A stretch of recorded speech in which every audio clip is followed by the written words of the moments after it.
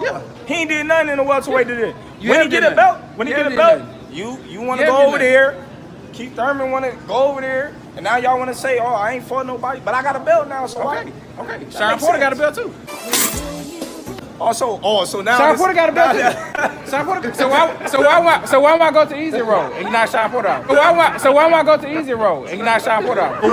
So why am I go to easy road and not Shawn Porter out? So why am I go to easy road and not Shawn Porter out? Who mans is this? Get him the fuck out of here.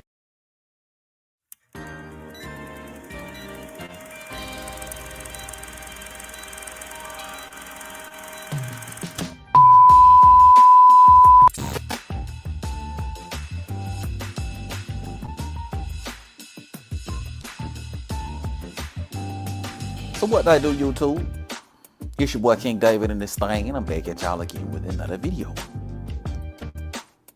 Okay, so before we get going on the video, man, y'all know what to do. Go ahead, hit the like button, and if you're new here, be sure to subscribe one time for your boy, so we can continue to grow like we need to grow on this channel. You know what I mean? So yes, sir, man. Just when I thought that Errol Spence couldn't look worse, just when I thought that Errol Spence Jr. couldn't make a worse account for himself, he does an interview and he says something that's even more confirmation that he's the biggest duck in professional boxing. But don't take my word for it. Check out this interview that Errol Spence Jr. did this weekend and tell me what y'all think. Gave up $100 million, but you weren't going to take that no matter what, because the loyalty you have to the people that brought you up, kind of thing. And he's not mentioning who it's coming from, but is that the case? Like, he could come up with any amount of money, but you're not going to take that deal because first of all, you don't know where it's coming from, but also because of loyalty with your people. Yeah, man, I like this. We're gonna end it. We get it together. We're gonna end it together. You know what I mean? So y'all heard this man Errol Spence. This man Errol Spence said that he would give up $100 million in order to be loyal to Al Haymon.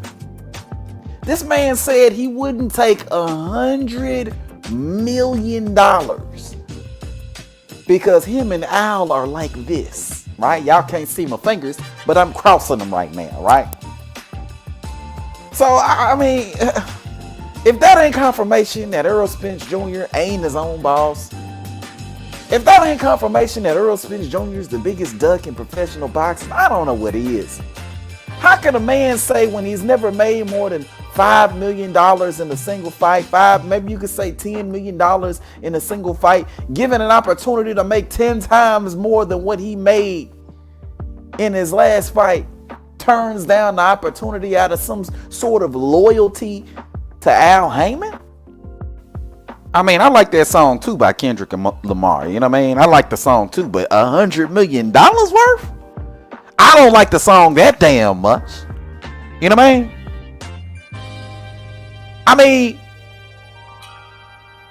I just need y'all to think about this for a second. What reason would Al Haymon have to advise Errol Spence not to take $100 million? I mean, most of you Spence fanboys predict that the Bud fight versus Errol fight would do $100 million, right? Even though that's a far out, way out ass number, right? Because in order to do $100 million in revenue, you'd have to do $1.2 million in pay-per-view buys, right? You'd have to do about a million in pay-per-view buys, and then you'd have to generate some gate, right? $10 million gate, you'd have to generate some gate in order to do $100 million in revenue, right? So most of the people out there, you don't predict that Errol Spence and Terrence Crawford is going to do $100 million. So why would Al advise Errol Spence not to take $100 million? I mean, let's break this down. Now, there's only two conceivable reasons why you would turn down $100 million, right? You'd either turn it down for A, because you believe you can make more money than $100 million, right? Which is interesting considering even the Errol Spence fanboy doesn't predict this fight doing more than 100 million, right? But if you think that you can generate more than $100 million for Errol Spence Jr., then what would be the reason for offering both fighters no guarantee? If that's how you're feeling and you got the gumption and the capacity to turn down $100 million, right? Or B, which is the much more likely scenario, the scenario that your boy King David is leaning towards, and that's the fact that you don't want the fight, right? Now, I know you Errol Spence fans would just love to have it both ways, but you can't. You can't have it both ways, man. I know you want to, but you can't. There's no way you can tell me that Bud Crawford don't deserve a guarantee and Bud Crawford don't sell, but you expect him in the same breath to generate $100 million, right? And then in that same breath, Errol Spence has the capacity, the unmitigated gall to say that even if he was offered $100 million, he would turn it down, right? I mean, you can't make this shit up even if you tried. You can't make this shit up even if you tried. According to you Spence fangirls, Bud don't sell, but yet y'all expect Bud and Earl to generate $100 million in pay-per-view buys, right? But at the same time, give Errol Spence leeway to turn down $100 million, which is more than what he would have generated with Bud Crawford altogether, and 10 times more than Errol Spence's highest purse. But this makes a whole lot of sense to you niggas. I mean, but let's keep it going. The next thing that pops into my mind is we already established why Al would turn down $100 million, right? But for Errol Spence, if he was offered $100 million, that's 10 times more than what his highest purse is, right? That's 10 times more than he's ever made in his career. $100 million is enough money to be able to retire off of and live comfortably. You know what I mean? So, if you're Errol Spence Jr. and you get an offer for $100 million, you got Al Haymon as your advisor. Al Haymon is telling you he don't want you to take the $100 million. There's a difference between loyalty and stupidity. Right? Why in the fuck would you turn down $100 million when you know you're probably never gonna see that kind of money ever in your goddamn life outside of a fight with a Terrence Bud Crawford? And I get that this is all hypothetical. I get that this is all hypothetical at this particular moment.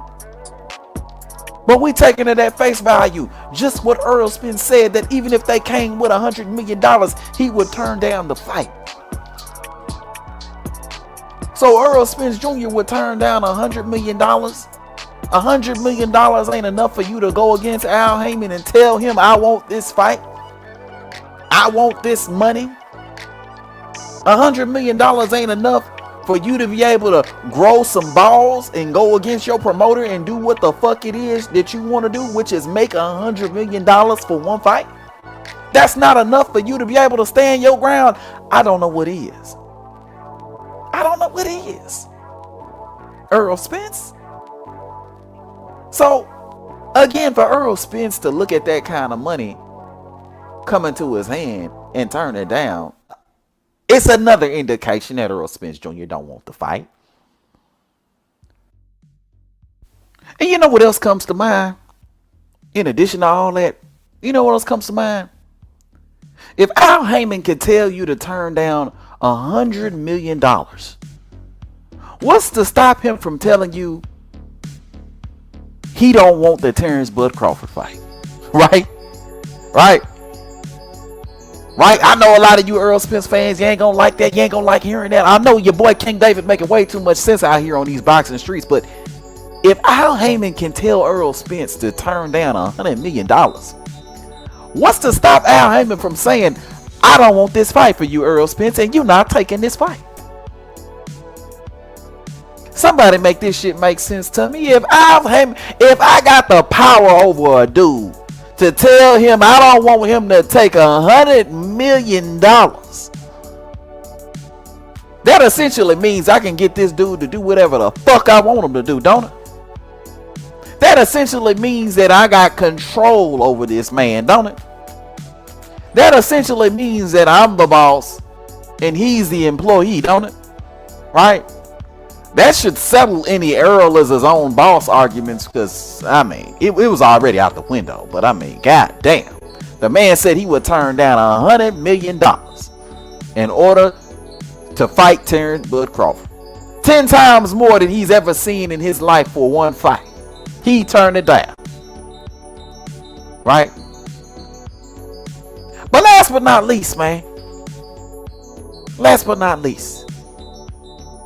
Doesn't this $100 million offer sound very similar to the $50 million offer that Terrence Bud Crawford said in that live that he offered Errol Spence Jr. and Errol Spence Jr. walked away from carelessly, right? Doesn't this sound reminiscent to what already transpired between Terrence Crawford and Errol Spence Jr.? Terrence Crawford goes to Errol Spence Jr. with $50 million and doesn't even get a call back from Errol Spence Jr. Terrence Bud Crawford goes to Al Haymon with the $50 million, and Al Haymon says he doesn't want nobody touching this fight. Al Haymon turns his nose up at the money. But if you got the gumption to turn your nose up at $50 million, then there should be some reason why there's no guarantee for this fight. I'm just really trying to figure it out, and no Errol Spence Jr. fan seems to be able to answer these questions. These oh so important questions. But we'll go ahead and wrap the video up right here, man. At the end of the day, man, Errol Spence is the biggest duck in professional boxing. I think it's just been proven over and over and over again. And, you know, if you don't see it, it's because you choose not to. Point blank, period, in the discussion, man. But let me know what you think about this video, man. Hit it up in the comment section below. If you're new to the channel, be sure to subscribe. And everybody, and I do mean everybody, be sure to hit that goddamn like button on your way out. But until next time, man, I'm going to holler at y'all. Peace.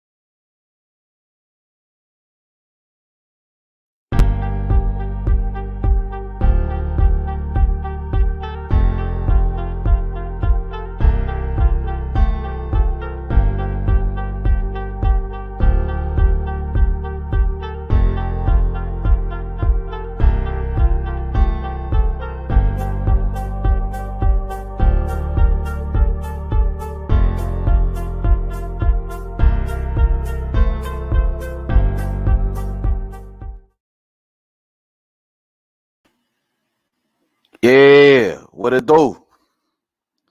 Make sure we good, man. What it do? What it do? I say what it do. It's your boy King David in this thing, man. What it do, man? Hey, man, if y'all new to the channel, be sure to subscribe. And everybody, and I do mean everybody, be sure to hit that goddamn like button one time for your boy. You know what I mean? Hit that like button one time for your boy. You know what I mean? You know what I mean? I say we got some people in the building, man. You know what I'm saying? My guy Terry Smooth Jr., #1 troll in the U.S. in the building, man. Salute to you, fam. My guy Stick 'em Up Boys, fighting in sports in the building. Oh, fishing in sports. My bad. In the building. Salute to you, my boy. You know what I'm saying? Sumter. Cleo in the building, man. That's one of my day ones, man. Salute to you, fam. Appreciate you for coming on through, my guy. You know what I'm saying? My guy KFC in the building. Salute to you, fam. You know what I'm saying? Modern King Boxing in the motherfucking building. Salute to you, Modern King. Appreciate you for coming on through, man. You know what I'm saying? Sliding through with your boy. You know what I mean? DJ W Dynamite, Jamming Wonder in the building. Salute to you, fam. Appreciate you for coming on through, man. Point Break, but don't break in the building. Salute to you, fam, for coming on through. Jamal Neezy in the building. Salute to you, fam, for coming on through, man. You know what I'm saying? Don Vaughn in the building, man. What I do, fam? Salute to you for coming on through, man. Hey, I appreciate everybody for coming on through, man. Sliding on your boy King David, man. Hey, again, if you're new to the channel, be sure to subscribe. And everybody, and I do mean everybody, be sure to hit that goddamn like button one time for your boy. You know what I mean? But you know, y'all see what the title of the live is, man. Is Errol Spence Jr. on the wrong side of the street? I got a poll going right now. Let me go on and check the poll real quick. You know what I mean? Let me check the poll. You know what I'm saying? Let me see here. Okay. So I got a poll going right now. And the question is Errol Spence Jr. on the wrong side of the street? Right now, I got 75% of everybody that says yes. And then I got 25% of everybody that says no. Okay, it just changed. It went from 76 to 24 now. So we got 75% of everybody that says yes, 24% of everybody that says no. You know what I'm saying? You know, that sounds about right, but we got to get that 76 up to 100. So I'm going to check that poll at the end, see if it's closer to 100, because it should be closer to 100. Okay, we got Jamal Neezy that dropped the $2 super chat one time for your boy, man. Hey, I appreciate you, Jamal Neezy. Appreciate that, man. He say, let's hear some cooking, bro. Yeah, bro. You know we're going to get down and dirty into it, man. You know we're going to get down and dirty into it, man, because, you know, for years on top of years, we've been hearing that Terrence Bud Crawford was on the wrong side of the street. You know what I mean? But is it that Terrence Crawford's on the wrong side of the street, or is it Errol Spence that's on the wrong side of the street? You know what I mean? So we're going to get all the way into that, man. Let me read some of these comments real quick, man. Appreciate you, Jamal Neezy, for dropping that on your boy, man. You know what I mean? Let me see what y'all talking about real quick, man, and then we're going to go on and start cooking. My guy, Stick 'em Up Boys Fishing and Sports says, salute Boxer Die. Appreciate you, fam. Terry Smooth says, big fish hate is real, is unreal. Nah, it ain't real enough. It need to be more. You know what I'm saying? We need this man to get in the ring and stop ducking, dodging, maneuvering, and pivoting away from all the competition. Right now, Boots is mandatory. So if you're not going to fight Bud Crawford, then it should be Boots, right? Right, Terry? And if you don't fight Boots, it's a duck, right? But we're going to talk more about that. We're not going to go too deep into that.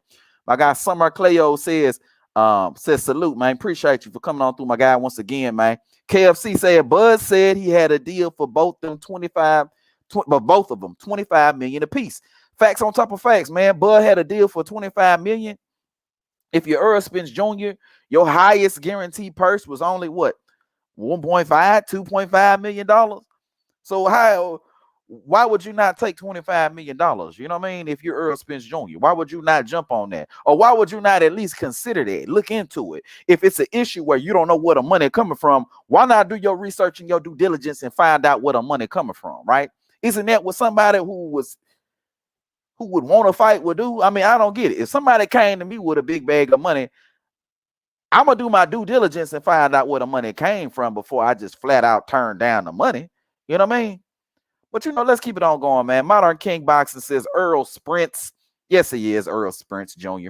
Errol Spence really need to change his career, bro. He need to change his career, bro. He need to go from fighter to track star, honestly, bro. I really feel like that dude will probably break a world record with all the running this man been doing lately, man. But let's keep it going, though. DJ W Dynamite Jamming and Wonder says, man, you crazy as a motherfucker. I don't know what part you're talking about, my boy, but you can go ahead and elaborate. Terry Smooth Jr. says, reality, point break, but don't break, says Terry Smooth, reality is hate now. What lies were told. Absolutely, man. Absolutely, man. These dudes just don't like hearing the truth is what it is at the end of the day. But we know what it is, man. Jamal Neezy once again coming through saying salute King David. Appreciate you in all the chat, man. You know what I mean? Who else we got? Don Vaughn says, Earl loves being on the wrong side of the street. Yeah, man. You know, for the longest time, man, we heard Errol Spence Jr. fans come out and they said if Bud really wanted to fight, that's all we heard these niggas say. That's all these niggas continue to say. If Bud really wanted to fight, he would have never re-signed with Top Rank. It was a whole big deal, bro. He would have never re-signed with Top Rank. He should have never re-signed with Top Rank. But now Bud is left Top Rank and we still got no fight. So what's the real problem? Who's the real problem? If there's a real problem. But let's keep it going, though. Let's keep it going. Ryan says Bud don't want that smoke. Ryan, what is you talking about, fam? How does Bud not want that smoke when he's been the only one doing everything needed in order to make sure the fight is done? Why don't you tell me what Earl has done to get the fight? Tell me what Errol Spence has contributed in order to get this fight done with a Terrence Bud Crawford. Please enlighten me, Ryan. That's what I want to know. If you can answer that question, I think we can be besties. What has Errol Spence done in order to get the fight done with a Terrence Bud Crawford? Please enlighten me, fam. Please enlighten me. Besides this. Surprise! You gay.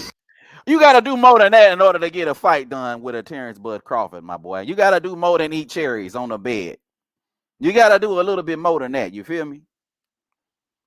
DWJ jamming, Dynamite jamming says, big hate on Earl EJ is unreal. Shaking my head. You are super delusional, homie. Who hating on? Am I hating on Errol Spence or am I speaking the facts? Why don't you tell me what I'm lying about? Tell me what I'm lying about.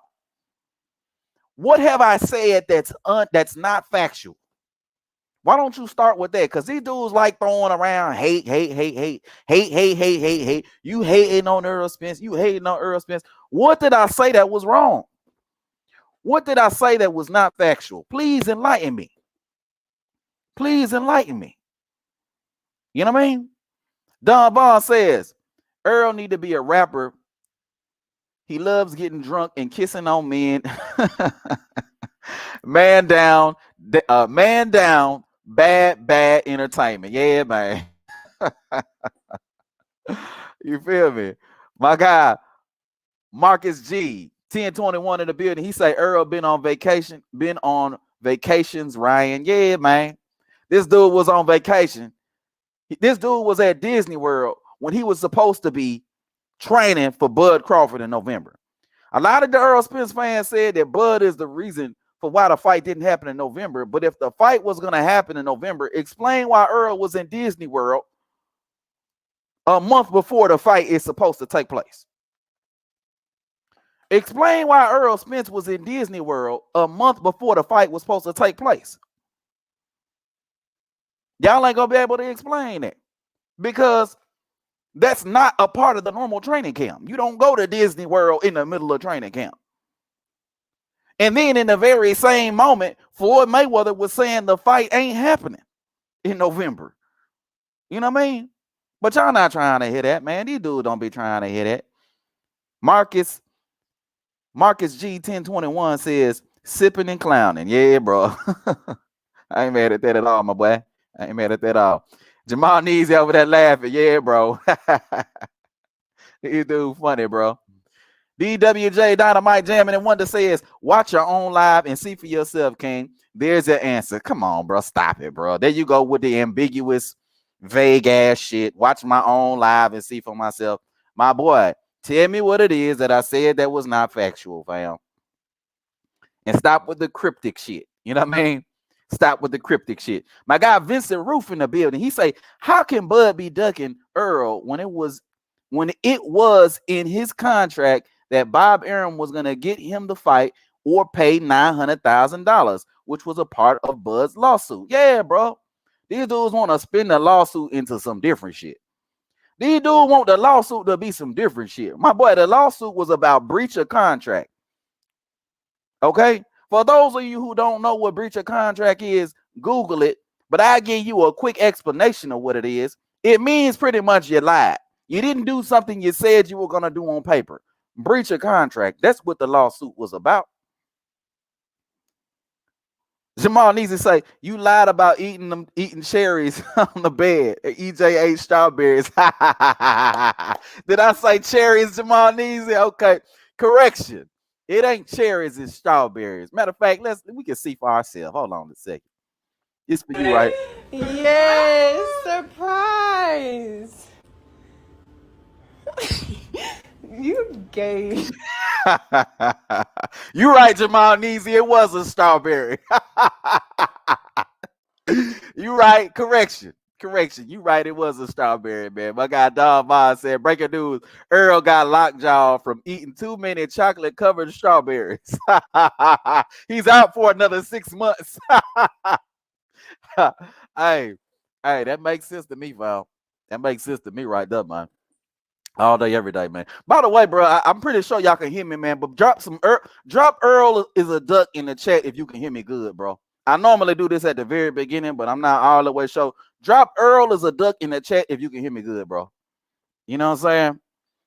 Everybody, so I can make sure I sound good. Do I sound good? If I sound good, drop Earl's a duck. I'm pretty sure y'all can hear me, but drop Earl's a duck if you can hear me good, man. You know what I mean?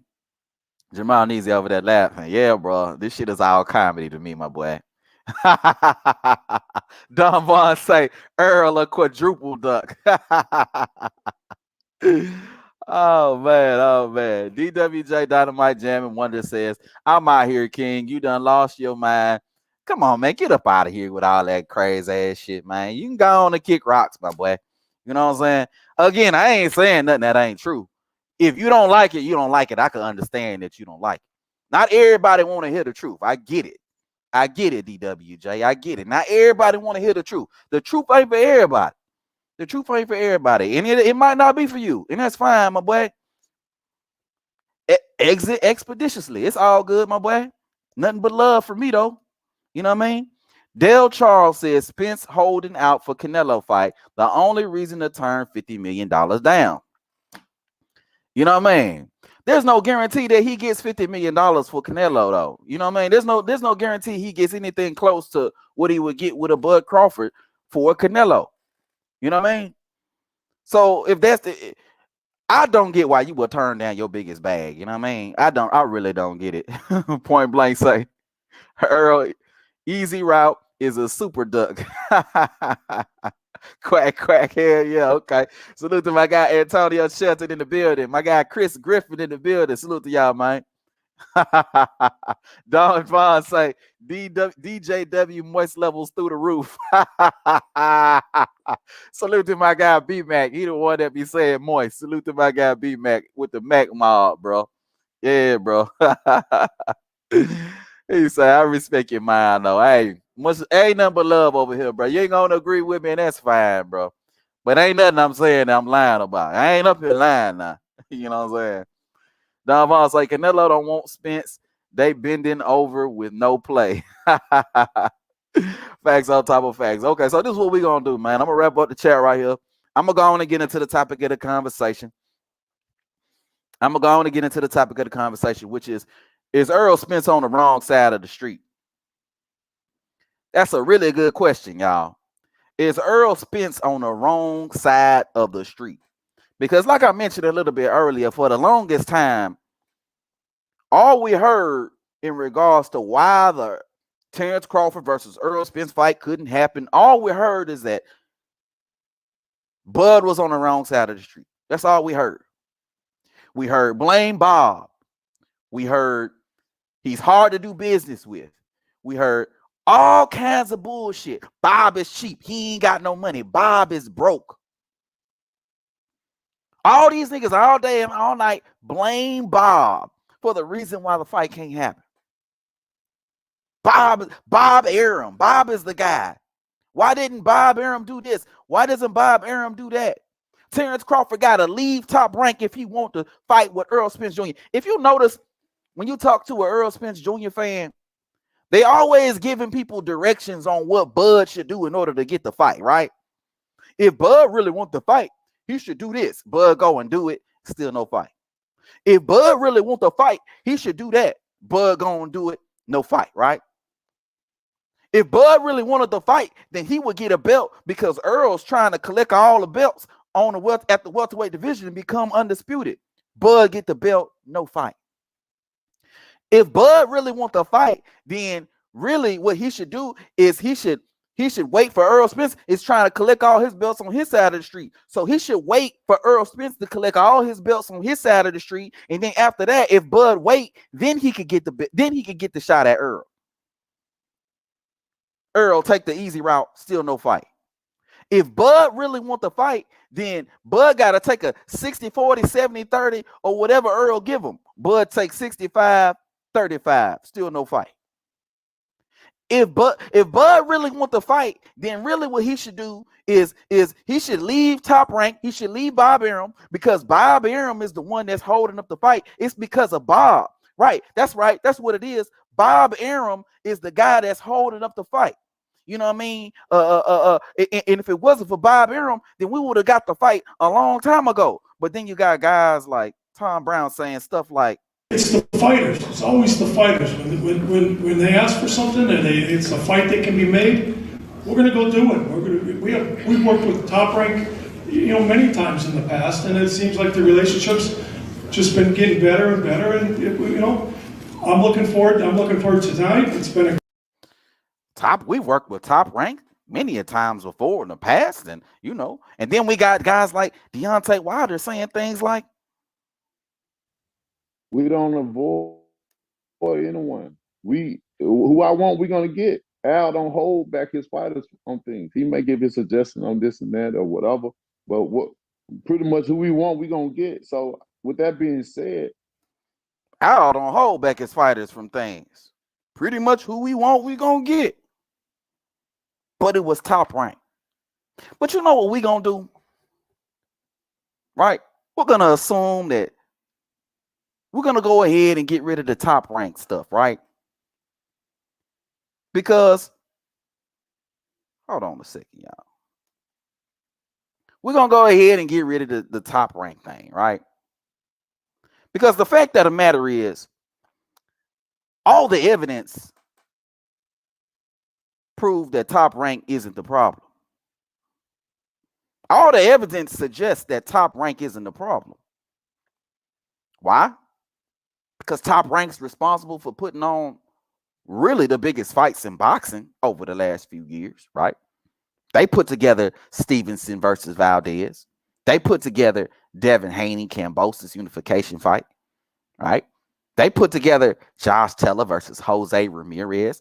They put together, from what we can tell, from what we know, the biggest fights in boxing, right? But not only that, Top Rank is also a promoter that actually works with other promoters, right? How hard do we see situations go when we got two top fighters with Top Rank and another fighter from Matchroom? How hard is it for those two promotional companies to come together and make a fight? Not that hard over on the Top Rank side. We get these cross-promotional fights with Top Rank all the time. They got no problems working with other promoters, right? They work with promoters internationally, guys, Yvonne, Michelle, and all these guys across the pond. And then in addition to that, Top Rank has their fighters actually fighting at least twice a year. But then you look at the PBC, y'all. You look at the PBC, you look at Al Haymon, and you look at what they got going on, and it's the complete opposite. It's the complete opposite. Al Haymon, the PBC, these guys only make in-house fights. It's like pulling teeth to get any fight done over there on the PBC. Any fight, even the fights that are in-house that the people want to see, the PBC still not able to make those fights. But it's blame Bob. Bud Crawford, for all these years, was on the wrong side of the street, and he was wrong for re-signing with Top Rank. But all the evidence proves that Errol Spence is the one that was signed to the wrong side of the street, to the wrong promoter. The promoter that only has him fighting once in 2 years. The promoter that doesn't seem to have the ability to make any big fights at all. I said it before and I say it again. PBC is anti-big fight because they can't seem to get their shit together when it comes to making any big fights, even the fights that are in-house. To this day, I'm waiting on Gary Russell to fight anybody. To this day, I'm waiting on Tank to fight anybody. To this day, we have yet to see Caleb Plant and David Benavidez, a fight that should have been made years ago. We still waiting on that fight to get announced. We still waiting on Thurman versus Errol Spence, another fight that should have happened years ago. Now we're looking at the fight happening on the tail end of Keith Thurman's career, and this is the promoter. These are the guys that are supposed to be handling this Terrence Crawford versus Errol Spence fight. And Bud Crawford was the guy that was on the wrong side of the street. It's blame Bob. No, hell no, it's blame Al Haymon. And I don't want y'all to get the wrong idea. We're not taking none of the responsibility and the accountability off Errol Spence, because we know he's the biggest duck. Because at the end of the day, we heard with Tom Brown from the PBC when said, they ask for something and it's a fight that can be made, we're going to go do it. We worked with Top Rank. We heard what Tom Brown said when he said it's the fighters, it's always the fighters.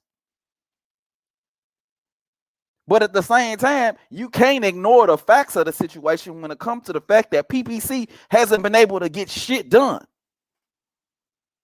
They haven't been able to get any fights done. Not cross-promotionally, not in-house, not none of the big fights. And now we look at this latest situation where all of their big fighters seem to be out of the ring. Jermell Charlo got a hand injury. Jamal Charlo hasn't fought in 2 years. Errol Spence got out of a car accident and his leg hurt. Tank just got arrested. Who knows whether or not he gonna fight next week or not. Hopefully he does. Hopefully he doesn't. But he's fighting Hector Garcia. So maybe this arrest might put the Ryan Garcia fight at risk. Not that that fight means worth a damn, but y'all get what I'm trying to say. But the fact of the matter is this. If anybody's on the wrong side of the street, it's Errol Spence. It's Errol Spence. It's the PBC. And then we look at the deal that the PBC was able to present to Bud Crawford with the no guarantee, the 35%. The fact that there was no transparency where Bud had to ask for it. You see, a lot of Errol Spence fans are like, they gave Bud transparency, y'all. They gave Bud the transparency he was looking for. Why did he have to ask for it in the first place? Why should you have to ask for something that's commonplace in every business contract? That just goes to show you what kind of business they're doing on behalf of the PBC. And this is yet another example of these niggas fumbling the bag when it comes to this fight getting done. So not only is Errol Spence the biggest duck in the United States of America, fuck the United States of America, the world, but he's with a promotional company that can't seem to get the job done no matter what's going on. But you know what? Don't take my word for it. Let's listen to AB talk about what the fuck going on over there on the PBC. Let's check them out.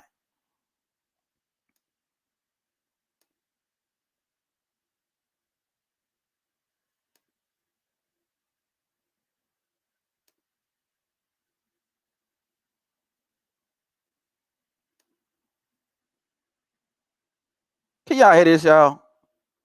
Earl in the chat if you can hear me. Earl in the chat if you can hear the video.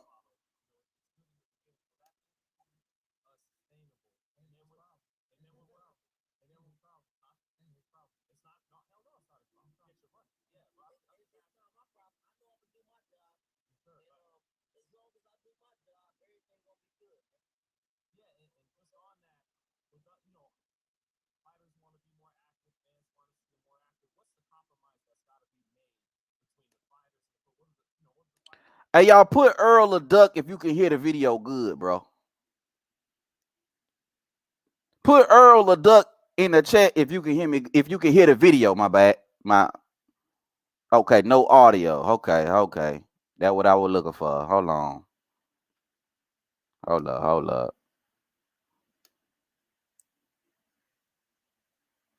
Hold up, y'all.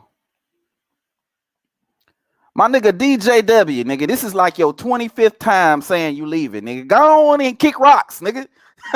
This is like your 38th time saying you gonna leave, nigga. Go on and go. God damn. You niggas be wanting attention, bro.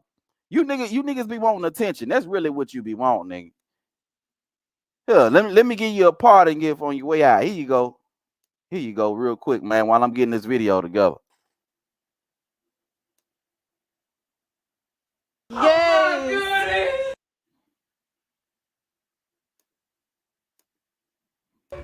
Yes. Give you a party to give on your way out of here, nigga. Nigga's 35th time saying he leaving. This is nigga's 278th time saying he leaving. Nigga, go on to kick rocks, nigga. This dude here. All right, let me get this video together. Hold on, y'all. Give me 1 second.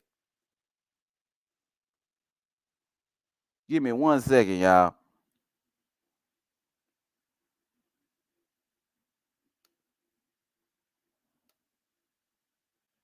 A nigga that said he leaving 75,000 times. Nigga, you just want attention, nigga. Hold on, let me get it together, man.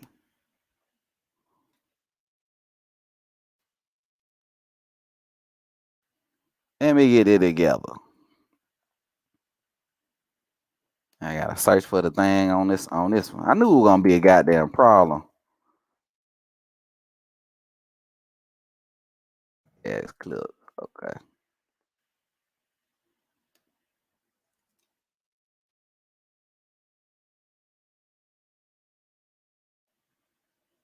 All right, cool. I know where we at too.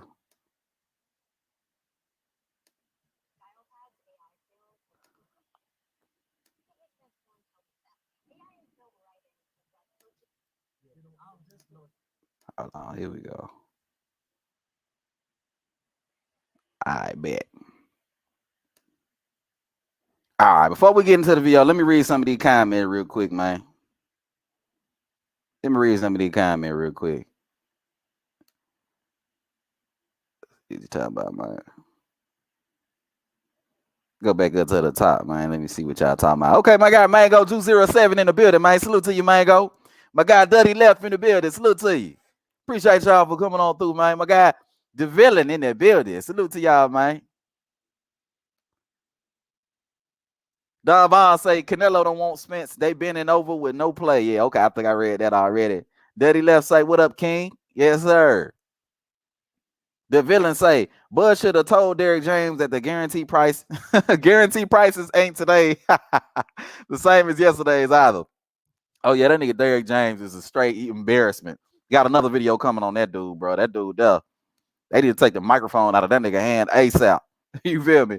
Donnie Pruitt in the building. Salute to you, Donnie. One of my day one, man. Appreciate you for coming on through. The Spencerholics can't operate in reality. They only function in the Earl verse of madness. Hey, you not wrong, bro. You not wrong at all, my boy. Mango 207 in the building. Say, what up, King? Yes, sir. Chris Griffin say they didn't want Bo Mac in the negotiations. Is that what it is? Donnie Brewer say he too small. Yeah, bro. Donnie Pruitt say get a belt first. Yeah, bro. We looking at all the excuses. If we go down the town line, a whole bunch of excuses. You know what I'm saying? All right, man. Come on out of here with this bullshit. This dude here. Antonio Shelton say I like Earl, but I don't like the way he roll. He don't want that smoke. He want to sell that older Canelo. Yeah, bro. Dude ain't rolling like a champion at all. He ain't rolling like a champion at all. You know what I mean? A champion looks for all the smoke. Errol Spence looks for zero, none of the smoke. Because now he got Boots as a mandatory. And I said it before and I say it again. If he moves up without fighting Boots, that's a duck. That's a duck. That's a duck. I need y'all to keep the same energy. I need y'all to keep the same energy. If he move up without fighting Boots, that's a duck. That's a duck. Y'all said Andrade duck. A lot of dudes were saying Andrade duck Yanabek when he moved up without fighting Yanabek, a mandatory, even though that was like his 5th mandatory, right? So Errol Spence move up without fighting Boots. That's a duck, but let's keep it going. I don't fight for ESPN. Yeah, bro. I don't fight for ESPN. I fight for Showtime. You know what I mean? I fight for Showtime, Showtime Sports. Errol Spence said he don't take tune-ups, but he doesn't want to fight Bud or Boots. He also don't want to fight Thurman. Yeah, bro. He don't want to fight Thurman. And he said out of his mouth that he ain't fighting Thurman. So Errol Spence got a problem. If he not fighting Bud Crawford, he got a problem no matter what. He got a problem no matter what if he ain't fighting Bud Crawford. Because if he ain't fighting Bud Crawford and he fights Thurman, Thurman is a guy he said he would never fight. So if he fight Thurman, he a liar. If he fight Thurman, he a liar. Period. Y'all can't backpedal. I know y'all try to fish and y'all try to look for reasons and ways as to why Errol Spence is truthful, why he's a man of his word and all these things. If he fight Thurman, he a liar. Okay? If he fight Boots, high risk, low reward. Boots might beat him. High risk, low reward.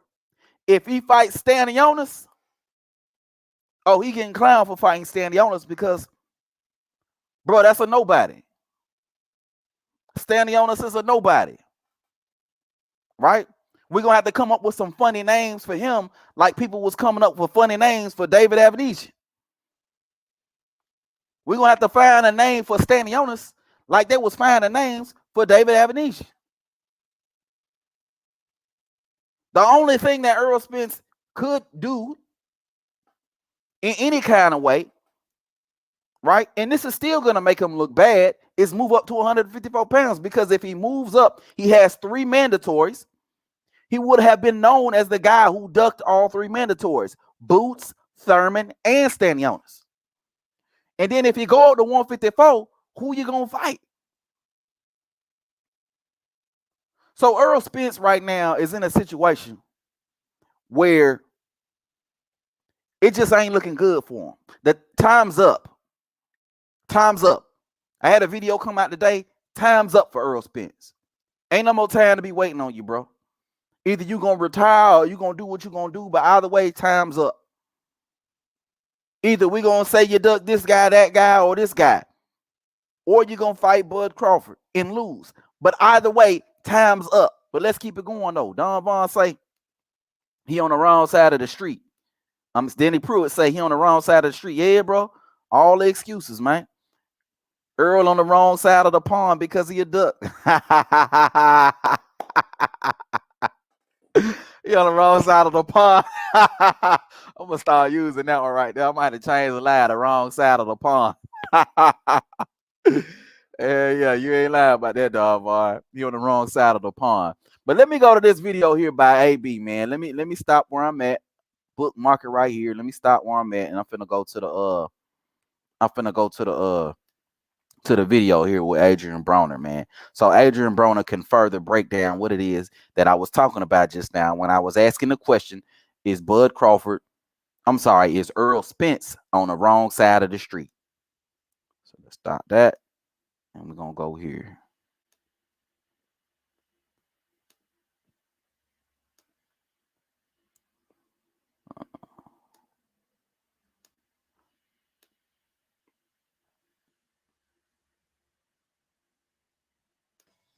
Okay. Hey, with first of all, do you think that kind of business model, it's good in the beginning, will that be able to be sustainable? And then his problem. And then his problem.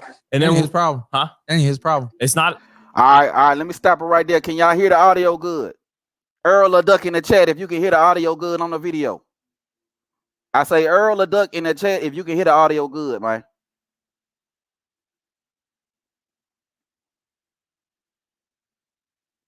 Audio good. Okay, cool. Oh, look like we got a Spence supporter in the chat. Oh my goodness. It look like we got a Spence supporter in the chat. Oh my goodness. Hey, surprise. You gay. We got a Spence fanboy in the chat talking about Bud, the soda. All right, let's go back to this thing though. Hold on. Here we go.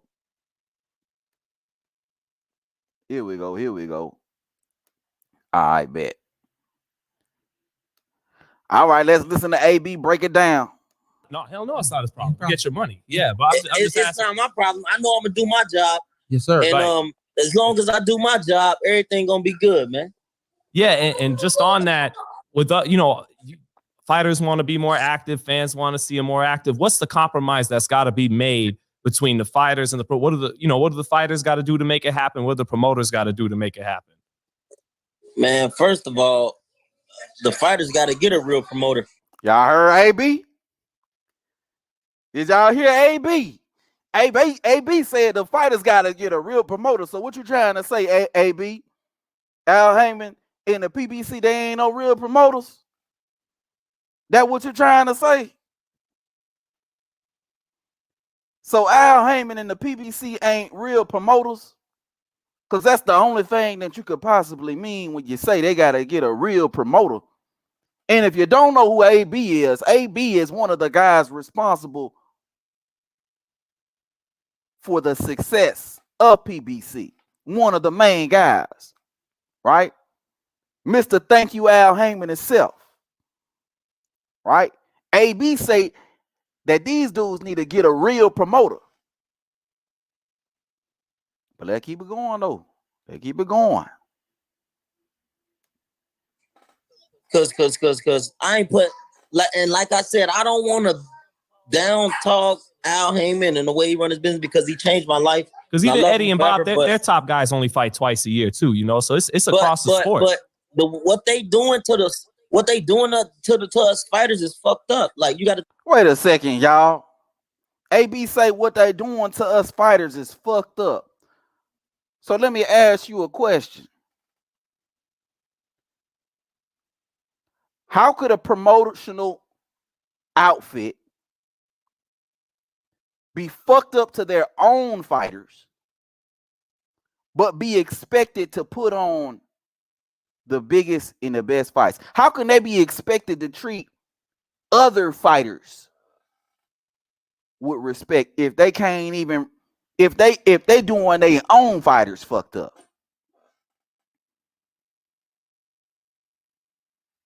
Somebody make it make sense.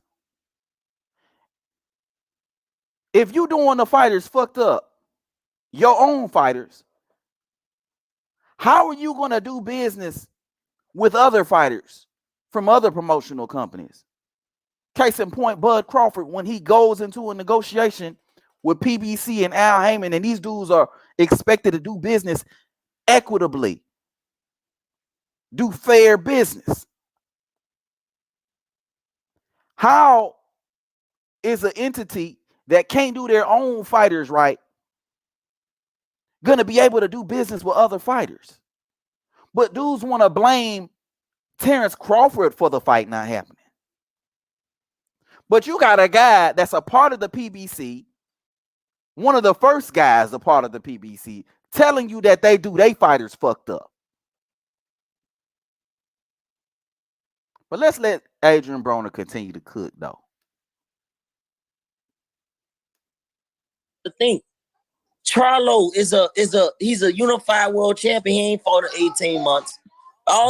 These are good years off their career that they can be busy. And it's like, I go get a deal where I'm fighting 3 times in 1 year. So he just said that Charlo ain't fought in 18 months, which is a point that I made a little bit earlier. But it ain't just Charlo. These PBC fighters on average are fighting once a year, once every 2 years, right? They not getting the job done, right? The proof is in the pudding. So all these years that these guys were blaming Terrence Bud Crawford for signing the Top Rank and re-signing the Top Rank, even though he didn't technically re-sign the Top Rank, what y'all should have been doing, what y'all should have been saying is, why did Errol Spence sign with PBC? Why did Errol Spence re-sign with PBC? Why does he continue to do business with PBC? When you got guys like Adrian Broner jumping ship. When you got Adrian Broner saying that they doing their fighters fucked up. When you got guys like Adrian Broner letting you know, telling us the obvious, that these guys ain't seeing no action for 18 months to 2 years at a time.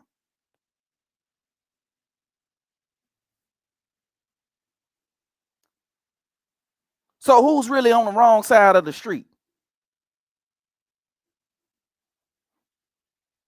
Who's really on the wrong side of the street? Not only is Errol Spence the biggest duck in professional boxing, but he signed to a promotional company that even if he wasn't the biggest duck in professional boxing, it'd be almost impossible to make a fight with him. Why do I say that? Because they can't seem to make any big fights. Why do I say that? Because their guys only fight once every 2 years. Why do I say that? Because according to Adrian Broner, they do their own fighters fucked up.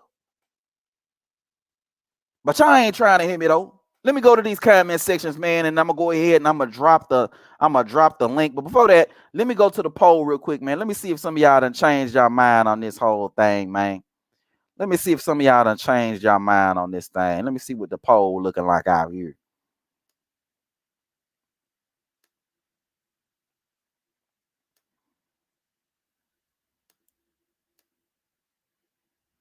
All right, so as of right now, man, the question of the day is Errol Spence on the wrong side of the street? Right now, I got 78% of everybody that say yes, he on the wrong side of the street. And I got 22% of everybody that says no, he's not on the wrong side of the street.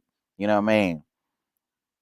Yes, sir. And let's get the likes up, man. If y'all new to the channel, be sure to subscribe, man. And everybody, and I do mean everybody, be sure to hit that goddamn like button one time for your boy. You know what I mean? You know what I mean? But that's the poll right now. We got 60 votes. That's the poll. The overwhelming majority agrees that he's on the wrong side of the street, which he is, because the proof is in the pudding. We heard accounts of AB. We see the fact that these guys only fight once every 2 years. We see the fact that they can't make any big fights, let alone fights, cross-promotional fights. They can't make any big fights. We still waiting on Gary Russell versus anybody. We still waiting on Thurman versus Errol Spence. Been 4 or 5 years. We still waiting on David Benavidez and Caleb Plant. Been about 3 years. You can't even make them fights happen. How in the hell are you supposed to make cross-promotional fights happen? But let me read these comments, man, and then I'm going to drop the link, man. Let me see what y'all talking about out here on these boxing streets, man. Donnie Pruitt say Earl a super duck. Show as hell is. Show as hell is. Super duck. Wisdom in the building. Salute to you, Wisdom. Appreciate you for coming on through, my guy. He say, remember Zoom face off that AB wasn't feeling well. Yeah, bro.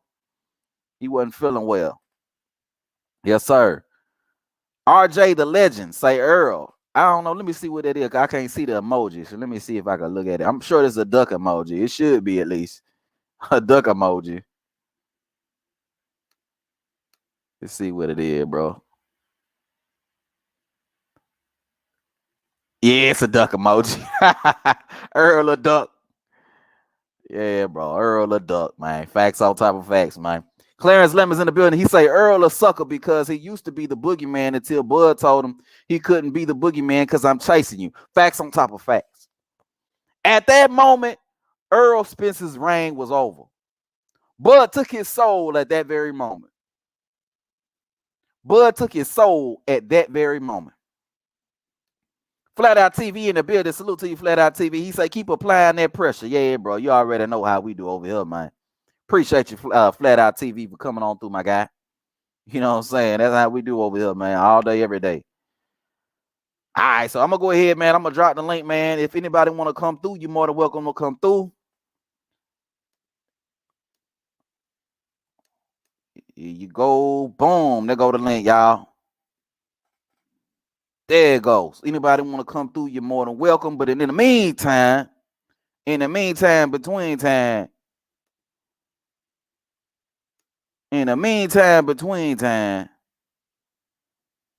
let's just check out your boy real quick. Surprise! You gay. Oh, man. That shit never get old, man. Okay, my guy AB in the building, man. Salute to you, AB. Appreciate you for coming on through, my guy. You know what I mean? Appreciate you for coming on through, my guy. One of my day ones, AB. Y'all be sure to subscribe to my guy AB channel. He got a channel on YouTube. He only posts every now and then. But y'all be sure to subscribe to my guy AB channel, man. You know what I mean? Also, subscribe to Flat Out TV, man, on YouTube, man. Y'all be sure to subscribe to Flat Out TV on YouTube, man. Antonio Sheldon say, Bud on the street, he getting the big checks. They are mad. PBC mad. Absolutely, man. I never heard so many mad motherfuckers about Bud Crawford getting $10 million from BLK Prime. These dudes was so mad, bro. And it's like, I don't understand how you could be so mad about another dude getting money. Why are you so tight about another man getting money? All you heard from these Spence fanboys was, oh, he ain't getting that money. He's not getting $10 million. BLK Prime. It was one dude that was getting out that was talking shit about BLK Prime. He was just like, it's BLK Prime. Why would you fight on BLK Prime? Duh, nigga, they paying you $10 million. Nigga, I'll fight wherever they need me to fight for $10 million. Fuck you mean? I'll fight wherever they need me to fight for $10 million. How could you fight on BLK Prime? Because they paying me $10 million. Oh, BLK Prime ain't gonna make no money. Whose problem is that? Whose problem is that? How many of you dudes got a job and then work and then worry about whether or not the job you work for is profitable? I never heard of no nigga at work mad that the business he working for ain't profitable right now. Oh man, they losing money. Oh man, I can't work here. They losing money. As long as I'm getting paid, duh. Well, we got somebody that joined us, man. My guy AB that pulled up on me, man. What going on with you, AB? What's good, my guy? What's good? What's up with you? Man, over here chilling, man. You know what I mean? Talking some good boxing on this Good Friday. You know what I mean? You know how it is, man. What's up with you? Not much. I was just riding around at work, and I saw y'all, and I said, oh, shit, let me stop through. You know what I'm saying? I had to hit the link, Hey. because I was listening to somebody else, cry about, Errol Spence, and I'm like, hold on. It's funny that PBC wasn't going to eat off Errol Spence $25 million to fight Canelo, but everybody's saying that's the big fight, though. Canelo the cash cow. Errol Spence should fight Canelo Alvarez to get the bag, right? That's what they say, right? Don't fight Bud Crawford because you ain't going to get the bag. Fight Canelo Alvarez to get the bag, right? But Bud Crawford said, here go $25 million to fight me. And he said no. Was PBC going to offer Errol Spence $25 million to fight Canelo Alvarez? Hell no. I ain't heard no Earl Sexual talk about that right there. So on that right there, they should be fed up with this dude. The biggest bag you will ever get, ever. EVER. And you said no. But you accept 65% of whatever with no guarantee.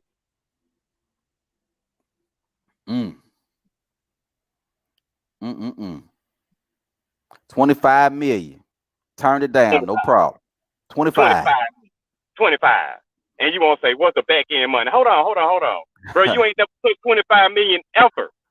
If I'm used to getting 1.5 million, 2 million, 2.5 million straight up upfront guaranteed, and somebody say, hey bro, here go 25 million. I ain't got no question. All I need to know is it legit, is it real? Oh shit, let's do it. Let's do it. And you know what else too, AB? You know that 25 million was gonna come with back end money, right? That's what these niggas don't talk about. It wasn't just 25 million guaranteed. It was gonna come with back end money on top of that. But fuck the back end money. Give me an Errol Spence fight that generated him $25 million. Zero. That's what I'm saying. So we ain't gotta talk about the back end. When they talk about the back end money, that's bitch talk. They made $25 million. Period. Period. You ain't made it at PBC. You was gonna fight the cash cow Canelo. They throwing you to Canelo, huh? You can have him Canelo, bent over and everything, but they ain't tell you how much they gonna give you to fight Canelo. Buzz said, bro, here go 25 million. 25. He wasn't getting 25 million fight Canelo. He might get 10, 15. Might. That's might. I'm just saying it like this though, AB.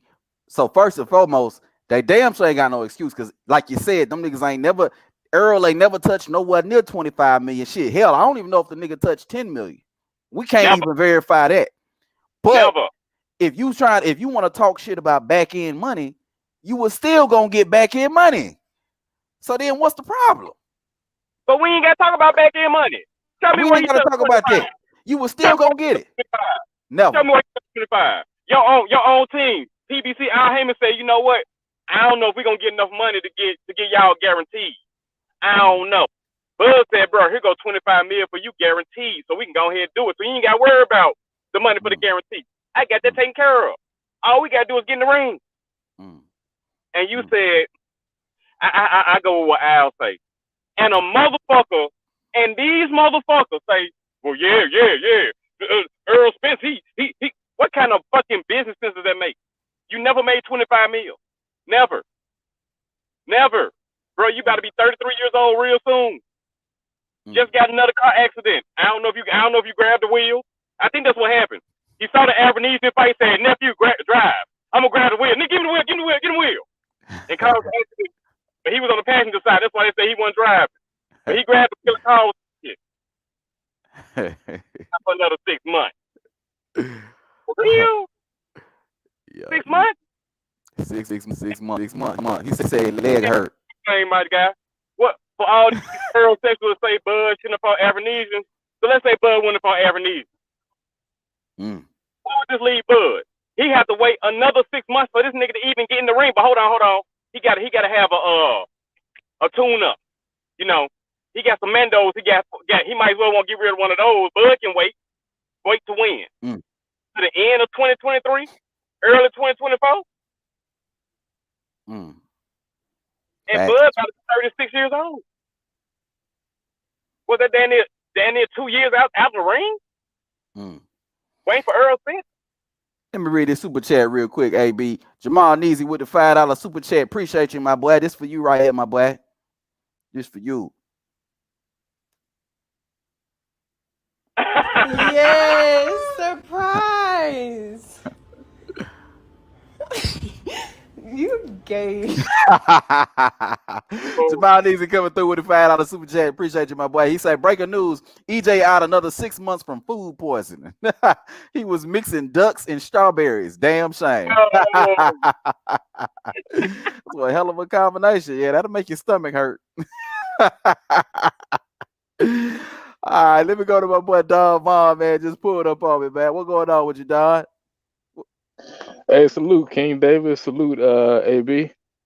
What's good? Man, it just seems like as the weeks go by, the capping and pump faking just gets bigger and bigger. I mean, the last interview we got from EJ, he showed so much cap. First of all, he contradicted himself. When Bud was fighting that night in Omaha, if he really was about to smoke, right, he would have went to Omaha and called him out. Instead, he makes this weak campaign and puts them cap season shirts out, which not to mention was like 2 weeks later he pulls them off because he knew he was getting himself into something that he couldn't get out of, you know. And what was the saying? You write in a check that your ass can't cash, and he realized that, so that's why he pulled them shirts off. And then another thing in the interview, this how much smoke we know he do not want with Bud. The guy on Fight Hub said, if you got $100 million to fight Bud, would you take it? He said, and he said, well, no, you know, I'm like this with Al, so we know he's all cap. Then they asked him, they said, so what do you think of the fight? What's gonna happen with a Bud fight? He's talking about, I don't know, I got hell of options. And right now, I got to worry about getting a new car. Motherfucker, you are a multi-millionaire. You got dozens of cars. He's talking like he has poor people's problems. Oh, I got to worry about getting another car. You got dozens of cars sitting in your driveway. It just goes to show you that the man never wanted to smoke. No true champion is going to say anything like that. Imagine Ali going to a Joe Frazier fight, and after the fight, you see Muhammad Ali running out of the arena. Is that a reflection of a true champion? See, the Errol Spence Errol sexuals don't want to hold this man accountable. All they want to do is bring the narrative back to Bud and saying he's ducking.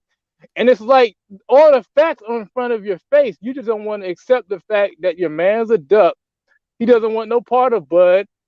And the longer that Errol does not fight Bud, the more excited they're going to be because they can continue to defame Bud's character and say, oh, he hasn't fought nobody, this and that. You know, he walked out from negotiations. It's just a bunch. It's just a bunch of BS. And like I said, as boxing fans, you know, hardcore boxing fans, it's time to hold Errol's feet to the fire. But like I said, with aerosexuals, it's just a lost cause. You know what I'm saying? They're just used to being in an abusive relationship, and they're just always going to be in denial. Point blank. Hold his feet to the fire. We need to cut them motherfuckers off. Hold up. We need to do something. Somebody asked this dude about $100 million to fight Bud Crawford. Yeah, on the Fight Hub interview, he said we know you cooled Al and all this stuff. Would you take $100 million basically to fight Bud? He said, oh no, me and Al like this. What? So hold up, you want another girl like over $100 million? Man, look, exactly. I love my mama to death. I love my mama to death. They say you want $100 million, smack your mama. Look, I love my mama to death. I'm killing the mama for hard around my mama. But look, let me turn my camera on. I want mama to see my face. Let me turn my camera on. Look. hold on. Let me spotlight you. Here you go. Spotlight.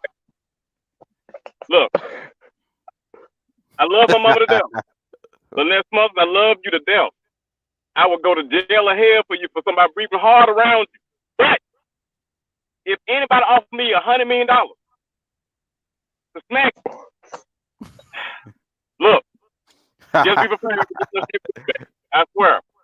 Mama, I love you, Mom. You gave me, you brought me into this world, but look, for $100 million, I'm gonna break you off. Please, don't break you off. I'm gonna give 50, maybe 55, 60 million of it. But I'm gonna have Mom gonna have a hell of a good dental plan. We know that much. And for $100 million, you can buy you a new face. Goddamn. You know what I mean? I'm real quick. So I don't understand why, when somebody gave you a hypothetical question, Errol Spence, why they gave you a hypothetical question, you said, me and Al like this. What?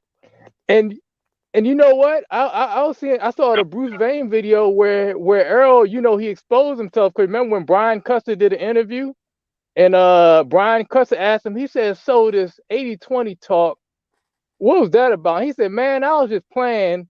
He said 70-30, 80-20. He said, yeah, I was on my girl Instagram. He said nobody would take that. And he turns around and offers Bud that because he knew.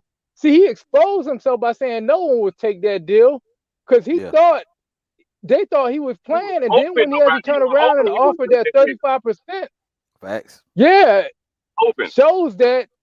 Yeah, shows he thought in his mind Bud would not take that low ball deal. And when Bud said, you know what, fuck it, I'm gonna take it.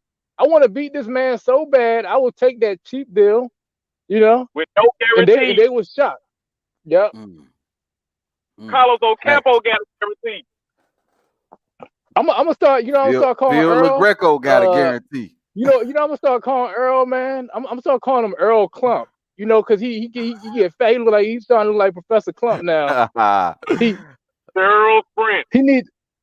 Earl Spence, Earl Clump. You know, we could. There's all kind of names for him. Earl, you on the wrong side of the pond. You know, like he can't. It's not a street. You know, ducks stay in ponds, so we can say he on the wrong side of the pond. Hey, Wisdom, you on point times 100, bro. He said if Bud wouldn't have took that fight, he would have been waiting on back end money until 2024. Hey, fellas. Hey, fellas, here's my thing. So Errol said he does not take tune-up fights, right? So he doesn't want to fight Bud, obviously. I don't think he wants that boot smoke. He doesn't want to fight Thurman. So who are you going to fight? You say you don't take tune-up fights. You're going to go up to 154? He's not going to drop the WBC belt. He's going to fight Thurman. So he's gonna be a liar. He's gonna be a liar then. He's gonna be a liar. All they do was talking about how Earl is mad at his word. Earl do what he say he gonna do. He say he gonna collect all his. The Luca fight said, "Hey, bro, what's up?" Well, I gotta talk to Al. We ain't even talking about. Bro, I thought you said get a belt. I thought you said get a belt. That's the end. right, bro. I thought you said get a belt. I walked up on you, man to man, bro. I thought you said get a belt. You said I got. Yeah, no, he was. What? But what made it worse? He said I'm my own boss. And he said I gotta talk to Al. He contradicts himself within like 30 seconds of this. He says I'm my own boss. You know, I gotta talk to Al. I'm my own boss. I'm like, bro, I gotta talk to Al. In the same sentence. Why the hell you gotta talk to Al? Earl, that dude. Hey, Earl, that dude who be working for a car dealership, and he be like, I'm the owner. Hey, boy, get back to work. I told you you're not on your lunch break no more. Sorry, Al. They looking sorry. I thought you was the owner. Why you got someone talking to you that way? Hey, yo, Earl. I mean, that man got comedy worthy for days, man. And the crazy thing is, the more the clickbait channels try to talk bad on Bud, they just make Earl look worse. Like y'all, the more channels y'all come out with, the dumber y'all just start to look. You know, like Earl. I mean, to even put the word Bud is ducking, yeah, they just sound dumb. They just sound dumb because your man's come out. What about the 25 million? What about the 25 million? Earl ain't put 25 million. Why ain't you sign for 25 million? To leave Al Haymon for one fight. Hey, look, and here's my thing. Derek James be contradicting himself. He said, "Oh, I just hold the middle. I don't talk about the business side." That didn't take the microphone out that nigga hands, bro. That dude be sounding crazier and crazier every day. But hold on, let me read it fast on the super chat, man. Hold on. My guy, RJ, the legend in the building. He say, I thought it was EJ team that don't want to fight. It's him. He shook. Yeah, bro. Yeah, I agree. At the end of the day, Haymon on no team. Look, last time I checked, they say fighters make the fight. Yep. Deontay Wilder said that. Yep. He said Al Haymon just advises, but we make the fight. At the end of the day, it all want to smoke. Hey, and check it out. Two things could be true at the same time, but at the end of the day, all the responsibility and comes on Errol Spence Jr. because he's the one that's his team. He hired them. He signed Al Haymon. Yep. You know what I mean? Al Haymon didn't sign to him. So he the one that they got to all fall back on one way or another. Whether you want to say it's because he can't do what he did, well, you signed that dumbass contract, either like that, or whether you want to say he hiding behind Al, it's all the same. Or whether you want to say they incompetent, it's all the same. Or whether you want to say they don't want to fight, it's all the same. Earl the Duck, PBC is incompetent because they can't make no fights, period. No fight, no big fights. They can't make none of them. And that's all there is to it. Nope. I thought Bud was top ranked Toby though. I thought Bud can do shit at top rank. I thought Bud was a slave to his contract. The real Toby is over at PBC. Hey, it sounds like that's PBC. Because Earl can't see, you know what I'm saying? Bud said, hey, bro, here go 50 mil, here go 25 for both of us. I went and got this for us. What's up? I got Al. I got to talk to Al, you know. That's why he went to talk to Al, because Earl won't return no phone call. Hey, they went up to this man with $25 million, and he ain't even returning phone calls. Ain't even returning phone calls. I love to say that man ain't even called me back. Ain't even called me back. And does that and to all the Earl, it's like, does that sound like a man who really wants to fight? First of all, ain't good money. Yeah. What? I know all money ain't good money because you don't get your face beat in. Yeah. All fat, but hey, my guy Donnie Pruitt coming through with the $10 super chat. Appreciate you, my boy. He say Derek James sound like the mad producer of Puffy old album. Yo, bitch, why you ask me a question? Bitch, why you ask me a question? My shit sound like Bud, he don't sell, his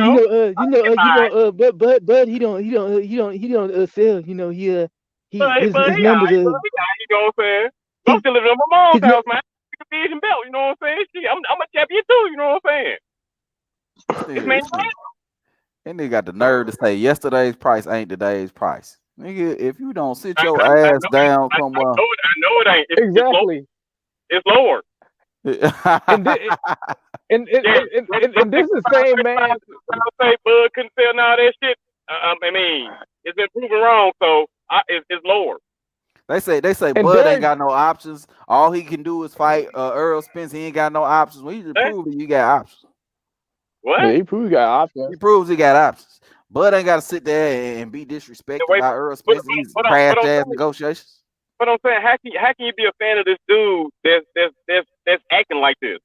You got this dude that's been wanting to fight you for years, and you telling me, man, yeah, wait on him. Yeah, keep wait.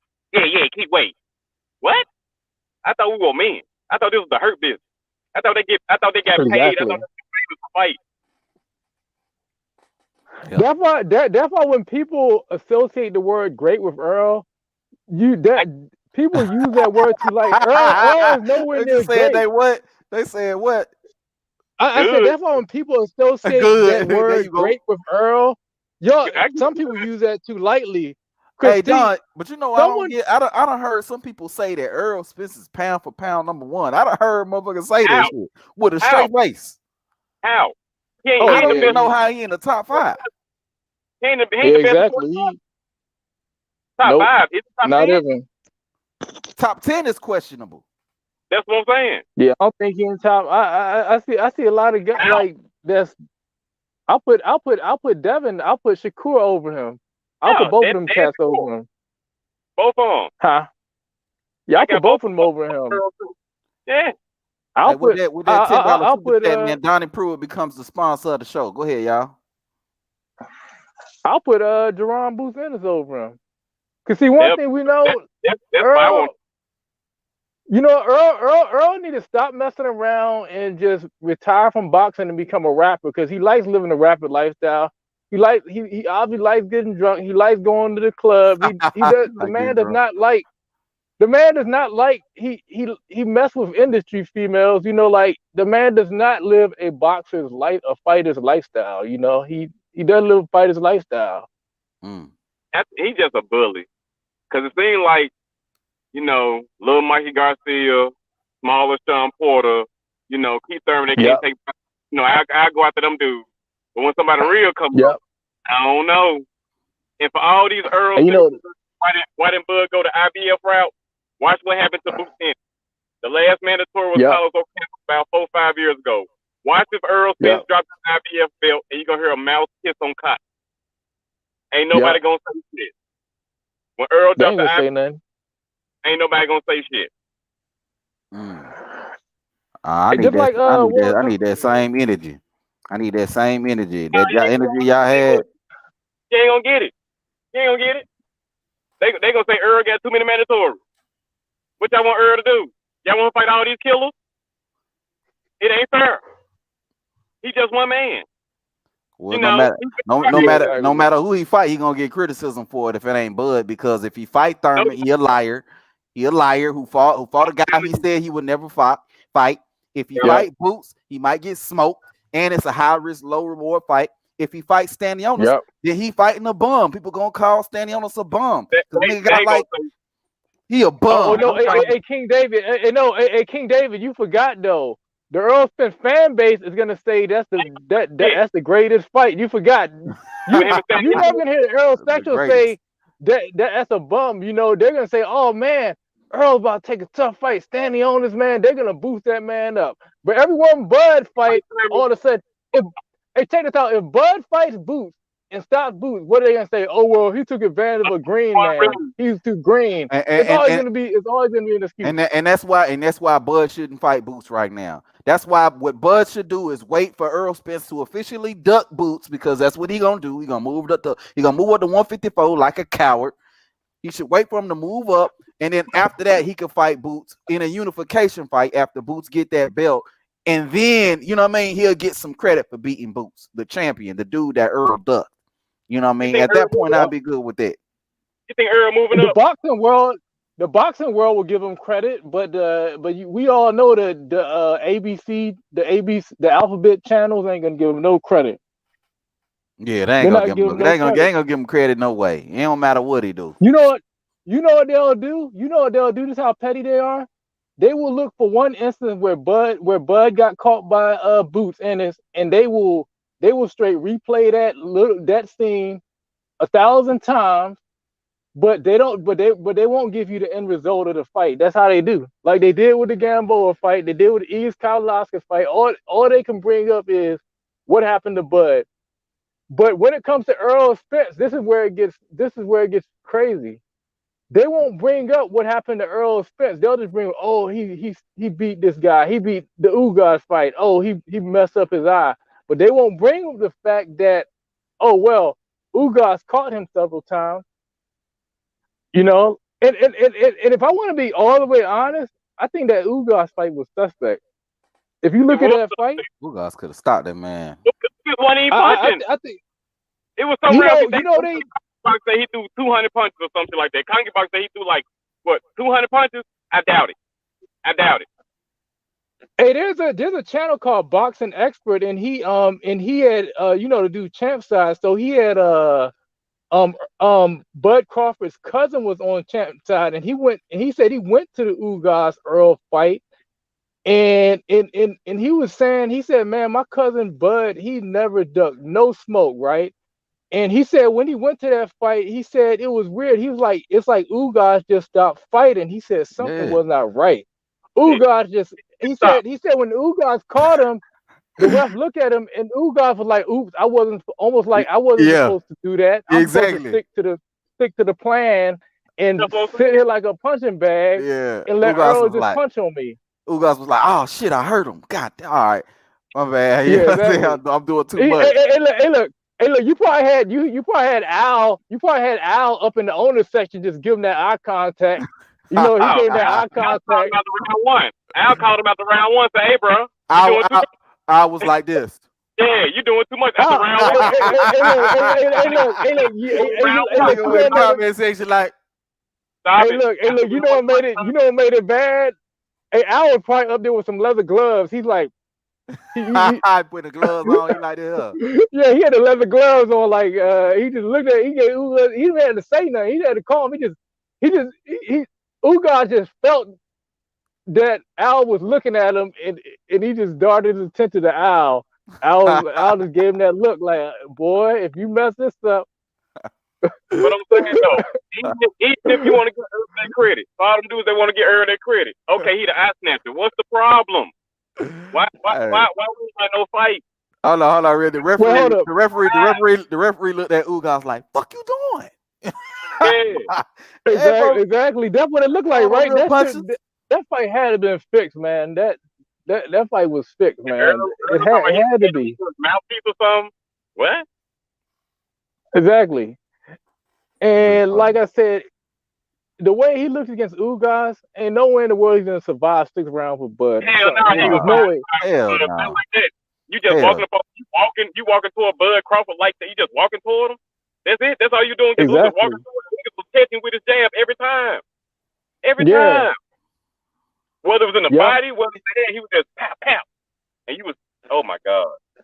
To me though, if Earl don't take this fight with Bud, to me, not only is he the biggest duck in boxing, but he's also one of the dumbest motherfucking fighters ever, bro. In boxing history. I mean, nigga, you gonna pass up all this money to fight Bud and get your ass whooped, so you can get in the ring with some other dudes that could potentially whoop your ass, and you not get paid nowhere near as much. He ain't gonna fight Boots. He ain't gonna fight Boots. He ain't gonna fight Boots, but you gonna move up to 50. You gonna move up to 54, and them dudes might whoop your ass. Go ahead. He ain't gonna move up to 54. He gonna fight Boots. I mean, he gonna fight Thurman, then he gonna fight Stanionis. Earl fight one time a year now. He only fight one time a year now. He fight Thurman, and then next he fight Thurman 2023, and then 2024 he gonna have his story. Stanionis. The Stanionis or Ortiz. It might be whoever that is. He gonna take that one. He gonna drop the IBL. Yep. I'm telling you. And all these folks are saying Earl only got with Ugas, he only got 2 fights. Ugas and whoever next at 147. Okay, really? We gonna see how long he stay at 47. I'm telling you, the dude gonna be ain't going to 54. He playing around with fire too. He playing around with fire. He getting there with one of them young boys. They gonna whoop on his ass, and he don't get paid nowhere near as much. You think he gonna whoop fun doing? Who is gonna whoop at 54? Nobody. He ain't whooping nobody at I 54. can't see him. I'm saying you can't stop the dudes at 47. So you can't hurt. How you gonna hurt somebody at 54? Them dudes bigger. Them dudes bigger. Bigger, stronger. Them dudes gonna rehydrate, come to the ring 175. What you gonna do? Yep. Like who was the one kid, the cheat code Fondor, the tower. He not getting in there with that dude.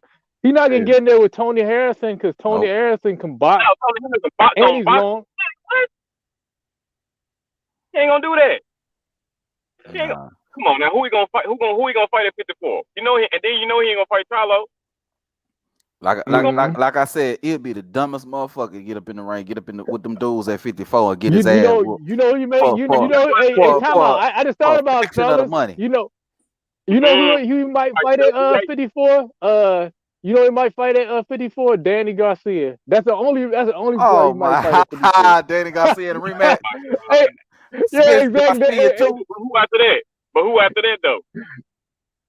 Exactly. Yeah, I know, right? I mean, that's what I'm saying. After Danny Garcia, he gonna move Mikey Garcia up. Fight Mikey Garcia after that. Yeah, Mikey Garcia. He gonna be Danny Garcia, Mikey Garcia. Mikey Garcia too. Yeah. He can have Mikey Garcia looking like one of them Oompa Loompas and Willy Wonka. You know how they all blown up. Damn. Hey. Oh my goodness, man. Yeah, that's how much of it. Bud Crawford. It's gonna be Keith Thurman and then either Stanionis or Ortiz. I don't know how they're gonna make that work. But yeah. Dude is not leaving 47 no time soon. Nope. Time soon. Bud might leave before him. But you already know Charlo, he not gonna give Bud no opportunity. He'll drop the belt before he fight Bud. Hey, that's another belt, another It'll weight be the class. same. I mean, it'll be the same nonsense. Who that's gonna look bad on? But see, Bud could learn. You done already wasted 5 years of your career chasing this dude. Yep. You shouldn't be worried about chasing this dude. You should just, fight the best, whoever you can fight, whatever. You know what I'm saying? One fight at 50 for Bud. That's why I said he should just fight in April, bro. Ain't nobody waiting on her. Ain't nobody got time for that shit, That's bro. what I'm saying. I don't know fight somebody in April or March or whatever. Or try to move up to 54 something. Yeah. I mean, a lot of people were talking about him moving up and fighting. What's the dude? Tim Tszyu. Josh Taylor. Tim Tszyu at 54. He said he could go up and fight Tim Tszyu right now because Tim Tszyu without a fight. Because Charlo done broke his hand allegedly. So Tim Tszyu open. With the WBO allowed it. They should allow because Bud the super champion. So he should be allowed to challenge Tim Tszyu. But they said with Tim Tszyu sign off on it, I'm gonna lose my to get to the title fight. I already have a title fight anyway. They mean to say, I gotta fight this dude to get the title fight. Now that's a whole nother story. I don't know if you're gonna sign off on that motherfucker. That's different. He might be looking at that contract like he'll get more money fighting Bud Crawford than he would Charlo. Yeah, he would. Yeah. Y'all know all the Bud's opponents get their highest payday. Now let me ask y'all this, right? Now this how dumb Charlo looks, right? He says Bud is mentioning his name for clout. This is a man, Charlo, who couldn't even sell out an 8,000 foot arena, 8,000 feet arena. Hey, but check this out. Charlo. They talking about Bud do bad pay-per-views. They don't even care enough about Jermell Charlo to even put his ass on a pay-per-view. And the one pay-per-view he did do with his brother flopped. But go ahead, Don. No, I was saying Charlo couldn't even sell out an 8,000 seat arena. I heard it was so bad, right? I heard it was so bad they had to darken out the back of the section to make it look fuller than it really is. Because he couldn't even sell out an 8,000 seat arena, but yet he says Bud is calling his name for clout, man. No, he's calling your name because he sees you have the belt. They got cardboard cutouts. They got cardboard cutouts in the crowd and shit like that. Like NBA cardboard 2K. cutouts. Yeah, like NBA 2K. They got them 2K people back there. And they took some fan audio from YouTube. Go ahead, AB. What you were talking about? I was asking what the was that fight with him and they get the 154 unification, the 154 undisputed, was that on pay-per-view? Oh, Castano? Oh yeah. No, that wasn't on pay-per-view. That was on Showtime. So you saying Crawford clout chasing you, but you did a undisputed fight for all the belts, and you couldn't even get on pay-per-view. But somebody that's been on pay-per-view clout chasing you. And you with the company that put anything on pay-per-view. Like they don't even give a fuck. These niggas put Ruiz and Areola on pay-per-view. They don't even give a fuck. Man, Charlo saying Bud clout chasing, that's like Vince Carter saying Michael Jordan trying to use his name for clout. Like, come on, man. Like the levels are totally different. You're good, but this is great. It's two different, it's two different there's levels. We got a Spence fan in the building. Oh my goodness, we got a Spence fan in the building. Hold up. Surprise. Who's that? Hey, what else is man Reginald, man? Yes, surprise. Oh my God, bro! Why you can do that? And why you let somebody record you? You gay.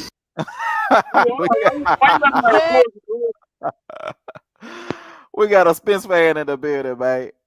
You know what I mean? Oh my goodness. He say, "Blood damn duck." Go ahead. Hey, I haven't heard nothing from Reginald no more. Reggie. I be seeing him in my comment section sometime. You know what I mean? Yeah, but he don't. I don't know. I go on live at different times. Huh? He said he's a president of the Errol Spence fan club. Hey, I'm a fan of Errol Spence. I can't see how you say that. I can't see how you say that. I can't see it. I kid. Nope. They were like a total clown. So this what I like. I like this, huh? Okay. This what I like. I was just capping the pump faker. Mm-hmm. The T-shirt says. But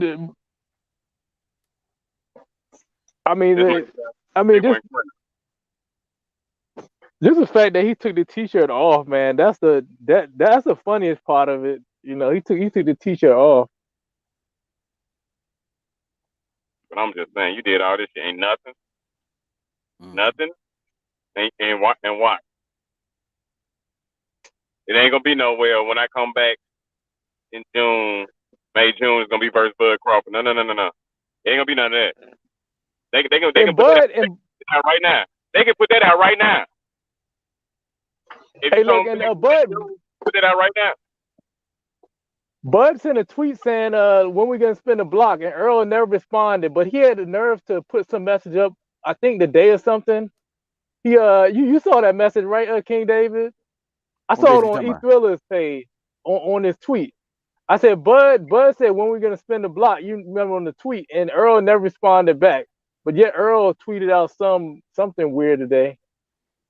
Oh, we know Earl ain't gonna respond to that. He ain't spinning no block. Earl drove by the block. I take full responsibility. I mean, he was cheating on me, so I did run that nigga over with my car, but we would appreciate. Would you want to go to Dubai, baby? Do you want to go to Dubai, baby? Do Hey, that's how Earl. Hey, if Earl get in the ring with Bud, that's how he'd be like after the fight. Do what? He'll wake up. He'd be on the canvas. He practicing for the Bud fight. He like the what? The what? He practicing for the Bud fight. How you gonna be? Yeah, he like the what? Yeah, that's exactly what he's doing. He practicing for the Bud fight. The what? The what? The what? Damn. Man. I want y'all to think about this, right? I want y'all to think about this. We're gonna compare the two, Bud and Errol, in this sense, right? So you see Errol's passed out like that, right? Intoxicated. What if something was to pop off in his household? Is he in any type of condition to protect his loved ones? Versus if that was Bud in the situation, he stays ready. Here's my whole thing. as a champion, as a guy in that position, you should not put yourself in a situation to not stay ready if something was to go on and pop off. You know what I'm saying? Like, especially when it comes to your family. If something was to happen, Earl would be in no condition to protect his family or be ready. Versus, like, if that was Bud in that situation, you know what I'm saying? Mm-hmm. But Crawford because he's so fucked up. Yeah, I'm saying, but he's so fucked up and intoxicated that if something was to happen, like someone's to break in his house or whatever, he's not ready to even protect his family because he's so messed up. Versus if that was like Bud, where boom, he's ready. You know, like he's ready to protect his family. You can't say the same for Earl. Like, hold on, hey Keith I Pierre. think about He stuff say, like that, man. hold on, Keith Pierre. It's like, why Bud ain't go after none of them belts? Don't you know Earl got all the belts? How can he go after the belt? What belt he gonna go after if Earl got the belts? If he would have went after IBF, he'd still been waiting. And they do be talking just to be talking. You know let's say this too. And look, here's my rebuttal when they start saying Earl has 3 belts, right? I said, first of all, Earl stayed in one weight class for over 10 years, right? Mm-hmm. Bud moved up weight divisions, and Bud could not get them belts that Earl had because PBC held them belts hostage. How can a man get the belts if they're being held hostage by an organization? You know, nobody wants they're to fight keeping them all in house. Exactly. They don't want to fight you. What? Yeah. I thought this was boxing. This boxing, right? This ain't Mean Girls. Like, they don't want to get in the ring. and you know, hey, look, you know what else I hear is a dumb comment, right? Hey, you know, he say this ain't Mean Girls. hey, you know, it's like females. Earl can fight whoever he wants to. Yeah, bro. We grown, man. This is boxing. This is. Hey, you know else gets me. You know what else gets me when they say that since Bud went up to welterweight, his resume is trash. Here's my thing, right? Okay, so Bud and Earl share 2 common opponents, right? Which is Porter and Kell Brooks. Bud beat the man who beat the man, which is Jeff Horn, right? Yep. Bud also, he beat the man who beat the man. Earl never fought a Keith Thurman, a prime Keith Thurman. So X that out. So all these people to say that Bud's resume is weak at welterweight, it's just ridiculous. Oh, and they say Danny Garcia. Danny Garcia, ever since he moved to welterweight at the time, what did he do? He didn't do anything. Ugas already had multiple losses. So when people start saying, yeah, exactly. So when people start saying that Bud has a weak resume at welterweight, when we really think about it, Bud actually has a better resume at welterweight than Earl, who's been stuck at welterweight for over 10 years. You know what I'm saying? Because he fought, like I said, he beat the man who beat the man, Jeff Horn. Like, it's, of course, the 2 common opponents they share, Bud stopped them in spectacular fashion. Hey, hold on, y'all, real quick. Donnie Pruitt say Charlo might get stripped from the WBO because they gave him 5 days to prove how he broke his hand. Don't forget, Bud has the WBO Super Championship status. He could be fighting Tim Tszyu. Yeah, man, we ain't forget about that at all. But also, Charlo might get stripped. Wow. Charlo got 5 days to prove how he broke his hand. Yeah. He got to show medical proof. He got to show medical proof. For real? That what he's saying. But I saw like a little Instagram post or something that said like a doctor's note, and he had like a little cast on his hand or something like that. But that might be cap. I don't know. You know what I'm saying? It's just ironic how they all these. Oh my! If you came for Tim Tszyu, if you faking a broke hand for Tim Tszyu, it's probably like a preemptive measure because you know that if you fight Tim Tszyu and you retain that WBO belt, then you know Bud gonna be on your trail in a hot minute if he can't get this fight with Errol Spence Jr. So maybe it's a preemptive kind of move, you know. Maybe that's what it is. Because we know Jermell don't want that smoke, and we know Earl don't want Jermell to get that smoke. Earl protecting Jermell and Jermell protecting Earl. We know that they got a little booty relationship going on. So what Earl say? If Bud don't fight me, he can't fight Jermell. What? Sir, what'd you say? If he don't fight you, he can't fight Jermell. Bro, I ain't never heard of no shit like that ever in my life. That sound like Earl was marking his Don't fight, territory. That's fight my friend. that's just Like weird, I man. said, this is Mean Girls. This is not boxing. This is Mean Girls. Mean Girls. Mean Girls. If you can't fight me, you can't fight my friend. Yeah. He's got his part too. The PBC. You know what niggas sound like that dude at the court who got the only ball on the court, and then he don't get picked up for the game, or the game ain't going the way he like it to go, and then he take his ball and go home. That's what Errol Spence sound like right now. The nigga who took his ball and went home. I used to play with kids like that. Things were going right for them, so they'll just. No, I had it worse. One time there was a kid. He had a basketball hoop in the neighborhood, right?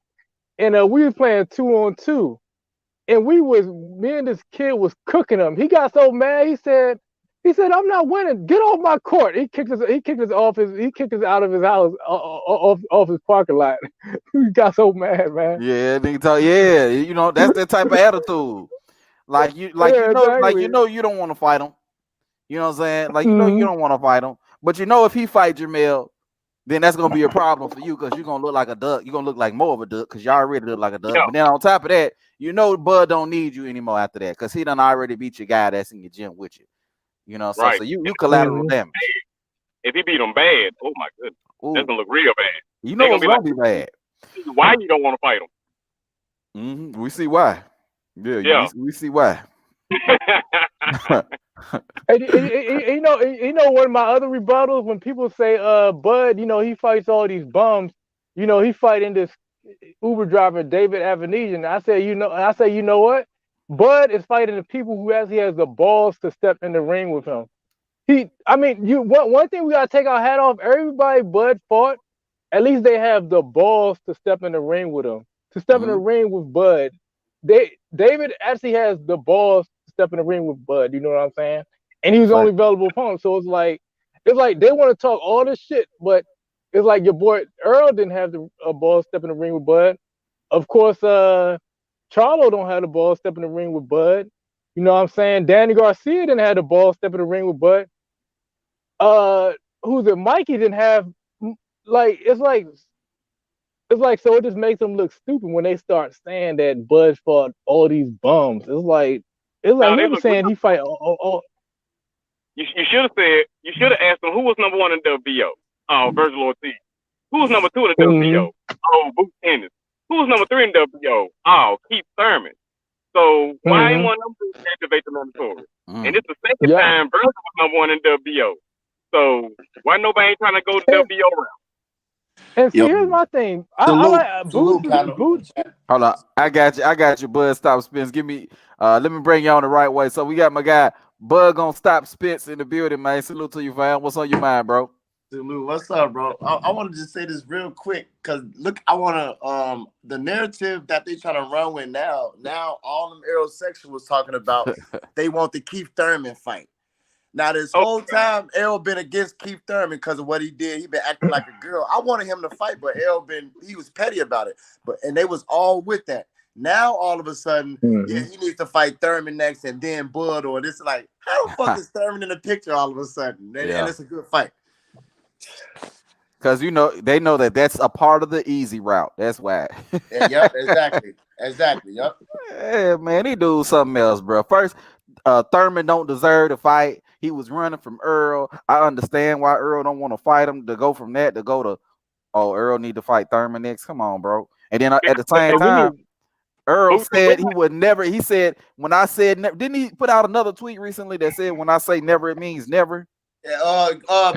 Rubla, he always said take the O off a lover or some shit. Oh yeah, take the L off a lover. It's over. That Keith Thurman. That's what Errol Spence said exactly. Right.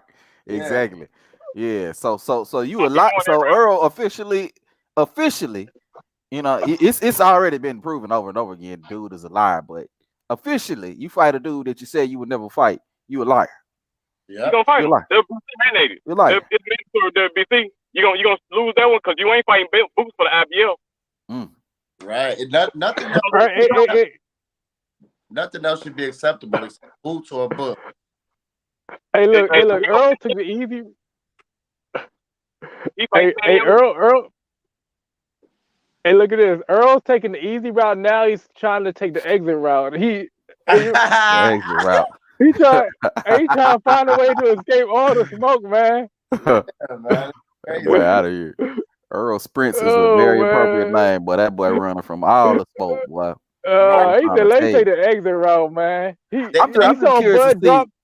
I'm curious to see what direction he gonna go in, cause where you about to run to, bro? Like I said earlier, bro. You fight Keith Thurman. That's a dude you said you was never gonna fight. So you clearly a liar if you fight a guy you said you'd never fight. If you Right. fight Boots, you might get your ass whooped. If He you not fight fighting Boots. Stanionis, we calling that nigga a bum, just like y'all call Avanesian a bum. He gonna Stanionis fight. a bum, huh? He gonna fight Stanionis, and he gonna fight Keith Thurman. He taking the easy route. He's not fighting Boots in it. He gonna drop the IBF bout, because I'm telling you what's gonna happen. The WBA and the IBF gonna come to him at the same time and say, "Hey, bro, we need those mandatory," and he gonna have to choose Boots or Stanionis or and whoever else at WBA. And you think he gonna actually take Boots? Hell no. And then they it's And he just fight what's the year now? with hypocrisy. It's like no matter what Errol do, it's never gonna be wrong. They was never saying nothing about when that fight was made and they was about to fight. They was all okay, cool. Spence said he gonna spin the block. Everybody was for it. But now that the fight is over, Spence came. He brought out the new narrative, talking about, man, if he wouldn't have did negotiations like this and that. You switched it. You said spinning the block. Now you want to talk about, like, you mad about how he negotiated, and now that's what the fans is running with, talking about his negotiations. So y'all saying he shouldn't fight Bud next. That's the excuse. Hold up. He gave you $25 million. He can't even $25 million. How's that bad negotiation? Yeah. Exactly. Hey, look. And if Earl was really about to smoke, he'd be like, I didn't like we did negotiations for that. I want to get him in that ring, and I want to dog walk his ass.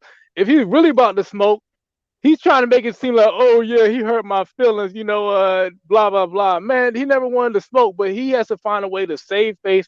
So that's why he said that. Because he know the fans are dumb, because he watches YouTube. It don't make He sense, know though. the fans are dumb enough to keep defending his bad behavior and his duck behavior. Hold on, y'all. We got something out of new that done joined us here in the building, man. My guy COE Films. What's going on with you, fam? What's on your mind, my boy? What's up, bro? What's up, Doc? Yeah, man. Just following this whole shabacle, man, that PBC done put in place, man. It's just disgusting, man. It's seeing how boxing just is taking a turn, and it's damn near a one company that's running them in the ground. You know what I mean?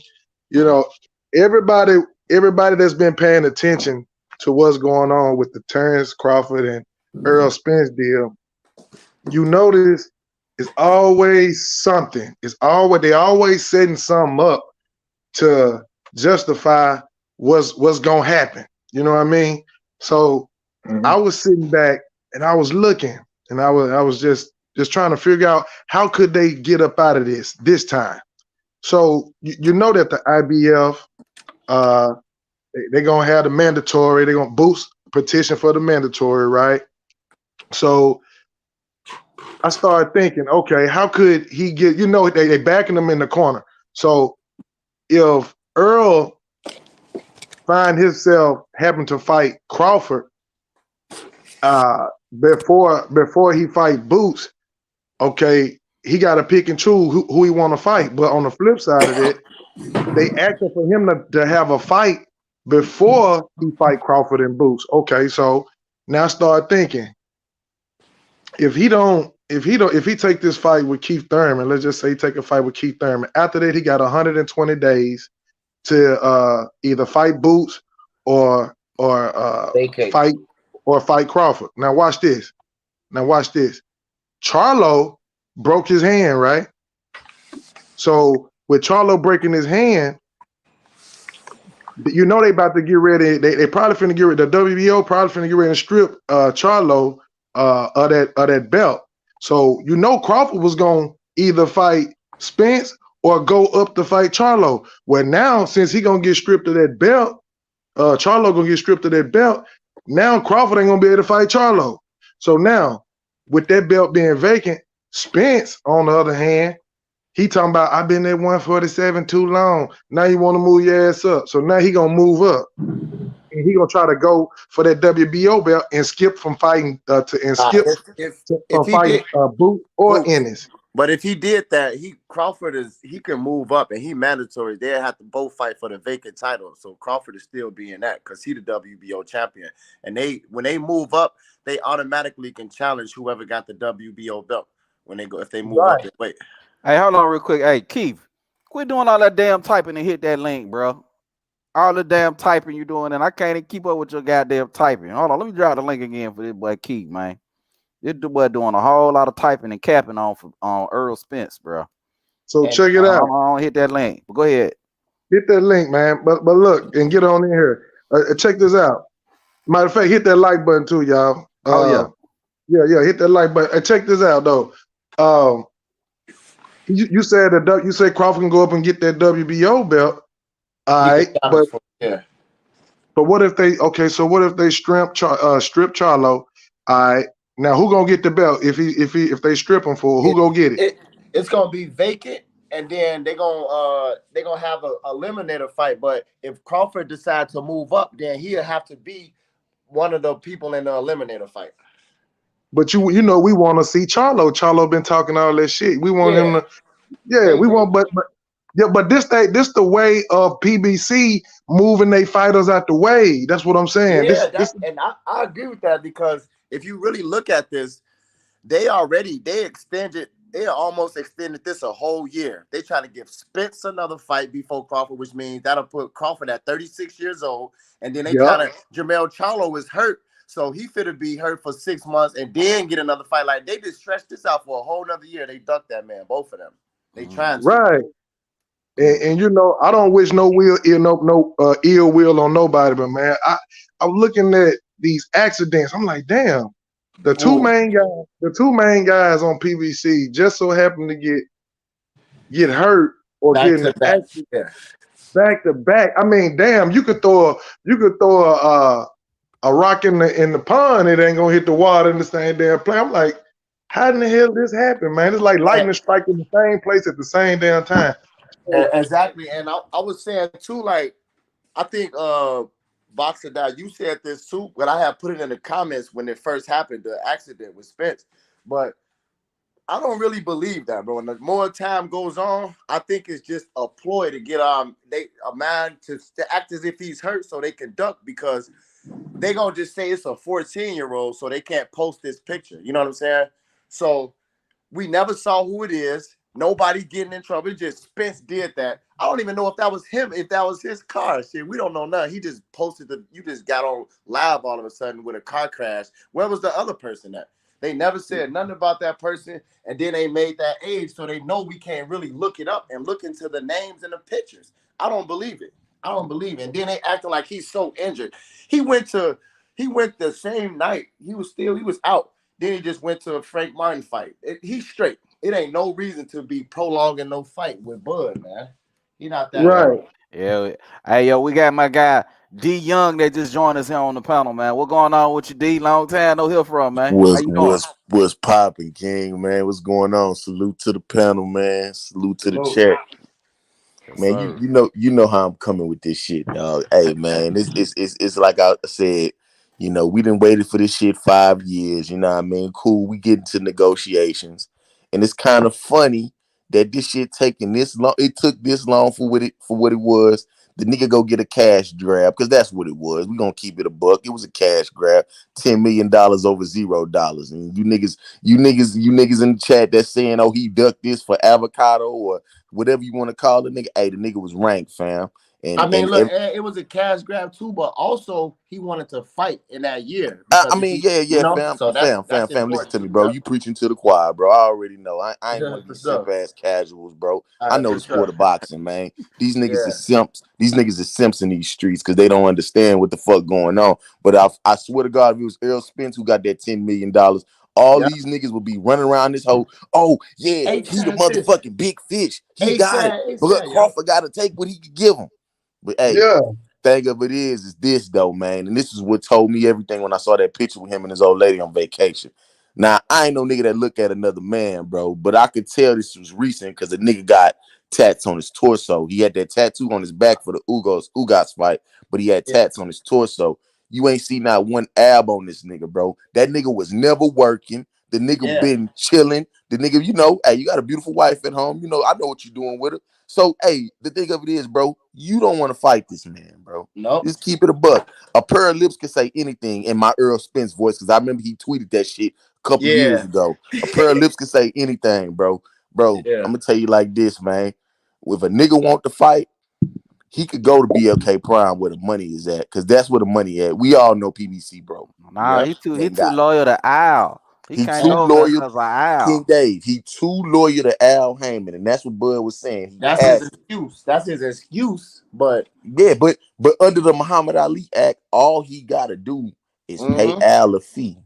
Pay him a fee, and he can go take that fight over to BLK Prime. $25 million, nigga. That's life game. That's life changing money. That nigga say he'll turn down $100 million. He don't care. He's staying with Al. Yeah, and I just, like I say, I don't wish nothing bad on the brother. You know, boxing is boxing. I hope after he done all his ducks in a row, bro.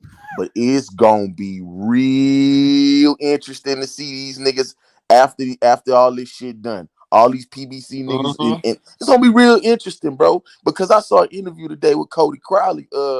He was you know, on the Boxing Voice, and he was talking about, you know, he feel that Errol Spence don't want it. You know, I gotta he see said, that interview. And he said something that was real pivotal that aligns with what Adrian Broner was saying. He said, man, the division is held up. You know, we training 5 months away from our families is sacrifice. You know, if I'm not eating, my coach not eating, my staff not eating, my family not eating, I'm spending $20,000 and I'm in a hole for a fight that I don't even know when I'm gonna have. Wow. Now, make that shit make sense, bruh.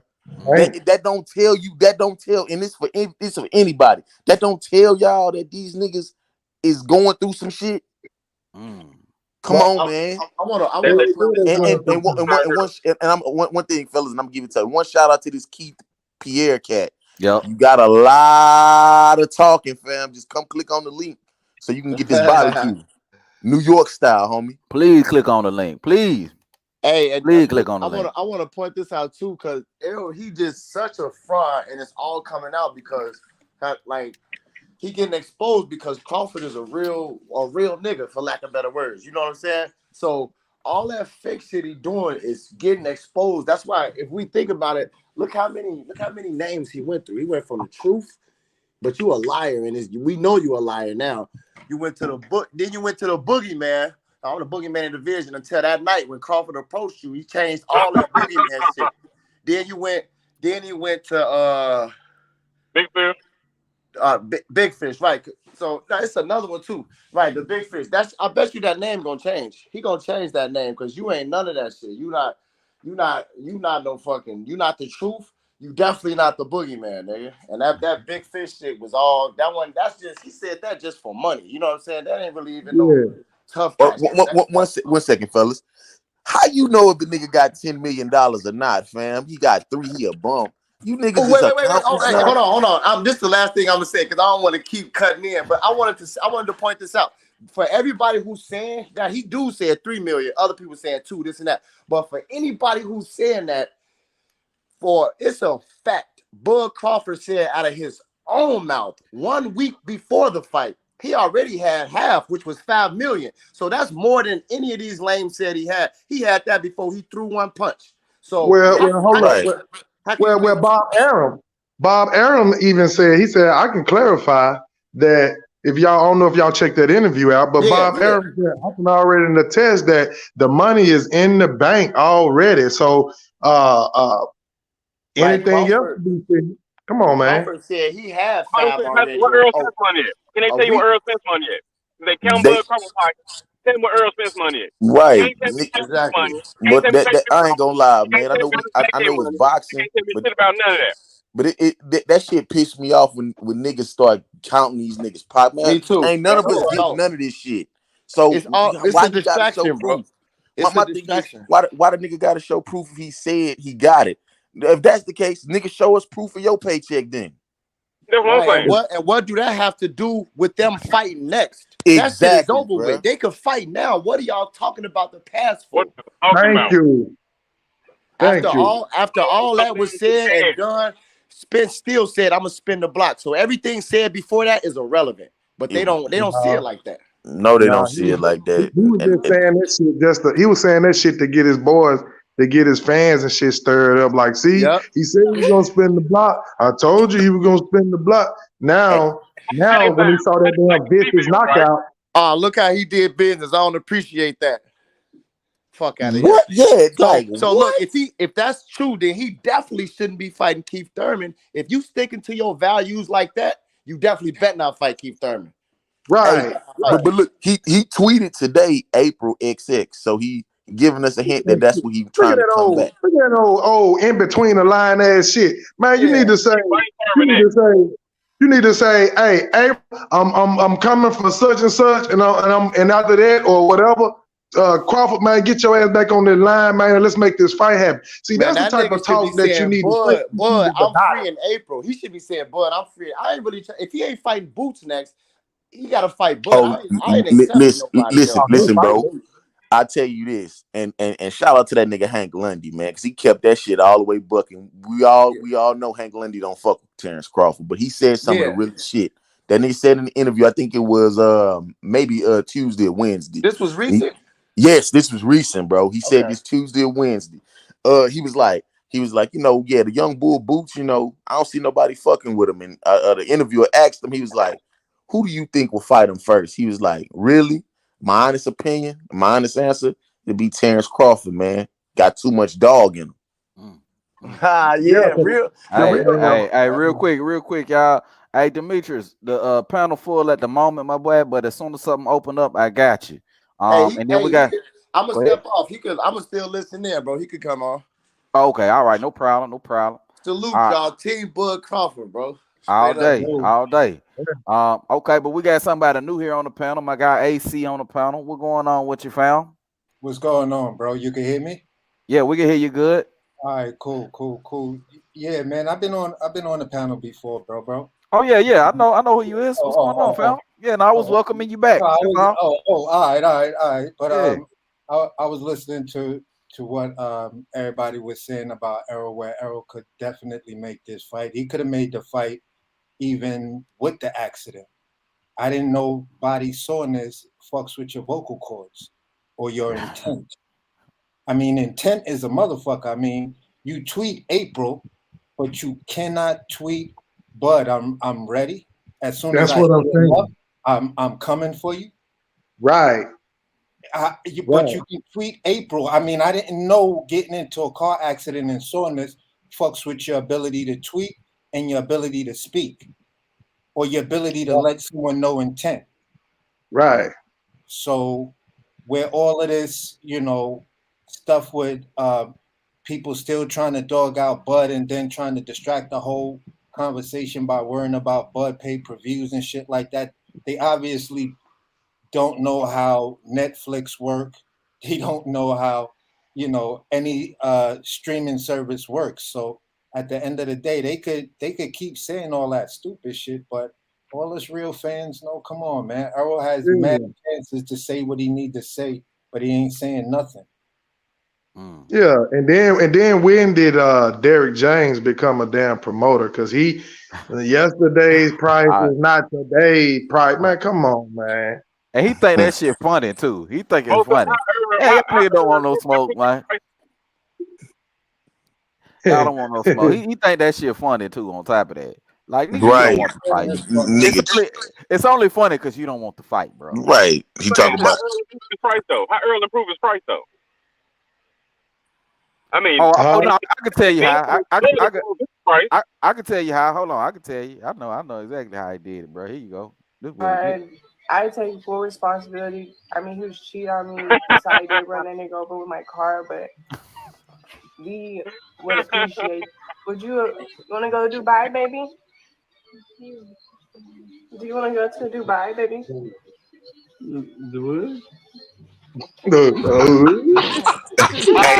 hey, King. I would say something disrespectful, but I'm gonna just keep it boxing. And you know what? Man, fuck it. He still took the bitch on vacation. That man ain't got too much money to be looking like that, man. And hey, but we got somebody new that they pulled up here on the panel, man. My guy Demetrius Ross, man. What going on with you, Demetrius? I think What's this your going? first time on the panel, man. Oh yeah, for sure. Can you guys hear me? Yeah, we can hear you good. All right. Peace and blessings to everybody on the chat. The way I'm looking at this, Spence never wanted this fight, bro. He never wanted it. I could be wrong, but the way I'm looking at it, you could have. If I was Earl, and this is just me, I would have caught Crawford the second he beat Jeff Horn. You let him grow into the weight. You know what I mean? You let him grow into the weight. He been knocking out every fucking body at 147. I don't care about name or none of this other shit. You let you, and in the same breath. I'm looking at Errol Spence like, bro, come on, man. And I don't hate Errol Spence. I liked Errol Spence at one point. Once he started doing all the same shit Keith Thurman did, it's like, all right, dog, I'm gonna back up off of you, bro. Because where I come from in Georgia, if you the type of cat to be doing a lot of popping, you gonna have to put them hands where your mouth at. You know what I mean? The same thing with Boots Ennis. The same thing with Virgil Ortiz. All of these guys that are ranked in the WBO could have petitioned the WBO for a fight, and they would have got it. Bud wasn't gonna turn the shit down. He was not gonna turn the shit down. Hey, Ak, you just missed what I said. What Hank Lundy said. Yeah, exactly. Yeah, but I'm saying. When Roy Jones used to always say, if I say I'm the best and you the best and we in the same division, we gonna have to see. And if you got a belt, I'm damn sure coming for you. So you done had what, 4 or 5 years? I was probably one of the first people to say Al Haymon never wanted this fight. Based on this, I guarantee you, Floyd and Al Haymon had a conversation where Al asked Floyd, do you really think Spence can beat Crawford? I'm not gonna say Floyd said no, but I can guarantee you, based on that conversation, nah, man, we not gonna make this fight. Rick Glazier alluded to that shit, man. Not like saying he said Floyd, but he felt like somebody in that company told Al Haymon, like, I don't know if he could beat this guy. Exactly. I mean, I could be wrong. I could be wrong. I don't think you're wrong, bro. I think your assessment right on. Hey, listen to this. Errol Spence is in a video with Brian Custer a while back when he was talking about the 60-40, 70-30. He said, ain't nobody gonna take that. Right? Said, ain't nobody crazy. Ain't nobody gonna take that. No, I was just playing. I ain't offering nothing like that. Ain't nobody gonna take that. So you offer him 65-35, knowing that ain't nobody gonna take that. But did Floyd take 70-30 against De La Hoya? Excuse me? Well, that's different though. But I'm saying it's the same thing. If you're betting on yourself, okay, I'll take the lower end just to make the fight. But look though, I tell you this. Undisputed. That's the biggest difference. We talking undisputed. But hold on, AC. Oscar De La, we talking about Oscar De La Hoya. We talking about Oscar De La Hoya was the golden boy. This nigga Errol Spence ain't nowhere. This nigga can't hold Oscar De La Hoya jockstrap. What are we talking about? I understand that. But you're not understanding what I'm saying. But you know what? On top of that too, Floyd Mayweather got 3 times his highest purse guaranteed to fight Oscar De La Hoya. And that's my point. That's my point. Floyd and them still got a guarantee. There is no guarantee in this fight. None. Which for me, I keep asking every Errol Spence fan, why isn't Errol on Team Crawford when Team Crawford want disclosure? I mean, transparency to know where his money coming from. What the fuck is Al telling you that got you saying, all right, I trust you enough that I ain't got no guarantee, but I'm still gonna get paid? That's something either Al got over Spence, or Spence is just that fucking stupid. No, Spence is hiding behind him. That's his way that he can hide. But check this out. You remember when Bob Arum told told Spence right there when they was all together, he told him, man, listen, the best thing you can do for your career is stay away from Bud. He told him just like this. Listen, the best thing you could do is stay as far away as you can from Terrence Bud Crawford. Man, they sound just like Bob Aaron, bro. That's exactly what he said too. Oh man. Boy, I damn They near don't want thought to you talk about was, that Bob. though. Huh? They don't want to talk about that. They don't like using that Bob Arum quote. That's not the Well, one they like using. see, Bob, see, they want to say, see, this is what they do, and I have to always tell. Every time I'm debating one of them, I always got to go back and I have to reference certain things. And I said, true enough, Bob kind of limited him a little bit because hell, Bob a promoter, he want to make some money, just like Al. Al want to make some money, but Bob knew that hell, I got to keep him away from Pacquiao because I don't want Pacquiao one of the cash cows. I don't want to get Pacquiao hurt. I got to keep him. So I got to keep. Nobody wanted to fight Bud. And this was always got a reference to when Spence was saying it was scrap season. Okay, if it was scrap season, why in the hell you go fight Garcia? All right, Bud was right there. He had a belt. You didn't want to go fight. Okay. Let's just say you didn't fight him right then. Okay, so now let's go on down the line. He wanted to fight Pacquiao, and Pacquiao had got stripped from the belt, and Ugas had picked it up, and he still wanted to fight Pacquiao instead of fighting Crawford, who had a belt. Then on top of that, he paid step aside money just to fight Ugas. So at the end of the day, you going to all around these roadblocks when Crawford like, shit, I got a belt right here. Why you won't come get it? You know what I'm saying? So they don't want that belt. Want it. They don't want that belt. They don't want that They don't shit. want it, man. They don't want it. 65-35, no guarantee. That damn the WBO belt in the welterweight division is like kryptonite right now. No, it's Boy. It's fighters. Here's the problem I tend to see. When fighters don't go after the final belt, it's the 3-belt unification curse. They all turn into divas. Joshua, Loma. Nah, we can't say Joshua, bro, because he tried to get that fight with Deontay Wilder. He tried to get that fight. You can't say that. Didn't Deontay Wilder? Didn't Deontay Wilder get offered $125 million for a fight with Joshua? That was yes or no? Yes or no? Did he? No, so he never got offered that.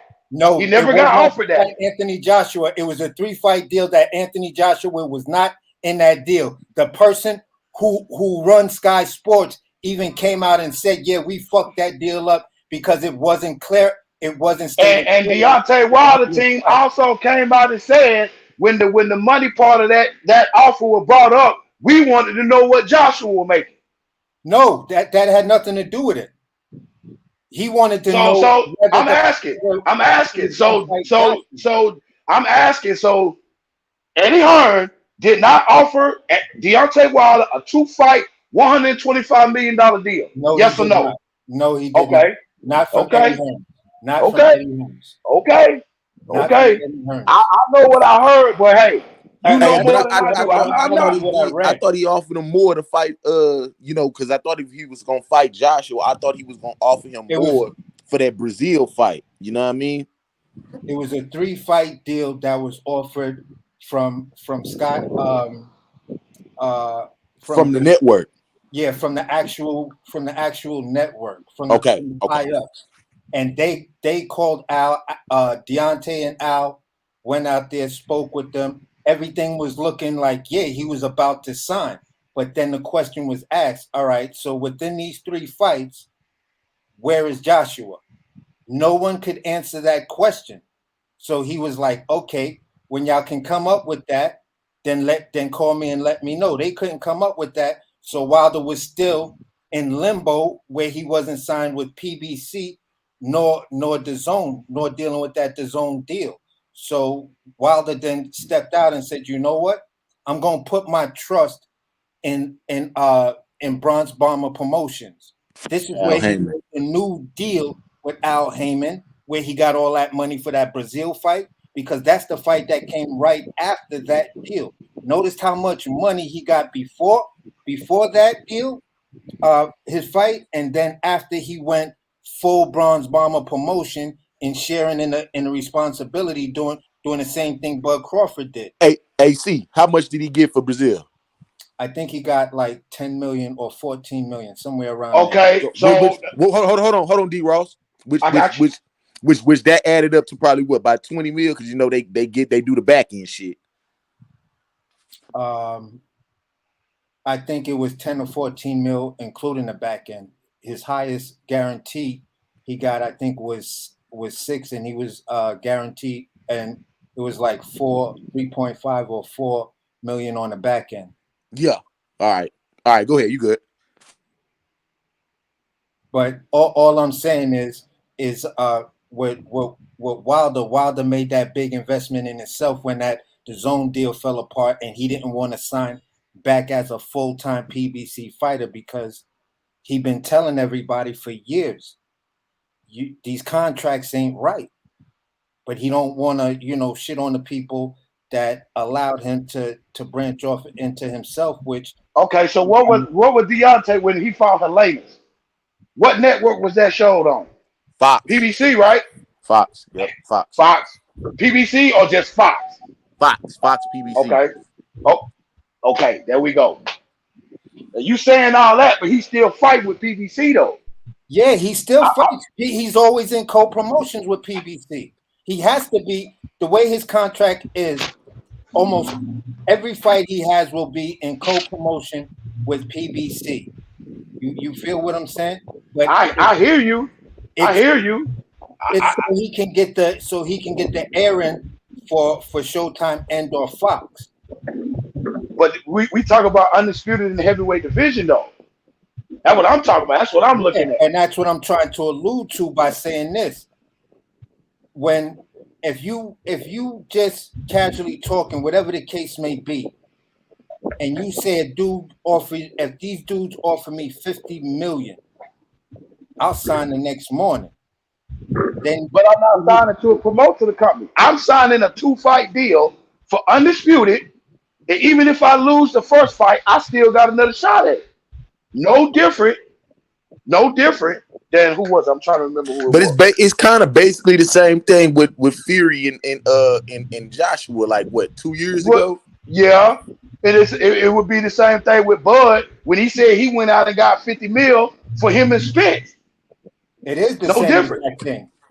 And what did Spence say? And what did Spence say? Then the fighter went. Okay, but what did Spence say after Crawford said he called him and told him, look? What about the back end? And that's irrelevant. Thank you. But that's irrelevant money. Because that's how what's the name? Positive Tate, whatever that dude Tate says, he was like, that's that buddy money. That's that trust money. And Broner been telling listen, despite when he was trying to shit on Broner been down with PBC since day one. I know. He's been down with it for a long time. He's been down since day one. And if Broner telling you shit ain't right, shit ain't right. Facts. Hey, I don't need to be crazy to tell you 25 mil, dog shit is dog shit. Yeah, like I said, we all heard what AB said last week. We all heard what he said about, I heard it. about the 40%. When that nigga say you get that 40% on Monday or Tuesday, rather, whatever day. He said you don't get it 6 months, you don't get it a year. And Sean Porter said, yeah, I'm familiar with that. Wilder knows the same thing because Wilder. Yeah, they all do. They all know. They all know they all know how that shit work, except for Bud. Bud don't know that shit. So that's why I'm saying, like, hold on, like, what about the back end, fam? Nigga, I'm used to getting guaranteed money. Yeah, well, no, Bud know how it is. He know how it is, but Bud, like, listen, man, with the pay-per-view declining, with people still in fights more than they ever have at this point, why even compete with that when we can get this money like right now more than what you would ever see at this point? Because I don't think, as long as Spence be fighting, I don't think he gonna see 25 million. Period. Hell no. Nah, bro. Hell, he ain't gonna even see 10.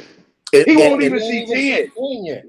and the crazy thing is, bro, the getting is good right now. Like, and they just announced BLK Prime just announced they trying to do 6 pay-per-views. So it's looking like they got a lot of money to offer. Man, they got some paper over there. Man. They got some paper over there, man. It's just the fact that, like at this point now, can they lure the fights away? Can they lure the fighters away from their?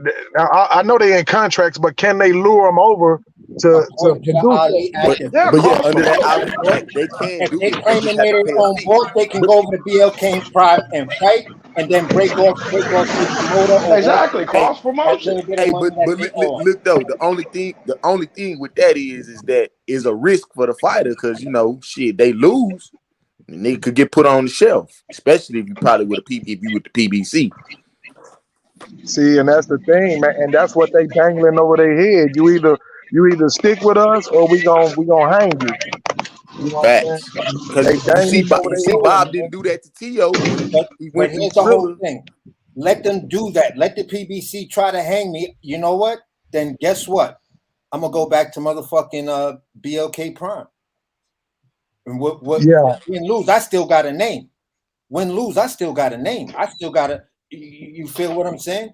Ain't nothing take away from Wilder's name. Ain't nothing take away from Anthony Joshua's name or fighting power or selling power. You feel what I'm saying? So Yeah, all them roadblocks, man. You know when you dealing with money like that and you dealing with organizations like that, they could throw up their roadblocks of your career and everything. But And look, it ain't stopped Adrian Broner. Nothing stopped Adrian Broner. Adrian Mental whatever. Broner, that's not getting the fight. Assaults, all of that shit. And BLK Prime is still paying that dude money to fight. Right. Three fight deal.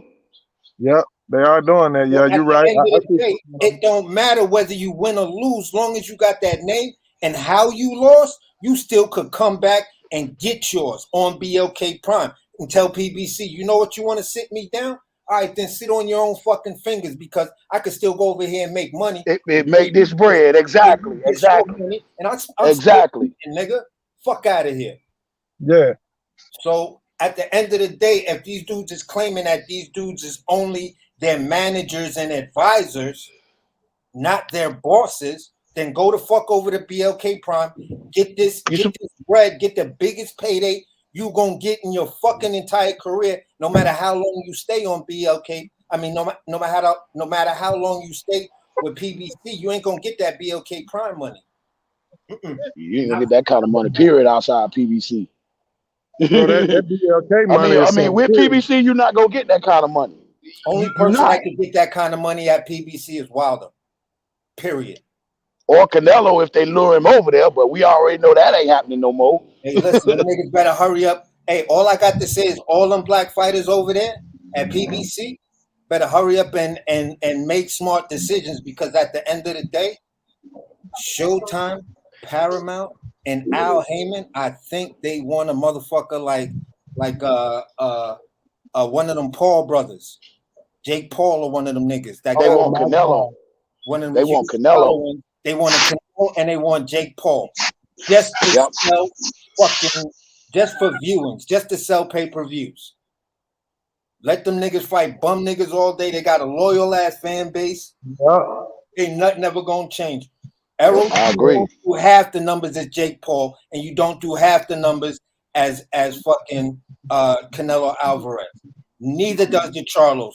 Neither does motherfucking Tank. None of them. Man, what y'all think about that? Don't do half his numbers. What y'all think about that? The YouTubers making more money than the boxers that's been putting their blood, sweat, and tears in this shit for years. Crazy as hell. That's crazy. That's crazy to me.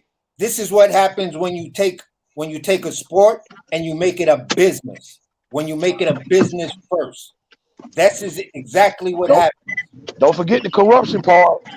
Yeah, because they're making it a business first, and the best way to do corruption is do corruption through a business, not through a sport. Exactly. Because otherwise they'll call you cheating. You feel what I'm saying? But corruption, I agree with that. All other kind of shit. It's a whole nother category. So at the end of the day, you changed the business you changed the format to a business model, and now you can pull off corruption in the worst kind of ways. You can charge a motherfucker just to be a champion, and if he's undisputed, you can charge him. Each sanctioning body can charge him hundreds of thousands of damn near $100,000 for each belt. Yep. If you want to duck a person permanently and you have the name, you can buy yourself a franchise championship because you're buying. Add Canelo and Lomachenko. Like a motherfucker. Ask Canelo and Lomachenko. Can you dig what I'm saying, fellas? Can the chat? Yeah, I feel you 100% on that. So at the end of the day, all I'm saying is, I just feel as a boxing fan, to the brother who I was having a slight debate with about Wilder versus AJ, I just have that opinion. You feel what I'm saying? Other people don't have that opinion. I fucks with Bruce Vane, and he always goes back, and me and him always go hard body at it because he feels how you feel. But at the end of the day, you know, I gotta respect people for their opinions. But I respect opinion. I respect people's opinion, even if I don't agree with you. Yeah, I just don't like the nonsense that come with that. You know what I mean? Yeah. And some of these cats be right. Some of these cats, like the cat Keith Pierre, for example, prime example. You know, you saying all this stuff about Errol, but last time I seen Errol, he looking like he a couple pounds overweight. You need to get back in the gym, bro. If you was really serious about making it fight in November, you supposed to have been training, or at least been a part of the negotiation. I agree with you, man. I see that a lot of these cats, man, you know, they just kind of drag their feet, man, when it's time to get shit done. Yeah, and I mean, if you saying I'm the big fish, I'm this and I'm that and all this, and that's just me. I can only speak for me when I say this. If I say I'm this and I'm that, and you calling me out, well, come on then, bro. Like, I don't give a fuck what I got to do to make this fight happen. Even if we do a 50-50 split, make this shit happen. Let me go on, whoop this motherfucker's ass, and go on get him up out of here. You could have did that 4 years ago. He bought you more money than you ever sold. Exactly. But where the money? Who is the people? Who is the people that got the money? What does it matter? What does that matter? It don't matter where it coming from. Who paid him the person between Mike Garcia and Errol Spence then? You tell me that one then. Tell me who paid all his persons then. If we going by who paid, where the money coming from? Tell me where all the money from then. Did Errol do a 50-50 split with Mikey? Didn't Errol do a 50-50 split with Mikey? Where the money come from? A lightweight. Where the money come from? You ain't asked about the money on that one right there. So don't ask about no money when it comes to Terrence Bud Crawford. Either you gonna take the money, or you gonna be the little bitch you are. And take that 1.5 billion. Exactly. If a motherfucker tell me, look, bro, I done would have got $50 million for this fight. Even if I lose and retire, at least I go out with a fat ass goddamn bank account. What am I losing? I lost the fight. But that's what you do for $1 million. You got $25 million just exactly. To fuck up. And you worried about where it comes from. What difference does it make? Somebody is actually willing about what's on the back end. Motherfucker, when the fuck is $25 million not enough to a nigga who ain't never seen $25 million, let alone Thank you. You worried about where it comes from. What difference? Al Haymon putting up that money? No, he's not. No. And he never intended on doing that. You know what Al said? Why would you put a cap on yourself? How am I put a cap on myself when it's 25 M's we talking about, bro? You had like we Mayweather or Pacquiao or some damn body. Al put a cap on him. Al put a dunce cap on that nigga when he shut him the fuck down and told him that stupid shit. You looked at him and been like, what? Nigga, you my advisor and you telling me to turn down $25 million? Right. You'd have been fired right then. I'd have fired your ass right then. As soon as you said that. You telling me this is a number I could make and this is a number I could take home. What the fuck is we talking, bro? And you gonna get some of that pay-per-view money. And you getting some of the pay-per-view money. There go your back end right there. No doubt. I'm like, nigga, But they don't want to talk about that though. They don't want to talk about that. with a 20%, you get 20%, and it was still But no off the guarantee. 20% on the back end. No Wow. guarantee is good though. I'll take no guarantee though. I don't want 25 million. I'll take no guarantee. I wouldn't. Wow. I'm saying that's what he's saying. I was good with that. I don't want 25 million. I'll take 65% of whatever. Man, dude came in and he telling this man, why would you put a cap on yourself? You can't put a cap on 25 million, bro. If we talking about 25 M's, a cap ain't nothing at this point. I got a question though. If it's a cap, what was our offering? If 25 million is a cap on you, what was our offering? Nothing. Nothing. All right. Nothing. He wasn't offering shit. A mother that ain't had nothing to give you gonna say, don't put no cap on yourself by taking that 25 million. That shit don't make no sense. None. Exactly. 0 cents. That's the part where I'd have looked at Al like, what the fuck, nigga? I'd have fired his ass right then.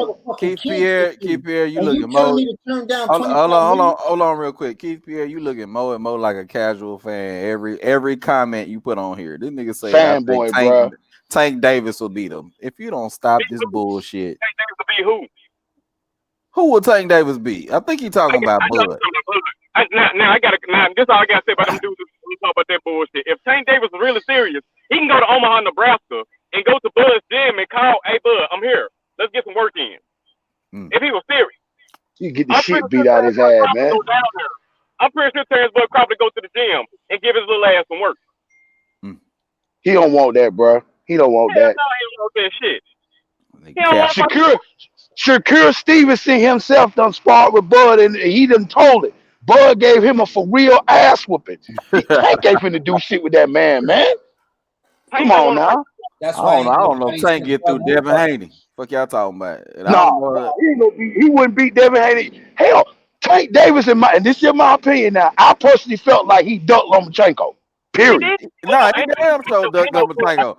That ain't no fella. He ducked the hell out of Lomachenko. He definitely What you did. talking about? You can beat Bud, man. Get the fuck you clout chaser, bro. Nah, Keith on that bullshit, bro. You know, I just had to point that out because you know this nigga been typing away in the motherfucking comment section. Nigga won't hit the link, goddamn. But he typing away in the comment section. Hey, look, King David, I've been on this neck in the comment too. Oh, you was on his neck. Yeah, I was on his neck. Yeah. I think I asked him a simple question. I asked a simple question. You talking about, well, Errol was doing this, we didn't have no belts. Well, get what? Bud had 135 terrorized after he beat Gamboa. What champion at 135 will fight Crawford after he beat Gamboa? None of them. None of them. We talking about Gamboa now, but this ain't about 140 or 135. It's about 147. Okay, yep, fanboy right there. Right there. That's why I kind of like ended with him, because straight casual ass fan, bro. You know what I'm saying? That's why I keep stuff like this for this dude right here, bro. These cats are funny, man. I said, I don't hate Spence. I'm not a person that hate on nobody. This the dude they capping for.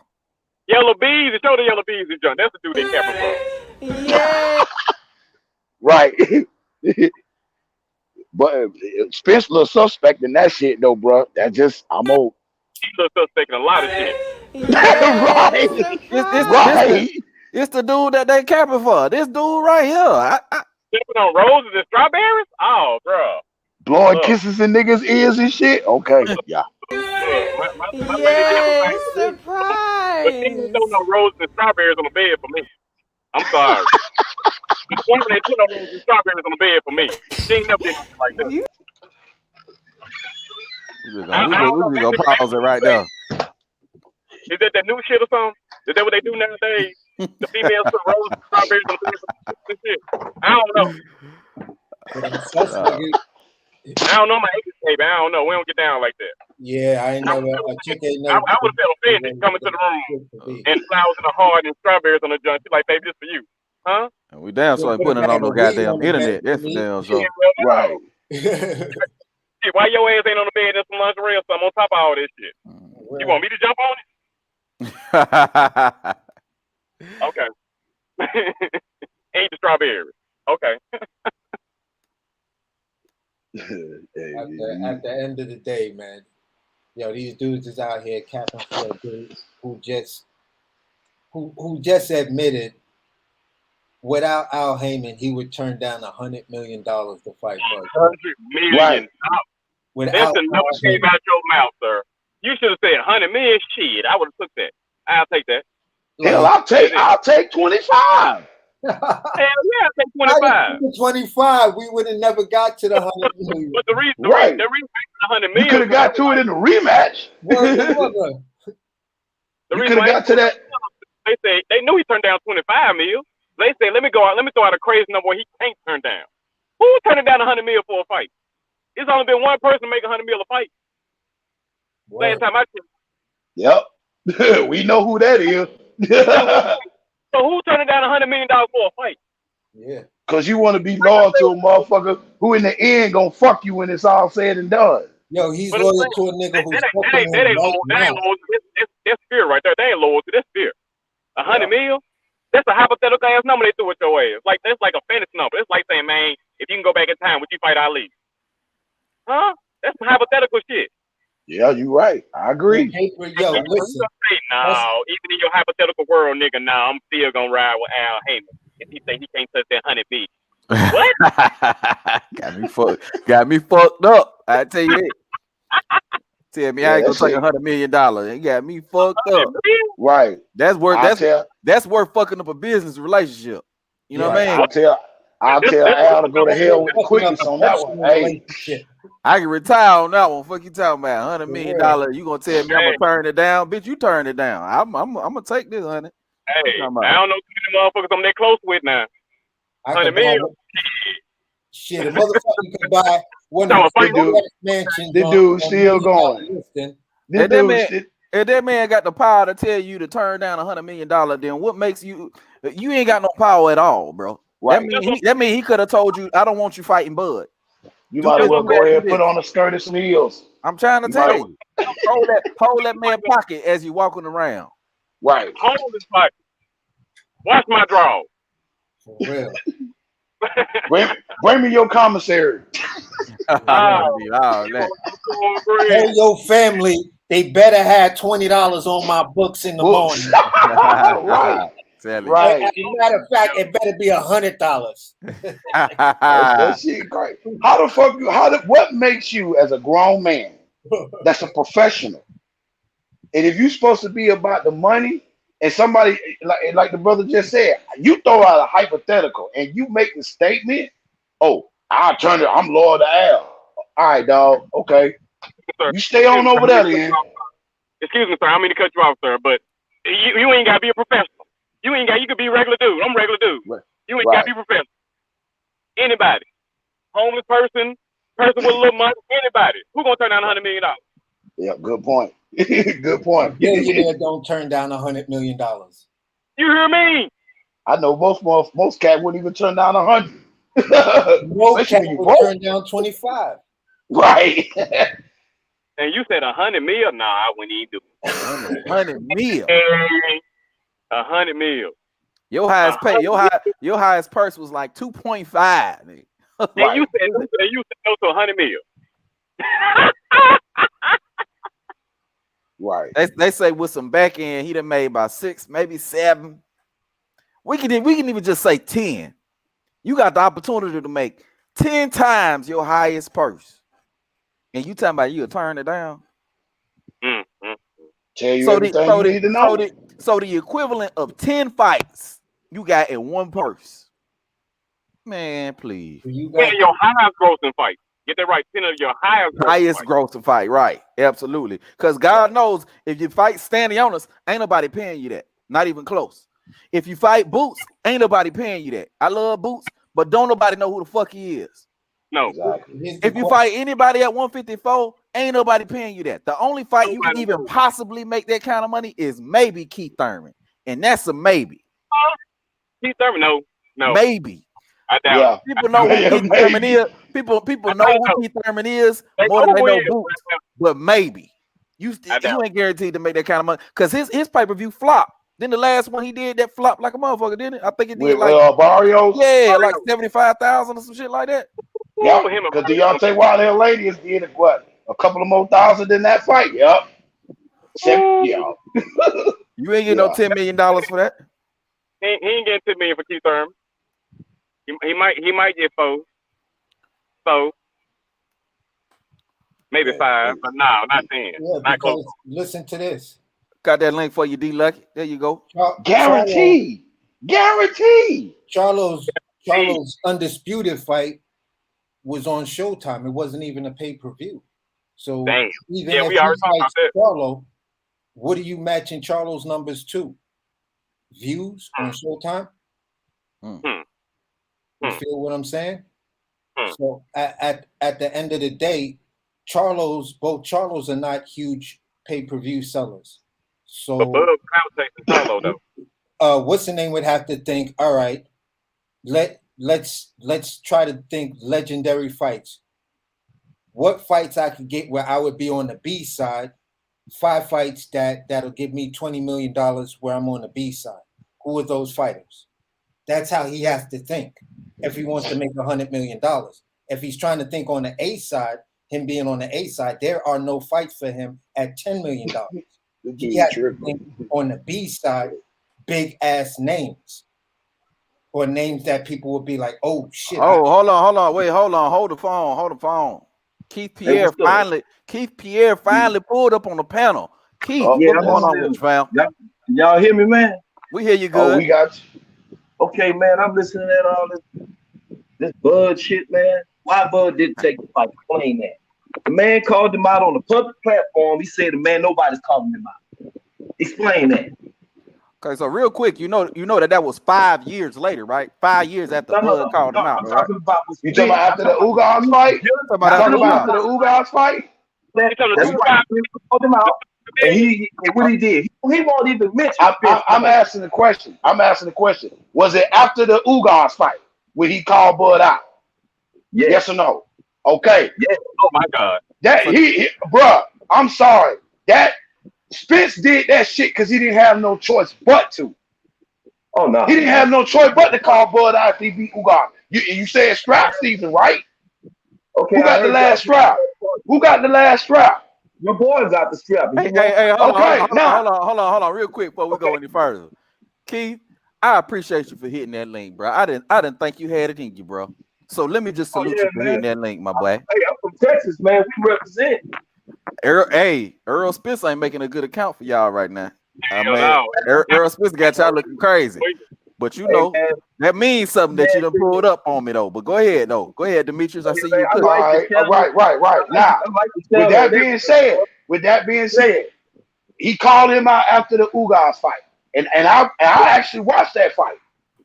Okay. The way Spence said that wasn't the man that was sure. He's like, yeah, this is what I really want. Me, if I was Errol Spence, I'd have went at Bud the second he beat Jeff Horn. The second he beat Jeff, okay, you say you want me? Let me go ahead, make this fucking fight. I don't give a fuck about none of that shit. Make this fucking fight. Let me whoop this little motherfucker's ass and get him out the way. And I said it earlier. Spence. Y'all can't agree with this. Jeff Horn is the same bomb that beat Manny Pacquiao, right? Man, come on, man. No. The same bomb that beat Manny Pacquiao, right? And that was questionable. No, okay. Who won the fight though? That fight was questionable. Who won the fight? That's no different than Spence and Sean Porter. If some people really thought Sean Porter won that fight, the only thing they say Errol Spence for what, King David? Help me out. Say that one more time. When Spence fought Porter, there was a lot of people that thought Spence lost that fight. It could have went either way. Yep. Right? Yep. What was the only thing that saved Spence in that fight? Knockdown. Thank you. Okay. Thank you. Well, you got knocked out. I'm not finished yet. Just walk with me here. Now, you want to say Jeff Horn was a bomb? If I remember correctly, when Jeff Horn beat Pacquiao and got that WBO belt, who were the first two that called Jeff Horn out? Keith Thurman and who else? Who else? Thank you. Now, you was adamant about getting that fight with Jeff Horn. Yeah, we need to unify. After Bud beat Jeff Horn, bro, that energy changed. It changed real goddamn quick. The energy changed, bro. Get a belt in 147 and we'll fight you. All right. Okay, he got a belt. He would be the ball. He got a belt. Been running with that belt ever since. Okay, Fist told that boy what he was gonna do. I'm gonna go over here and get these belts, and I'm gonna come over here and get you. 4 years to do it though. It took you 4 years to do that. Canelo got undisputed in a year, fam. In a year. Said he was gonna do it. Don't matter how long it took. He did what he said he was gonna do. Your boy didn't take the bait. He won't step up because he's seeing how bad Spence whipped that boy. you ain't tell me you was a comedian, bro. He broke that man ribs, took that man out of his damn head. That man it took Spence how many years to get them belts? We gonna push the IBF to the side. Hey, how many years did it take? I got a question before that. Shoot, go ahead, brother. Why, Keith? Why did Earl need to collect his belts before fighting Bud? I'm just curious to hear what the answer is. Thank you. He could have unified with Bud after he got the WBO. Right. He's gonna be undisputed. That's why he did it. He wanted to be undisputed. Your boy running with the belt now. He's stopping everything. Wait. You know you need Bud belt in order to be undisputed. So my question is, why did he need to fight those other guys with the belt before Bud? Because he took the other guy with the belt. He could take the belt. He went the easy route. Because what? He took the belt. He cleaned his side of the street up like he said he was gonna do, and he coming over there to get here. So he was cleaning up his side of the street. He did that. Can I ask the brother? You didn't answer the question. Why though? Why did he have to do that? Because he was gonna be undisputed regardless. He wanted to be undisputed. Okay, but you can be undisputed. You need Bud belt to do that. So why you got to fight those other guys first? Why can't you fight Bud first before them other guys? Yeah. Oh, I don't know why. Maybe Bud didn't want to fight. Maybe Bud didn't want to fight. You know, Bud called him out at that time, right? Man, Bud didn't want to fight. Talking all that stuff right now, and he still don't want to fight, bro. And he talking about going up and fight Charlo. You know how Charlo will kill him. So hold on real quick. You changing the subject right now. You couldn't answer the question. So now we're going to something else. So now you saying what? Bud don't want that fight because what now? Because you couldn't answer the first question. You couldn't tell me why Earl needed to fight all these other dudes before Bud.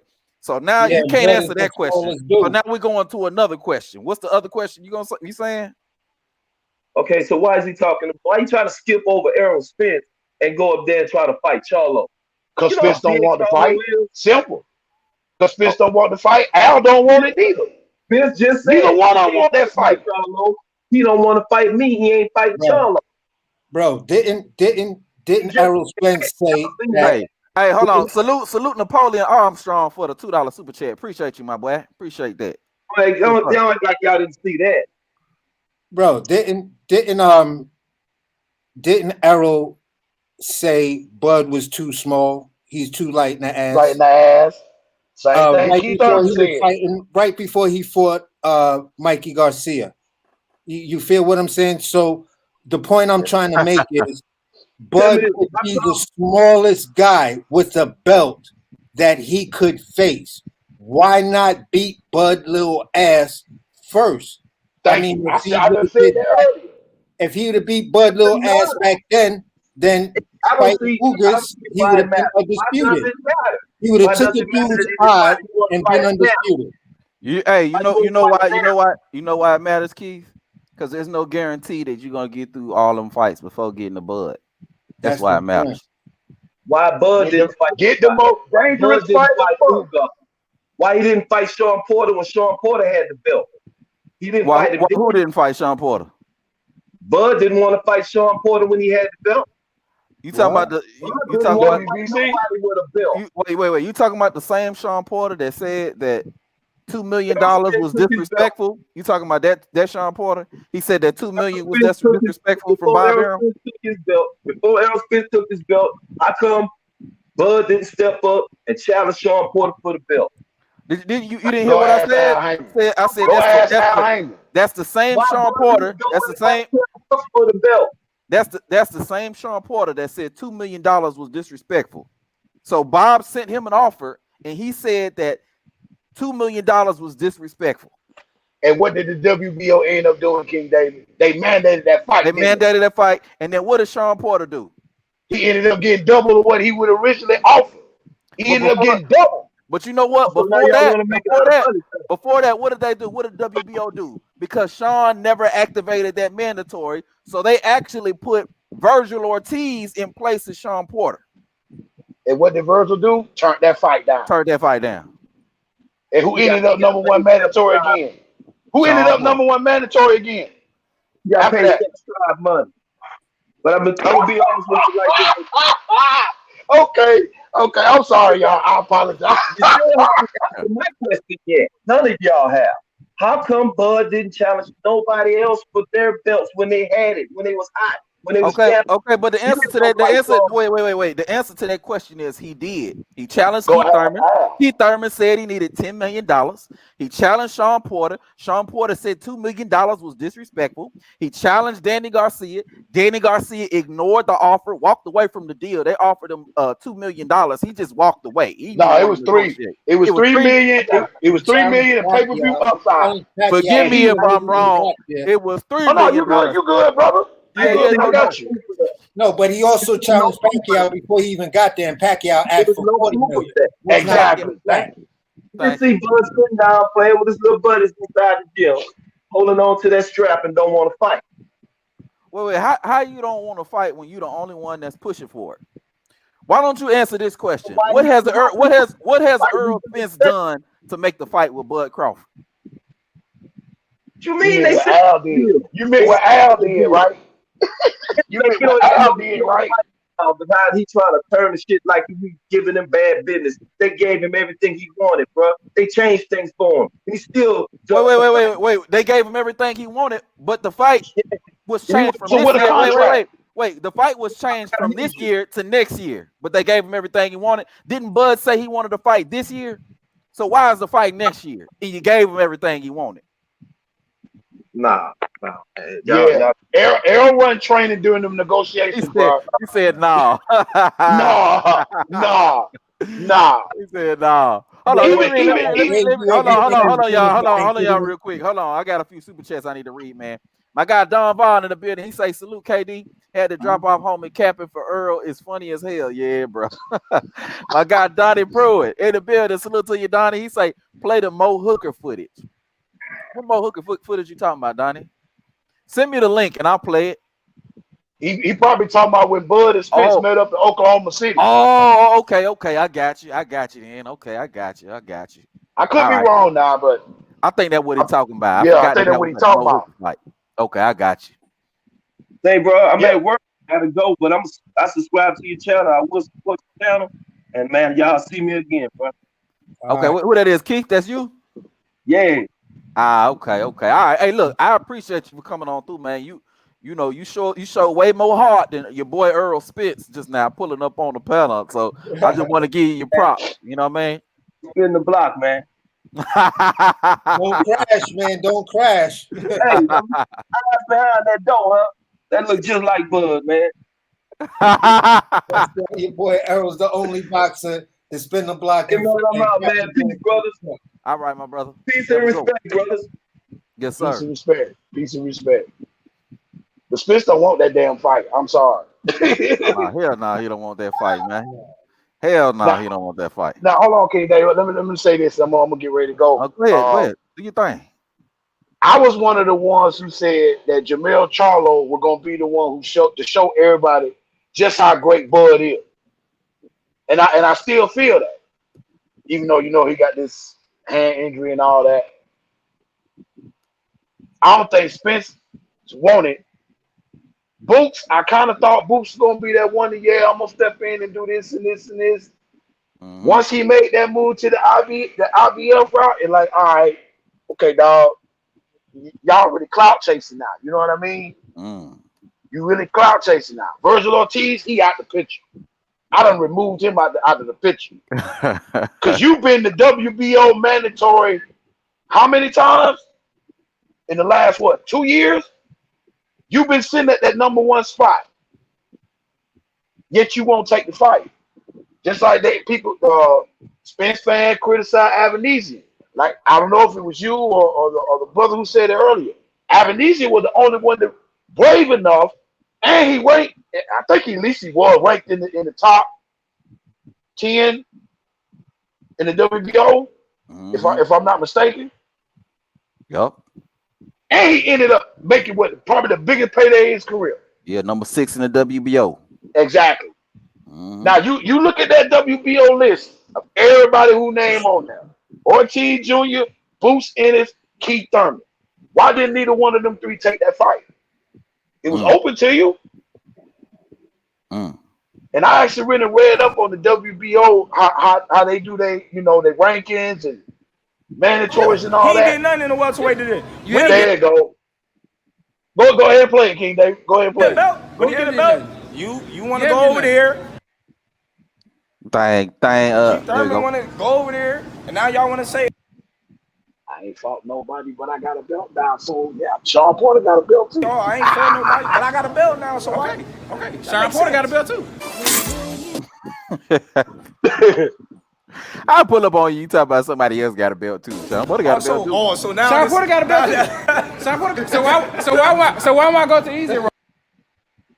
He just admitted it right now. Keith, Why not take the easy road? This the man y'all capping for? This the man y'all capping for? Really, though? This Easy dude right route, here Spence. told a grown man to his face he rather take the easy route. Come on, man. Come on, bro. Ain't no coming back for this. This is the moment where I stop respecting Errol Spence right here. Me too. At this very moment.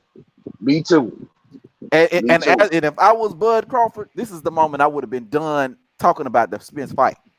I'd been like, nah, that dude don't want to fight. Pussy. That would have been it. Yep. It's like you could be talking to Spence about anything else, and he got a certain energy level. Why am I go to easy road? It's not Sean Porter. So why am I going to easy road? It's not Sean Porter. So why am I going to easy road? It's not Sean Porter. Who mans is this? Get him the fuck out of here. You saw how Bud looked at him like, bro, really? Bud face was classic. Like, this right. Snuff you right now. He looked at that man like, bro, nigga, I know damn well you just didn't sit there and say that shit. I'm like, you keep, baby. I would have just turned around and walked the fuck out, man. You don't want this shit. You don't want it. At all. You don't want that's it. the same moment I lost respect for Errol too. I was like, no, this dude just didn't say that, man. And Hey, y'all, hold it down for 1 second, okay? For sure. And then I was looking at Errol, like, I mean, at Bud face, like, whoa, this nigga Bud dead ass serious. He want to fight you, money, and you talking some. Why would I not easy, right? Why would right? Like, what? Nigga, is you serious? I'm in your face talking shit right now. Just like you was trying to talk shit to my little homie over there, and I told you don't worry about him. You need to be worrying talking about me. Right. Talk to me. That whole now body language, that whole body language where Errol would not look that man in the face, nothing like that, until he tried to get all or whatever, like tell your man to be quiet. And then Bud looked at him and then laughed in his face. I was like, yeah, Bud ain't got no respect for you. This man gonna hurt you. Right. This man gonna hurt you, Errol. What did Antonio Tarver say when they did the interview with him with Fight Hype?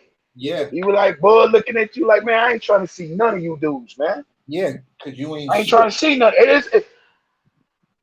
I don't hate Spence. I'm not a Spence hater. I actually like Spence. I just don't like the moves he made. Because you saying all this shit on the one hand, but your actions saying something different, bro. Like, if you don't want to fight, just say it. I used to accuse Canelo of ducking the shit out of Demetrius Andre, and I still feel like he's ducking. He don't want to fight him. Yeah. But at least Canelo went out and said, you know what, man? Hey, you ain't done nothing. Even though those of us who've been following boxing for some years, we all know Canelo at one point, you was in the same division that him, man. 2 divisions, in fact. Wouldn't go nowhere near. You know what I mean? Me personally, yeah, I still fuck with Canelo on certain shit, except when it comes to Bivol. I've already made that clear. You need to leave that dude alone. You know what I Yeah, mean? yeah, You need to leave Bivol alone. Because you go fucking with him again, Bivol gonna knock your ass out. for sure. He's gonna be intending on knocking you the fuck out. And he done already showed the blueprint. He's Yeah. already showed you how to beat him. Now, It's just like me and the cat about 2 weeks ago. We were having a debate, and he would talk about Errol Spence power, this. I'm like, bruh, I like Spence, but Spence is a one-dimensional fighter. He's one-dimensional, and you talking about fighting against a switch hitter, a Marvin Hagler, Tommy Hearns level switch hitter. You feel me? yeah. Even if, what are you gonna do against this dude? It's Roberto Duran versus Sugar Ray Leonard. When Right. that fight was described, Roberto Duran was, with Roberto Duran, we know what we're going to get. We're going to get that rough ruggedness, coming straight forward at you, high volume of punches, and then Ray Leonard, the slick boxer, yada, yada, yada, this, and that. It's the same analogy. So at the end of the day, I always tell these dudes, listen, I hear what you're saying and all of that, but what you're not saying is styles make fights. Make fights. Exactly. And Bud Crawford has seen Errol Spence style and beat it. Beat the shit out of him. Every time. Exactly. And nobody's style. And they like, well, who in the league fight like Errol? Okay, how about Sean Porter? Because that fight was was going to be determining who can make who back up, who can make which fighter and other fighter. And Sean Porter took it to Spence's ass. I don't care what nobody say. Sean Porter made Spence work. He wasn't used to that. All day. He wasn't used to that. Fear in his Sean face. Porter made Errol Spence's ass work. And you've seen it. Fear in his face. In Exactly. between rounds. Like, yo, all them nut shots too. Yo, this nigga keep beating me to the punch. He's punching me in between me punching. Exactly. What am I supposed to do? You know what I'm saying? Right. If you, I was like I said, I was telling a partner of mine. The thing about Bud, Bud starts off slow. Okay, so what? The thing is, where you thinking, oh, he's slow to start, man, this man downloading information. He's downloading information. Okay. Like if you look at when he fought Amir Khan, right? You remember when Bud fought Amir Khan? Yeah, hell yeah. Now Amir Khan got fast ass hands. He's got fast hands. He got speed. What happened in the first round? Bud straight dropped his ass. Yep, made that man quit. Talk about exactly. And here's the Why? thing. Because Go ahead. No, I was gonna say Bud made two really good fighters quit. Right, exactly. What now? We all know Amir Khan's known for he could be winning a fight and he will do something stupid. No different when Amir Khan fought Canelo. The first 4 or 5 rounds of that fight, Amir Khan was outboxing Canelo. He was outboxing him. But what did Amir Khan do? He does what he always does. Gets comfortable, makes a mistake, and he end up paying for it. If you took an Amir Khan and put him in the ring with Errol Spence to catch hell the first probably 2 or 3 rounds, depending, he would catch hell. This is my opinion. Just like you said, based on style. Yeah. Spence would catch hell with Amir Khan. Spence caught hell with an injured Kell Brook. Not a 100% Kell Brook. Injured. Still fighting with one side of the face fucked up. Between rounds 2 and 7, Kell Brook was in Spence's ass. I don't care what none of Spence fans say. Kell Brook was on Spence, and hell, he made Bud struggle the first 2 or 3 rounds of that fight. But we know the outcome of that one. I mean, I'm sorry. If you a Spence fan, to those in the chat, if you're a Spence fan, at some point y'all gonna have to come to the realization that Errol don't want to fight, man. He don't. No, he does not. Not with a 65-35 offer, he don't want to fight because his own admission said ain't nobody gonna take nothing like that. the middle difference, you split the difference between 60-40, 70-30, 65-35. Right. You feel what I'm saying? You said you was joking. Well, you put that shit on paper, so it was not a joke. Joke, exactly. It's not a joke. If you was, it's just like I told my boy. It ain't a fucking joke. Right. Hell no, you were dead ass serious about it. The reason why I say they did that is because Al Haymon is looking at it like this. PBC is based on welterweight and junior middleweight, 147, 154, of maintaining them belts. As long as he got those belts, he got some kind of leverage. You see what I'm saying? Because this dudes in that division gonna want to come for them belts. The way I feel about it, that 65-35 split offer was to say, Terrence Crawford, if you want these belts, you gonna pay for them. It's just my thinking. Here's where I'm at. Here's where I'm at with that. I look at it like this. Brian Custer is not the dude to spread rumors. Brian Custer is the dude to ask a question that will make news. That's his job. Right. To get the athlete to make news. You have to ask yourself, who in the PBC told Brian Custer one of the revised contracts sent to Bud Crawford was a 3-fight deal that had Errol, Mel Charlo, and Danny Garcia on it. Danny Garcia didn't want to fight. Understand the bigger picture. Okay, I got you. He leaked what is going to be the deal PBC offers Bud Crawford to get Bud Crawford to sign for the Spence fight. So Bud Crawford's money, he may not get a guarantee on this one, but he's going to get a guarantee on the other 2 fights. You feel what I'm saying? And he's going to get all three of the fights, and they're just throwing Garcia in as, this will be an easy fight for you to take. We expect you to win. It'll just be another payday for you on the lines of an Avanesian. You feel what I'm saying? Yeah, I feel you. Pricing these 3 guys to a guy as an organization can beat to make room for whom? The person that they're trying to get hard body, 2 fighters, Canelo Alvarez and Jake Paul. Showtime is pissed that Jake Paul deal did not go through, and they want to go right back at it. Yep, you're right. So they're sacrificing all their black fighters, being that Tank is already gone. So they're sacrificing the other black fighters to make room for these larger paydays to justify to Paramount and everyone else at the higher ups. Listen, we still have a boxing program, but we're just going to turn it into a business model now. Kind of like just exhibitions and shit like that. Exactly. Yep. So Floyd Mayweather will fight those exhibitions. You feel what I'm saying? You'll have Jake Paul. You may have a Floyd Mayweather Jake Paul exhibition again. You're gonna have Canelo fights there again. So at the end of the day, what's more profitable to the company? Errol Spence, the Charlo brothers. You feel what I'm saying? Or Jake Paul and Canelo Alvarez.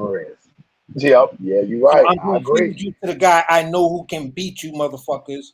You feel what I'm saying? Regardless of how both of y'all trying to say, well, if he don't get the fight, I ain't gonna get the fight. Yeah, you niggas already know what's going on because y'all watched that interview, and at the end of the day, y'all know that contract is coming. So I can't really think straight, so I'm throwing punches in sparring that I break my hand. I can't really think straight. Get a belt. When you get a belt, you want to go over there. Keith Thurman want to go over there, and now y'all want to say, "Oh, I ain't fought nobody," but I got a belt now, so okay. Sean Porter got a belt too. So now Sean Porter got a belt too. So why am I go to easy road and not shot put out? So why am I go to easy road Watch and his not face. shot put Why out? Bud face fight? So why Really? I go to easy road and you not shot put out? So why I go to easy road and you not shot put out? Who mans is this? Get him the fuck out of here. I still trip on that. It's just the expression on Bud's face, like, really? Yeah, he really like, bro. You gotta be fucking kidding me, bro. Right. Did this nigga really just say this bullshit? Yeah. And to touch on the point my man was making, that's just like now Demetrius Andre is fighting on PBC now, right? Or is it just Showtime? Showtime. I don't think he signed to PBC. Okay. I think he signed to Showtime, which is a brilliant move. Yeah, Right. because Showtime got what's that? Fondora. They got Martin. They have and what's the name? The dude he just said. Rivera. Andre. Yeah, Andre and Ennis. Ennis. Okay. Yeah, Ennis is down. Yeah, with David Showtime, Boots. so he's not with PBC. Yeah, I like that move, man. Cause the PBC, bro. I mean, we've seen the PBC fuck up too many careers already at this point.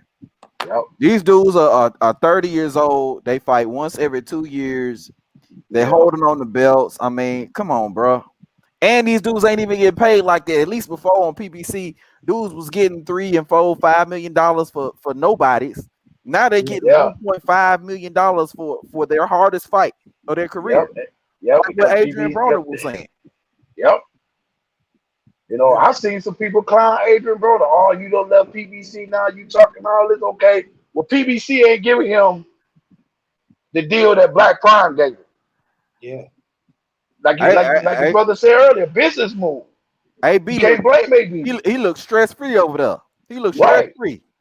Yeah, he's smiling more. The way he talks with more confidence now. Like yeah, this is the AB I'm kind of used to seeing. You know, like me seeing a mature AB because he been in the game for a minute. He knows the ups and downs. So now he's in a comfortable place where he can speak freely and not need to worry about nobody fucking with him. I don't have the Al Haymon chokehold around my neck. So Exactly. So, you know, it ain't if I say something, am I violating my NDA disclosure that I had to sign with PBC? You feel what I'm saying? Hey, that nigga AB said, well, first of all, they got to get if they want fights, they got to get a real promoter. Did y'all hear that, man? Yeah. They got to get a real promoter. So Al ain't no real promoter. So he's just an advisor. He's just an advisor. But that's the dude that's supposed to be making these fights happen. Like you said, brother, what? Every 18 months, every 2 years? Come on, man. These dudes got families. You know what I mean? You got people depending on you, and I'm only fighting once every. I don't know, King Dave, if you heard of this. I seen this about 2 or 3 months ago on I can't remember the guy's name. It's on YouTube, where he put up a post where it was showing in the PBC contract. They say if you win the title, it could be WBA, WBC, IBF, whatever. When you win that belt, your contract is automatically extended 2 years. Oh, god damn. I don't know. This is something I've seen now. So I'm like, so wait a minute. If I'm with PBC and I would say I go fight somebody at top rank and win a belt, my contract is automatically extended? Oh, hell, y'all. You know what, bro? It was a part of the show. It was a part of the show that I didn't even get to, bro. I skipped a whole little part. Hold on, y'all. Wait a second. We're gonna fuck around. We're gonna do it right now. We're gonna do it right now, bro. I got you. But that's that shit Wilder talking about. That niggas got fucked up contract deals where they stuck. Yeah. You feel what I'm saying? And he's like your favorite fighter, the fighter you think is making all this money. They not. They just stuck in fucked up contracts. Right. And can't do nothing about it. I said, this is what you get for allowing a concept promoter to run a boxing organization. This is what you get. Yeah. All day. Al Haymon a hard to grab. All day. You seen how he tried to fuck up Mary J. Blige's career? Yeah. Where she had to bounce on him, get away from him and Diddy, where she can start making some real money. You feel what I'm saying? So Man, that shit's sad, bro. the thing is, man, you got one dude that knows how to play on where you from in a contract negotiation. So you're negotiating against your better judgment, and you're negotiating in good faith, thinking that this dude got your back because he came from where you came from. He recognizes who you are. Right. What did Biggie Small say back in the day? He had to get a lawyer to watch the lawyer that he already had. Exactly. I couldn't get myself tied up in nothing like that, man. It's too much stress for me. You know what I mean? More money, more problems. Yeah, right. Agreed. All right, real quick, man. My guy D Luckett done made it in the building, man. My guy D Luckett, man. What's on your mind, D? Not too much. Just listening in right now, man. You know, kind of had to walk away for a minute, but I'm back now. So. Oh yeah, man. That's all good, man. Appreciate you for sliding on through, man, as usual, man. Yes, sir. What you think about the topic at hand, man? You think Errol Spence on the wrong side of the street? I mean, it's starting to seem that way because I was talking about how Bomac is very, very aggressive as a coach when it comes to making fights happen and things like when it comes to him fighting Spence, right? Crawford fighting Spence. But I'm not getting that same energy from Derrick James. Like a good coach also knows if their fighter is good enough to fight a guy or to beat a guy. You know what I'm saying? I don't think Derrick James has the confidence in Spence to beat Crawford. So I feel like he ain't the best coach, in my opinion, when it comes to that part. Because, you know what I'm saying? Like, I mean, I get it. Crawford is a guy that you can get your ass whooped against. So I feel like the team that Spence is on is they're talking about everything else, everything other than making the fight. So I definitely think he's on the wrong side of the street. The wrong side of the street. Yes, sir. Hey, man. Spence But look what we going to do shit. to dive a little bit further into that, man. I'm going to play a video, bro. I meant to actually do this as a part of the live, bro, but I completely forgot about this shit, bro. So here's what we're going to do. We're going to listen to this video. It's by Barbershop Conversations, man. You know what I mean? Fred. It's by Barbershop. Salute Barbershop Fred. Conversations, man. You know what I mean? He put this video together, and I think it's really interesting as it pertains to the topic at hand as to whether or not Errol Spence is on the wrong side of the street or not. But let's go on. Can y'all see it? Oh, yeah, we got you. All right. Cool. Yes, sir. All right, let's take a listen to what he's talking about. Let me skip the first part because, you know, the first part of the whole goddamn commercial. Yeah, goddamn commercial. I ain't trying to see all that. Okay, here we go. All right. And I only give the information, man. And this is an exhibit from his court case with Bob Arum and Golden Boy. And so you guys. So this man right now is going over an Al Haymon contract right now. Okay, so here we go. I'm going to read it to you word for word so you can get an understanding. Then I'll break it down real quick. But we're doing a lot of talking on the internet without primary documents or sources. As you guys can see, it's stamped at the bottom of the top page. It's stamped by the court. But let's read this. The effective date and continuing duration of the term. Whoever that is, can you mute your audio? Whoever that is. I might have got some females running through. I ain't mad at All in my bad, King David. I ain't mad. My bad. No, this is the missus and my daughters, man. Oh, okay. Now, yeah, go ahead.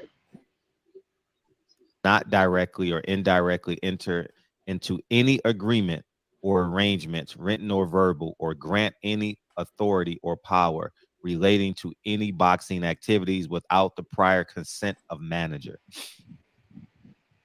Advisor. So that means they can't do nothing without Al Haymon. Al Haymon is not an advisor. He's a manager. Okay. This is his contract. Do we understand? All right. Without limiting the foregoing during the term, fighter agrees to only render services and grant rights in connection with boxing activities solely and exclusively for manager and agrees not to circumvent managers' rights, duties, and opportunities hereunder, and will not take part in or negotiate for any professional boxing bouts, contests, or any exhibitions or other endorsement, sponsorships, and personal appearances. That means you can't go to the club. That means you can't get a Nike deal without Al Haymon involvement. Wow. In your That pocket. means you can't Wow. do a speaking engagement at a school if you're getting paid if he wanted to enforce it. Wow. So you're This selling your is soul. a Jewish deal. This is a 360 deal, y'all. Yeah, selling your All right. soul. And I'm gonna give my experience. That's that wild If the during fuck deal. Y'all hear that, bro? Yeah. That's like a record. That's like a record contract. That's the kind But of I thought deals they was doing all that bad boy. Yeah, Bud is the top ranked Toby. Yeah, Top ranked Toby just made $10 million though. Top ranked Toby just made $10 million. Top ranked Toby made $10 million, and guess what? Whatever he want to do, he could do it, and he ain't got to pay nobody no percentage of nothing. And beholden to no advisor / manager. Sound like these dudes can't even get no pussy without Al Haymon. That's what it sound like. Al Haymon got to pick out the hole. Nah, It sound like the shit that Bud was doing. They talking about the shit Bud was doing like they were doing it. And the shit they doing, the shit they going through, they trying to seem like Bud going through the shit they going through. So these motherfuckers flip-flop the shit.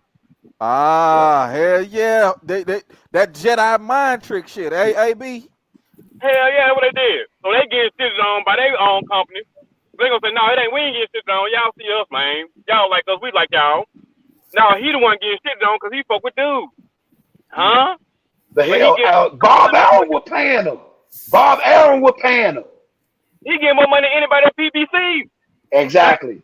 Wilder. That shit crazy, bro. them cats at PBC basically signed a standard record contract.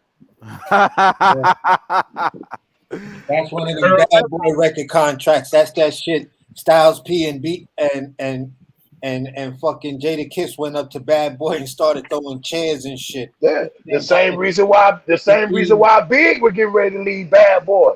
Bad contract. Yeah, because you can't speak, you can't do shit without Bad Boy getting a penny off of it.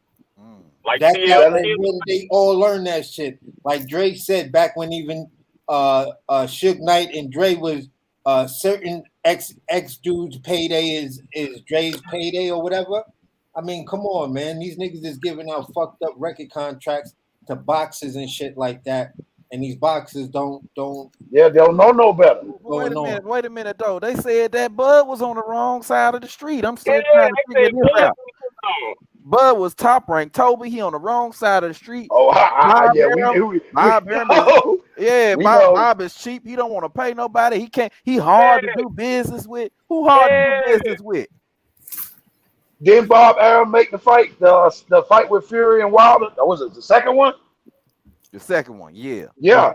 He made that fight. When Bud was fighting at 140, most of the fighters, if I'm not mistaken, when Bud fought at 140 were PBC fighters. If I'm not mistaken, Molina, who else? Darijan. Who else? I'm trying to think. It's These like one guys or two. don't care about. They care too much about. Yeah, right. But I'm saying, if they could make the fights with Bud at 140 when he was at top rank, why couldn't they make this fight at 147 at top rank? Which is the When he went top rank. That should be easier to make. Yeah. You're right. Wilder said it. He said Bob pretty much give you whatever the fighter want. It's up with it's up to the fighters. The fighter got to tell Bob what they want, and Bob will pretty much give it to you. He'll advise you, but he'll still give you what you want. Right. That's the thing. That's the whole part of negotiation. Mm-hmm. This dude turned down a hypothetical $100 million contract. Hypothetical, he turned that down. Well, now we know why. The nigga can't pee. Crazy. He can't pee without Al Haymon. That right there tells me that you don't want to fight. When you can make you can say hypothetically you want to take $100 million. Hypothetically, I wouldn't even take it. If without Al, I won't take it. We like this. What, nigga? What? No, me and nobody ain't like nothing when it comes to $100 million. Right, straight duck move. Off That rip. ain't business. That ain't good business. That ducking. Salute to my guy, Knockout Boxing 86 TV in the building, and my guy D-Ray Promotions in the building, man. Salute to y'all. Drop that link for you, Knockout, and y'all be sure to subscribe to my guy channel, Knockout Boxing 86 TV on YouTube, man. But y'all go ahead with y'all was saying. I was just saying, what kind of good business is that when you turn down $100 million? That ain't no hypothetical. Hypothetical now. Don't forget. That's sad. He said hypothetically no. That's what I'm trying to figure out. But I know for a fact he turned down 50. He damn turned down 25. What about the back end? Come on, bro. What the fuck? And you was gonna get back in. You didn't hear Adrian Broner say that they was gonna get 40% of the back end of the pay-per-view split. Exactly. And that takes time to get that. You don't even get paid right away. You're getting $25 million before you even get in the ring.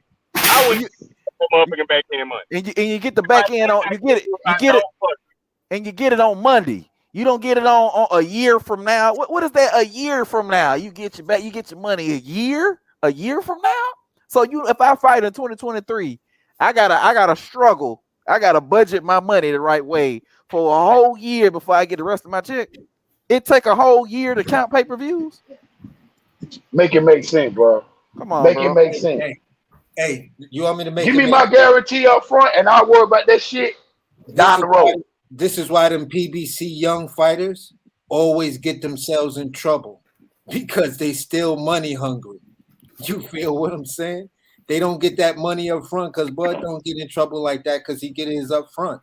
If they paid these young niggas they money up front, trust me, them PBC young fighters wouldn't have half the shit going on that they have going on. With them I wonder if they will fight more too. Just think about it.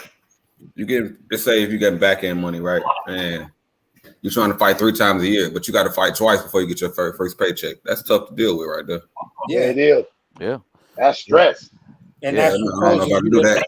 Hey y'all, but hold on a second, man. We got the wrong element.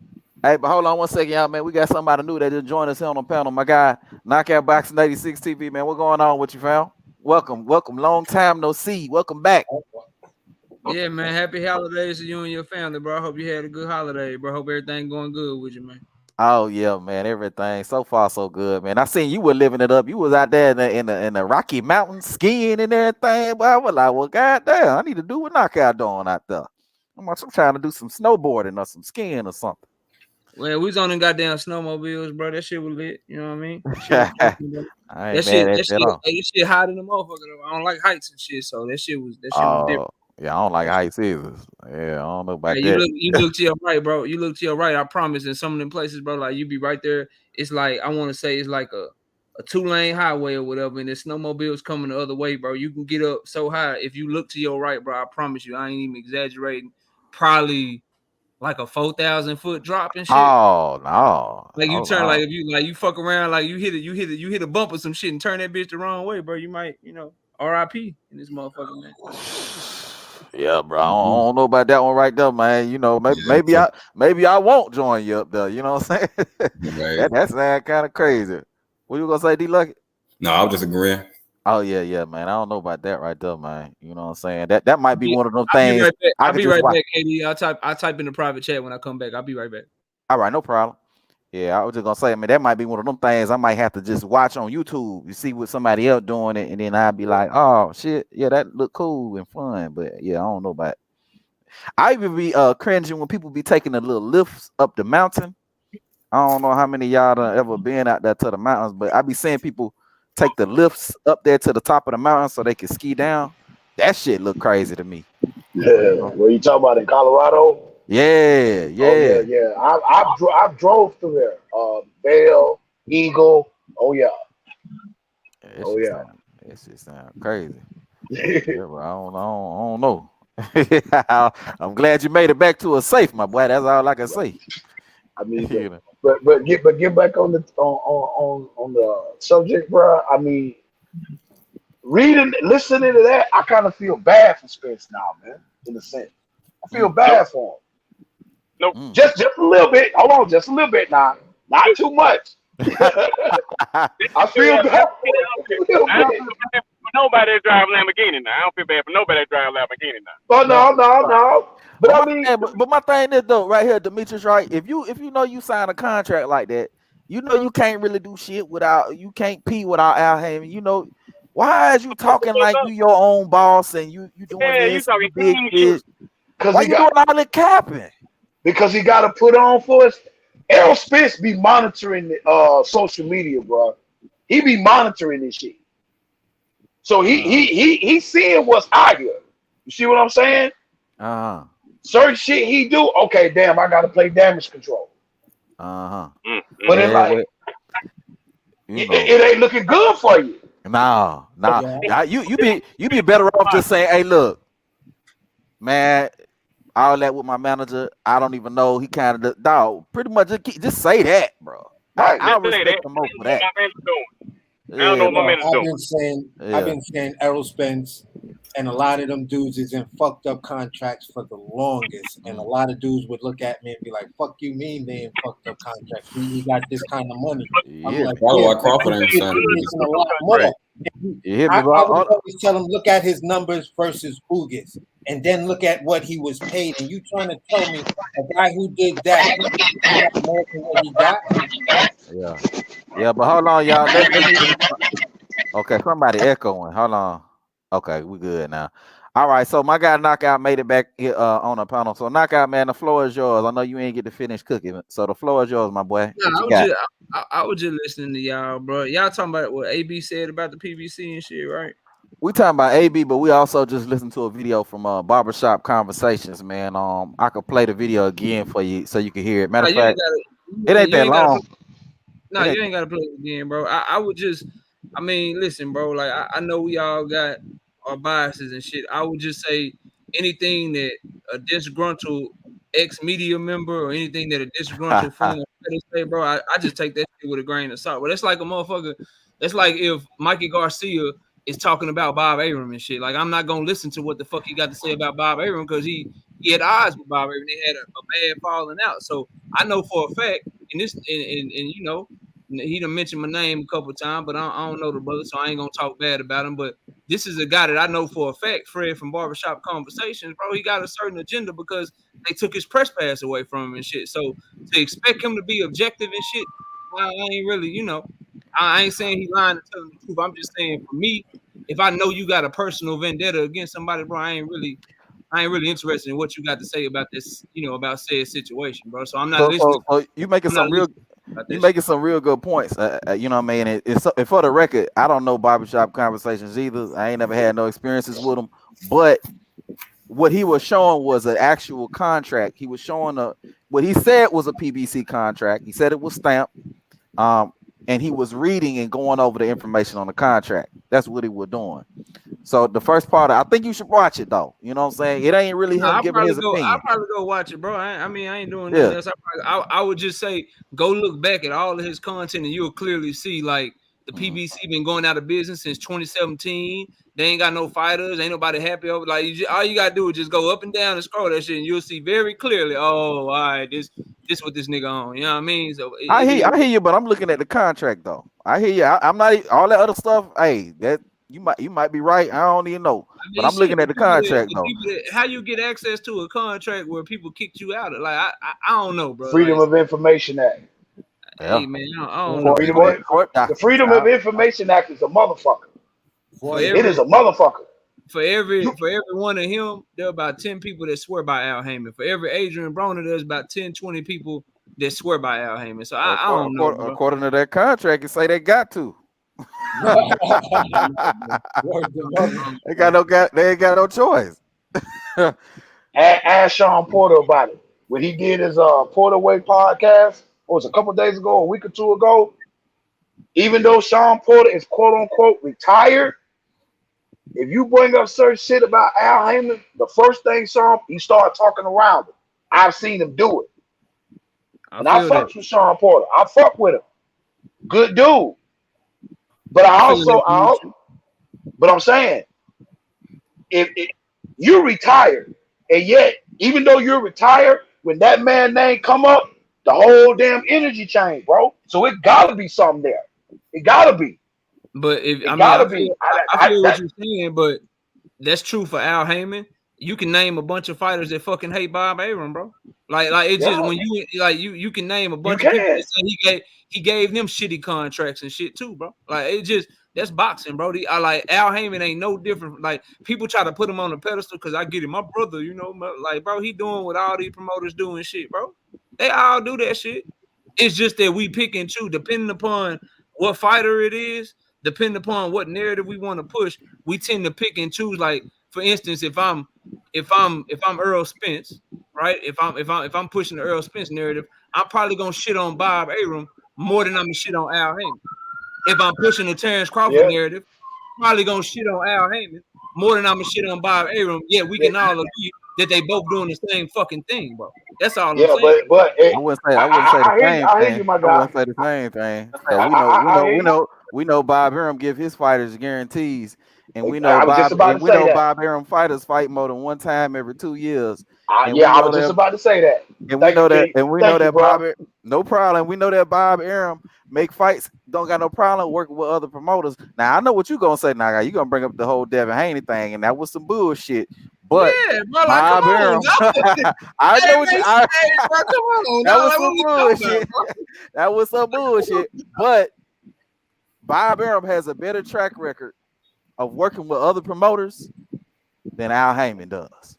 And I can say that with the most confidence. He also been around a lot longer. Like you said, We could even talk about the time span that we dealing with. We could talk about the last 5 years.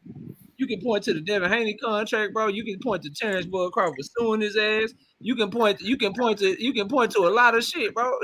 Like, But Devin signed that contract though. He signed it, but he gambled on himself. He gambled, and look where he at now. Look where he at now. And Devin still got his highest guarantee. He still got his highest guarantee in that Cambodia fight too. No, the rematch. He made like $4 million fighting JoJo or something, bro. That's the most money he made. I thought.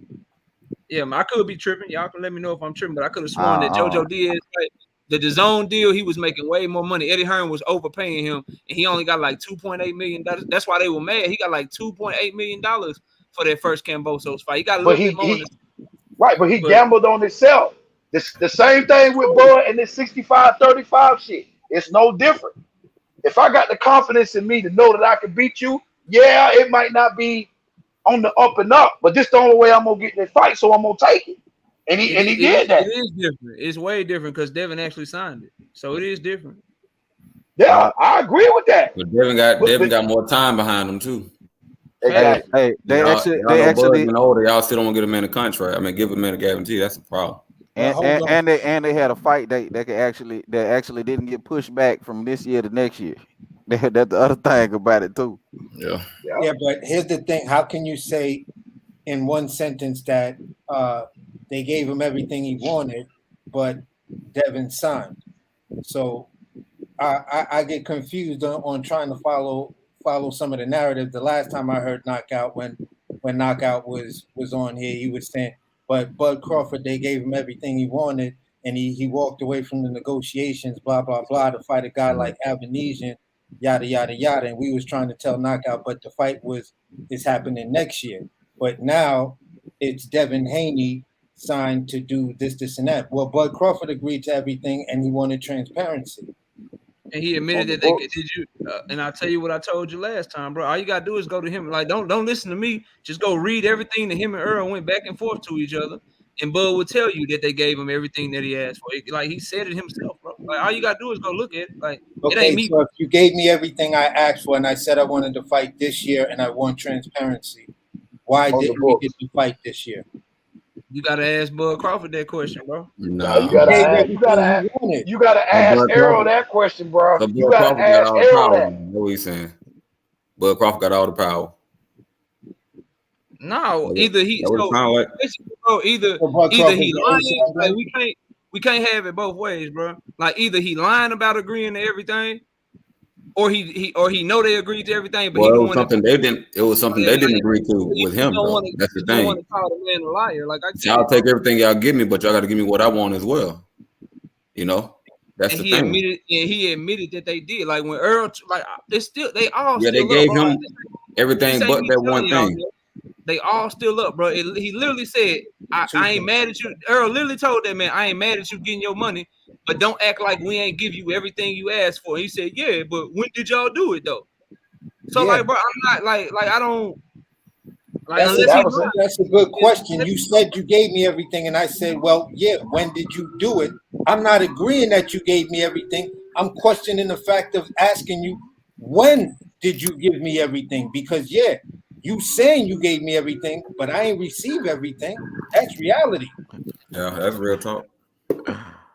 Also too, we know that ain't give Bud everything because Bud said he wanted to fight this year and they couldn't do that. Exactly. But why? But see, and that's where we'll go back and forth with debating shit because it's Earl's claim that he's the one that kept holding the shit up, and it's Bud's claim that Earl kept holding the shit up. Like they both. We could talk about that because how you claiming that Bud holding everything up and you ready to fight in November, but you in Disney World with your kids. I mean, you probably took a vacation from camp, bro. People go on vacation all In the time. the middle of, Was he not? Was he not traveling around when he was in shape too? You got to fight. Wait. Well, you got to camp. You got to fight next month, and you in Disney World during camp. Something ain't right. Yeah.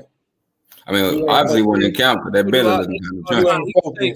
He can take Derek James. He can take Derek in the ring with Bud after coming from Disney World in the middle of camp. And my thing is too, I haven't seen. You better not be in camp. You better not be at Disney World. You in boxing camp if you a fighter. But if I'm in shape and I know that the other person ain't trying to fight yet, am I just supposed to sit down everywhere? Like he ain't fight. Being in shape is more than physical. It's also mental too. So, and you preparing for the biggest fight of your life, but you in Disney World. You're not fighting Carlos Ocampo or Phil LaGreco. You fighting Bud Crawford in the month before you're supposed to be in camp in Disney World. Maybe it's dumb. Maybe Bud would have took advantage of it. We'll never know. But if you ain't got no fight time, and you know the other party ain't signed yet, bro. Like what I'm supposed to do? Just sit around all day waiting on you? So you weren't playing no fight. But exactly. So he must have knew that there was no fight. You in Disney World because you weren't playing no fight. Hold on. Somebody echo. Somebody echoing bad, bro. AB. It's me? Yeah, that's you. That would be like, okay. Oh, that might be you. No, it ain't me. Oh. It's me. Yeah, it ain't me because I'm outside, so I was muted the first time. I don't know. Oh, there you go. Something saying somebody muted. That might be AC, that might be you, AC. Yeah, that's AC. Oh, AC. I thought you said AB. Oh, hey. He good over. He clear as hell. Oh, that's not AC. Now I hear it again. Okay. You hear it again. Damn, is it me? Is it? Say it ain't me because I'm talking right now. Is it me? Is it AB? Is it me? I think it's me. Hold on. Let me come out and come back in. Hold on, y'all. I got him.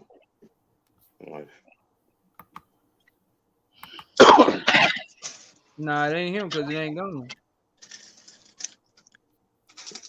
Check. Yo. Check. I don't hear it. Is it me? I don't hear it. I still kind of hear it. It's not when you talk. It's when somebody talk back to you.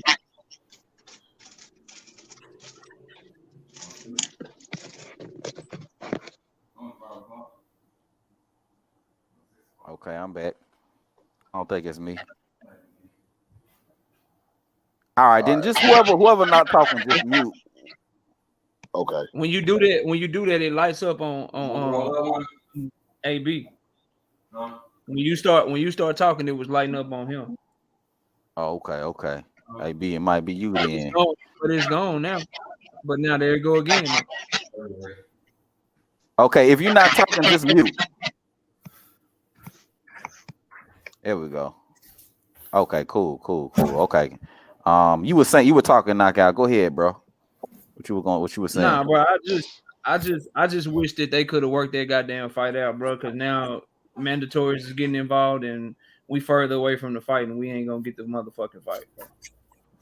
That's really all. That's really all it Yeah, is, bro. I agree with that. To me, this fight should have happened 3-4 years ago. Me personally, this fight should have been happened. Whether it's negotiations, wrong side of the street, or whatever, this fight should have been happened already. We should be on a damn trilogy at that point. This shit ain't gonna. It's further from happening because now mandatory is getting called people, and then if it do happen, they ain't gonna be the best versions of themselves and shit. So But I mean, I hear you knock out. But here's the thing, y'all hold on for a second. You do know that undisputed trumps mandatory, right? So if one side quit BSing and go ahead and sit down and come to an agreement and make this fight, them damn mandatories will get pushed to the side. I agree with that, but that trust shit, bro. Like at the Yeah, end, we ain't in the room and shit, bro. So we don't know. But I do know that based on what you hear Steven Espinoza say and the tweets that he's liking and what you hear Errol and shit say, for whatever reason, they feel like they was blindsided by his fight announcement, and for whatever reason, Bud Crawford feel like he right. but So you didn't have a contract though. That's the thing. I can negotiate with you all day on something. Until them signatures are signed on that contract, it's still negotiating. It's still I ain't saying negotiating. I agree with that. I'm just saying it's gonna be Right, harder. I hear you. I hear what you're saying. It's gonna be harder for the fight to be made now because they like for whatever Terrence Crawford was saying. He feel played, right? He's saying he felt played. They didn't treat him right. Blah blah blah. Whatever. Errol Spence and his side, they feel played too. They feel like he wasn't up front with them. Didn't tell him he had some other shit going on. It's gonna be harder for that shit. But I mean, what are you supposed to do, bro? What are you supposed to do? If I say I want to fight this year, I want to fight this year. If I'm negotiating with you and we at a stalemate, and somebody else say, "Hey man, look, we know what you're trying to do. We got a new boxing organization coming up. We willing to give you X amount of dollars for a one fight deal." What you gonna do? You gonna sit around and still try to negotiate, not getting no ring time? All you doing is training. What are you gonna do? You gonna take option? You gonna take option A? Hold on. Are you going to take option A, which is to sit around, not fight, still trying to negotiate this shit, or are you gonna say, okay, I'm gonna go make this money right quick. Soon as I do, we gonna come back and redo this again? I'll never knock a man for getting the money, bro. That's just me.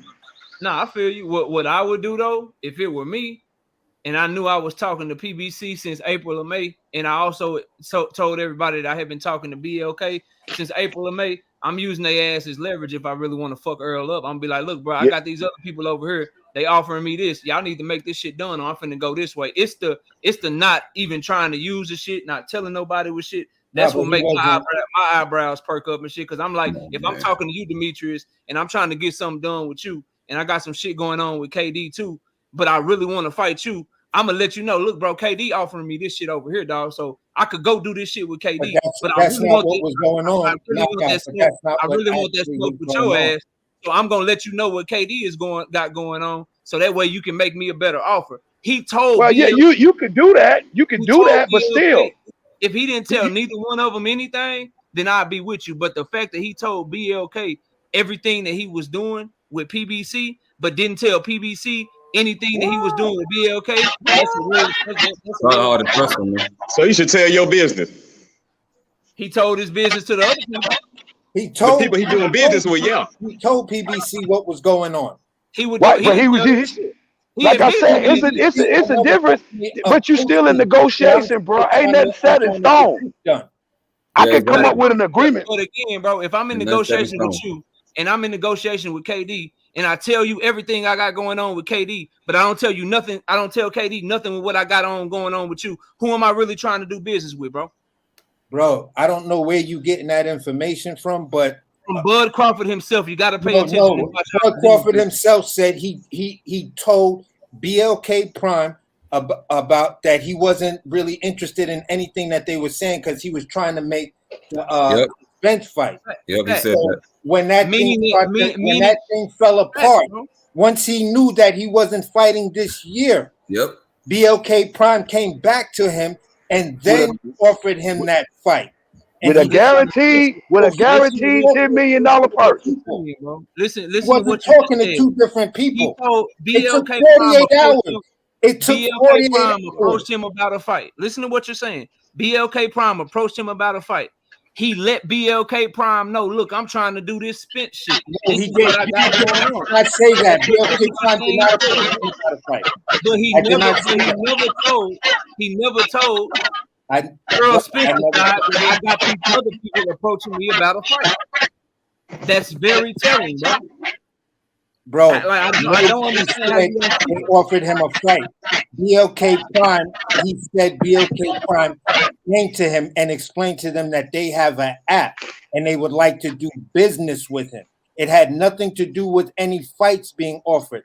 No, come on. Now, if they want to do business with Bud Crawford, what kind of business they trying to do with Bud Crawford, bro? Stop, bro. Stop. The Abenesian fight. I want to do The business with Abenesian him on the app. What they want to do with Bud Crawford? They want to go make. I They can't want to go introduce start a myself. cupcake business or some shit. I can't introduce They myself. reach out to Bud Crawford to do business, but it's not about a I fight. can't Stop, introduce myself that shit, without bro. offering Stop. something. I can't introduce Stop, myself as a company without offering something. That's the point that that's If that's you're what a company that's introducing yourself to a fighter and you're saying we want to do business with you, what are you trying to do with that fighter, bro? They trying to go do a eventually basketball do game or business something, with bro? him once he sees the relationship. Once he sees our relationship is good. If you're Right, doing bro. business with somebody on $1 million scale, you have to build a working relationship and a personal relationship first. To know that guys, you're right. Exactly. You gotta have some kind of understanding. Him because you want to make a fight with him, bro. All of that Yeah, shit but is true. so that doesn't mean it happened Because you right want him then to and play there on your when you platform. claiming.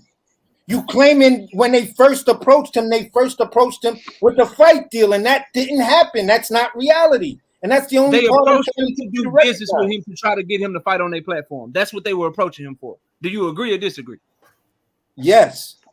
Okay, then. So what we talking So it about? doesn't matter when he signed to fight on the platform.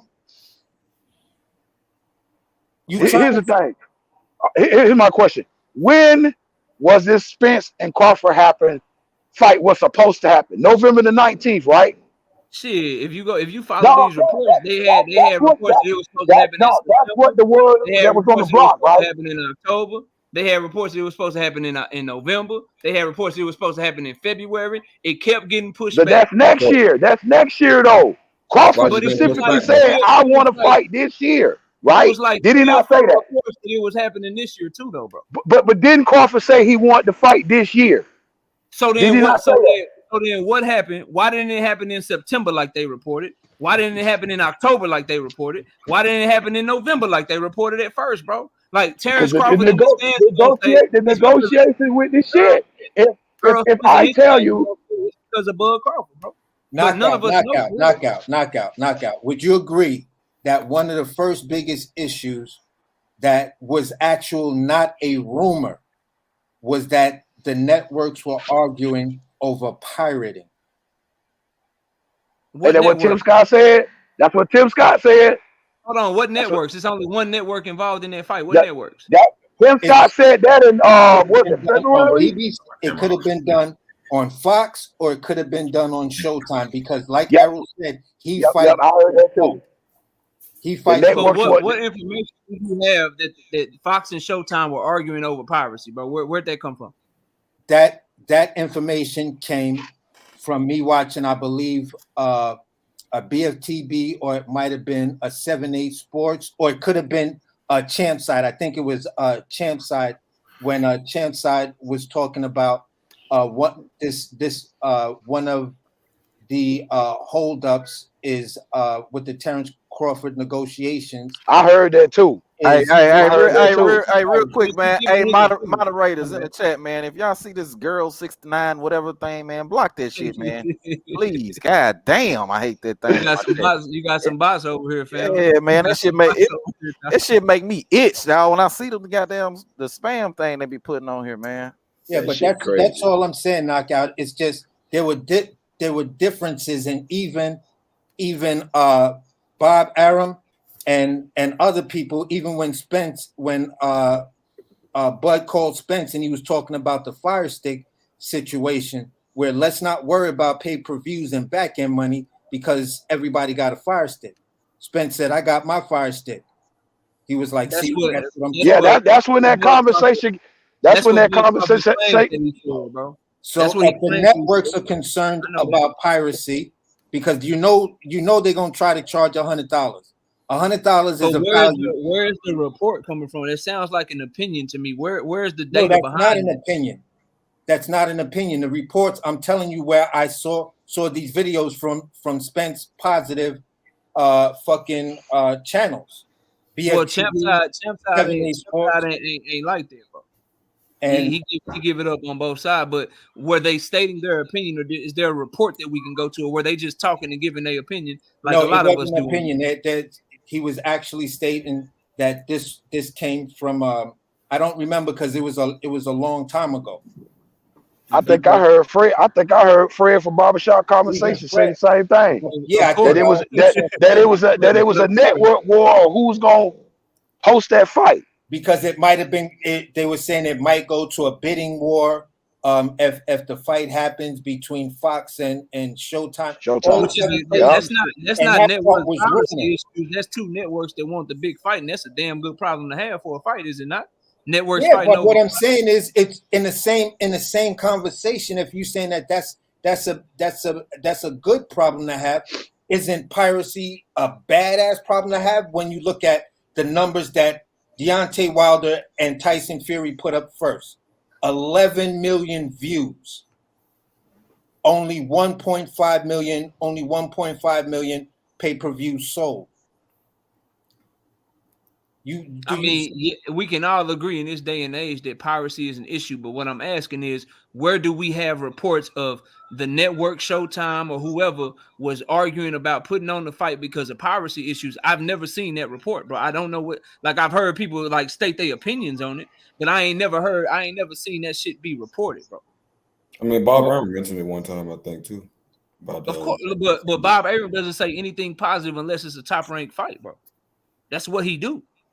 That's like expecting Eddie Hearn to speak positive about anything that's not related to I Matchroom. think it might have been, if you go back, I think it's during Wilder's fight. With Helena's? Espinoza, no, the third fight. Oh, the third fight. Okay. I think The joint pay-per-view between ESPN and PBC. That one? Yeah, That's and right. Espinoza was asked when they was outside about a future Terrence Crawford and Errol Spence fight, and he was like, at this particular point, I think Espinoza said this at that fight, but I know he said it on an outside interview. He was like, at this particular point, one of our biggest concerns is actual piracy, because of what we want to charge for the fight, so everyone gets paid. So this way, when it comes down, that's when he said it. If you look at the extended version of when Espinoza is telling everybody they need to calm the fuck down, and when he was talking about the percentage splits, when he was talking about the 51% or the 50-50 fight, or it would be really, really close, it came out of Espinoza's mouth, and then there were several videos just for like a 24-hour cycle about piracy. Yep. I remember that. I remember that. Yeah, one of our biggest concerns could be piracy in producing the numbers that we want to see. He's talking in general or about the Terrence Crawford and Errol Spence fight? He was talking about the Terrence Crawford and Errol Spence fight. It was a question that was asked about what he thought the numbers would do, what the pay-per-view numbers would do to justify a 50-50 split. Okay. And he said that thing could be the one thing that makes it difficult in the negotiations when we're trying to come as close as we want to come to with a 50-50 split. But then they went into negotiations in 2022, right? Yeah. So, I mean, that could be a concern, but they tried to make the fight. Yeah, but the point I was saying was that was a concern. That could have been a holdup. I never said it was. I just asked the question, do you think could it have been a holdup, the fact that they're concerned about piracy? Oh, I got you. No, I don't think so, because if they was that concerned about piracy, why the fuck we get Keith Thurman versus Mario Barrios on pay-per-view? Because Keith Thurman and Mario Barrios are not Errol Spence. When nobody gonna really buy that fight like that, man. You know what I'm saying? They probably have to pay much neither. Why put it on pay-per-view? Why not just free Showtime? If you're concerned about piracy. They got some money out of it. They had to pay Didn't we just watch like fucking Luis Ortiz versus Andy Ruiz on pay-per-view or some shit? Didn't we just get that fight too? Yeah, but then you have to ask yourself this: why did Jamel Charlo versus what's the name fight be free on Showtime? Because that could have been a fight that was, you know, heavily fucking pirated. This is the first unification in that weight class. So you dig what I'm saying? That's a heavily fight to be pirated. But they said, you know what, to get around it, let's just pay these guys good money. Maybe they wised up from that Keith. Yeah, that's why Bud went out. That's why Bud went out and got those two investors and came to Spence with that damn $50 million fight purse. What two investors? I mean, Bud putting in work though. He doing something. He out there trying to make good things happen. Bro, what is it? What I mean, hear my thing. What does it matter who it is? It don't matter. You got two people that were willing to put up money that Al Haymon himself wouldn't even put up. Come on, man. Do you though? Do you like how we know he wouldn't even tell them who the money was? Not for me. Shit. I'll put up more money than Al Haymon. That nigga ain't put shit up. Exactly. He ain't put $1. Not one. He get the network to do it. I mean, there was no guarantee on the table. Exactly. Because didn't Errol Spence say something about he didn't have no guarantee either? Guarantees, bro. Y'all know that, right? He was offered guaranteed money up front, but he turned them down, bro. Actually, Bud said in the interview he was never ever offered a guarantee. Offered no guarantee. They claiming that they did offer him a guarantee. Hey, bro, why would Bud go out publicly and lie, bro? I mean, he does it all the time, dog. Come on, man. He does it all the time. He lies all the time, bro. Yeah, you just choose not to believe that. This is what I want to know. So what's the source that said that he did get a guarantee? You go check out YSM Media, man. Oh my God, really?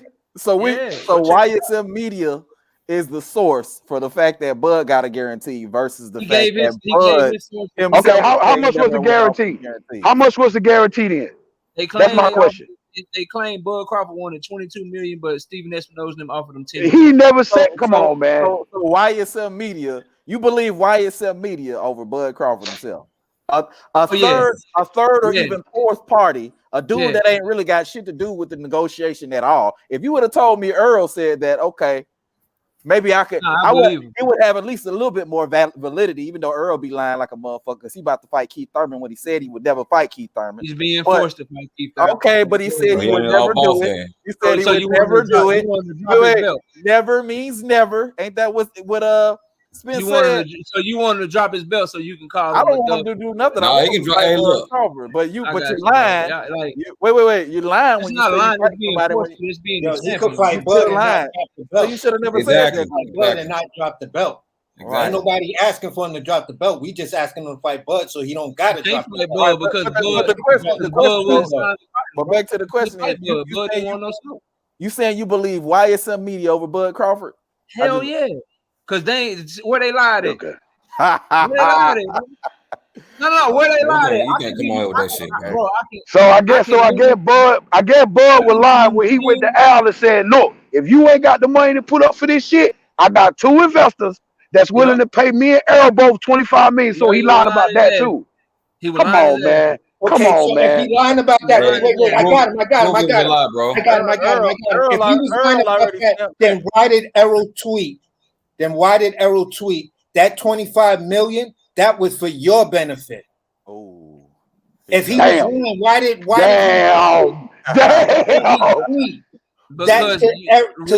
damn sure tweeted that shit. He damn sure tweeted it. Can you finish the tweet? You said it was for your benefit, not mine. Because I know what the whole thing said. I just want to see how real you are. Can you finish the tweet, please? He said it was for your benefit, not mine. Keep going. Ain't no more. Keep going on. That's it right there. No. There's more to it. I just want to see how if we paint narratives or we keeping it 100. Are you gonna be real and read the whole thing? Or do you want me? Do you want me to finish it for you? over Crawford, man. All right, then repeat. And I like YSM, but you can't. So he said all that you said, and he also said you couldn't even tell me where the money was coming from. Too much to be going on down here in the world. Too much going on down here in the world. Admitted that the money was there. If you paying me a $25 million guarantee, I wouldn't give a fuck if you dug that shit out the ground, bro. When does Errol Spence? When does Errol ever make that kind of money in a fight? I don't know what you niggas been doing in your life, but the way that we move over here, bro, I'm not just taking no money and I don't know where the fuck it's coming from. And why not? Because, bro, you say you call him Bud a criminal? Why not Call him Bud a criminal? But if it's on the up and up, when a man asks you a simple question, what's so secretive that you can't answer the question? Hey, bro, I got this $50 million for me. Okay, bet, bro. Who putting up the money? Oh shit! What conversation they could have had? I thought the first question was, what about the back end? Ain't that what Spence said? Ain't that what he said? That's what Spence said. What about the back end?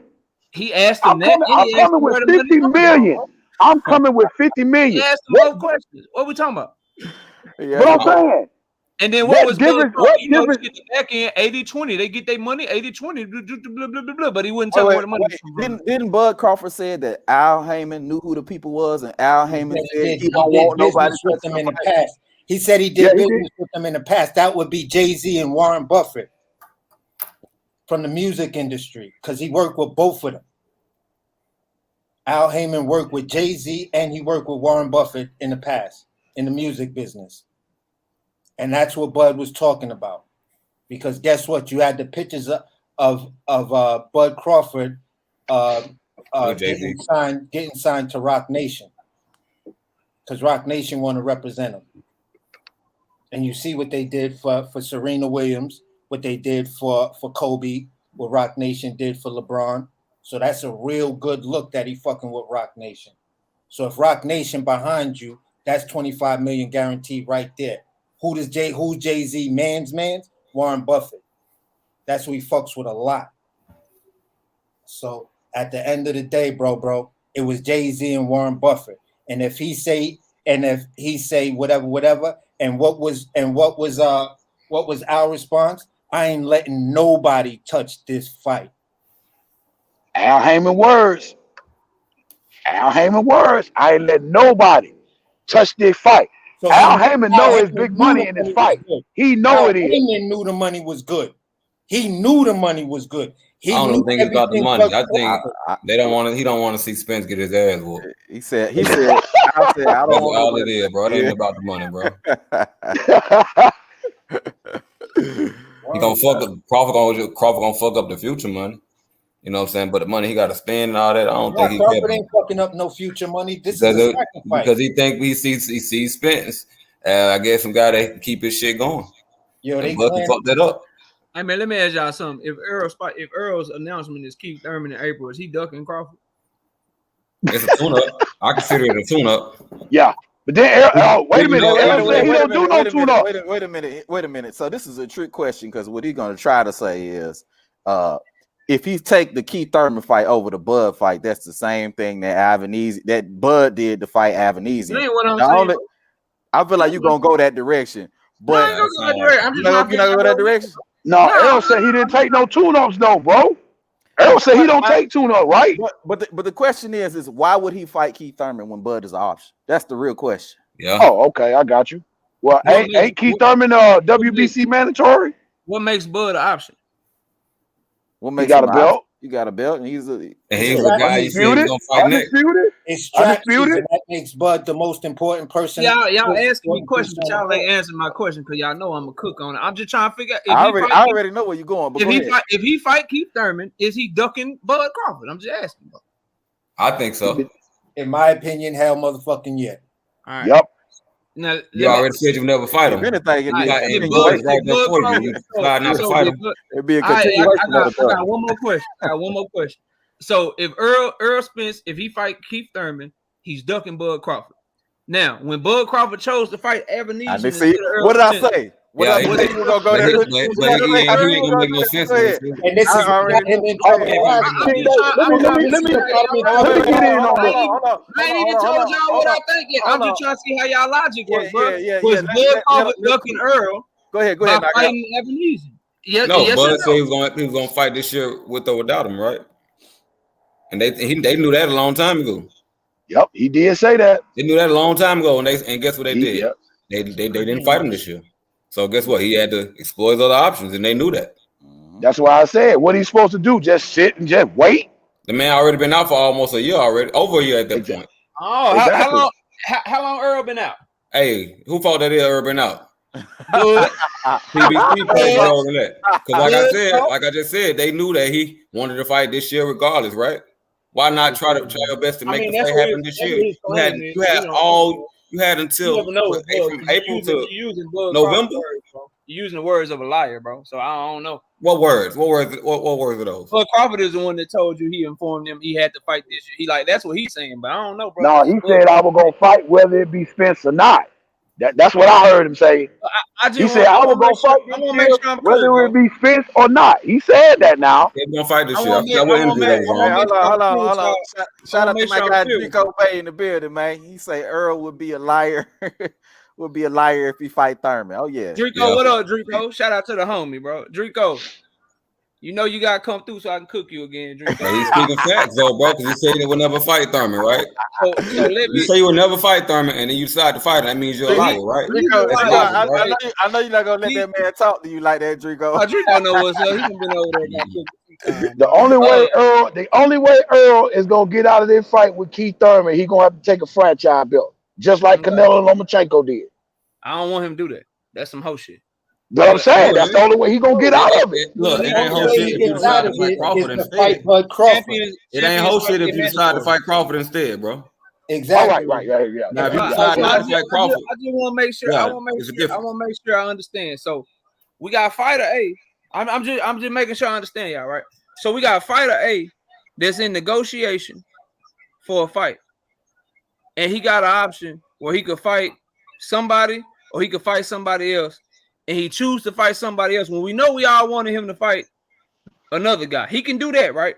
And in y'all mind, it's not a duck. So that's not a duck. But then I got another fighter who, at the WBC convention, the WBC ordered him to fight Terrence Bud Crawford after Terrence Crawford announced his David Ebenezer fight. So they wouldn't even order this man to fight Keith Thurman if Bud would have just signed to fight him in the first place. This same man goes to the WBA and says, look, bro, they ordered me to fight fucking Keith Thurman. I don't want to fight him. But shit, if I fight him, are y'all gonna strip me? WBA says, nah, we ain't gonna strip you if you fight him.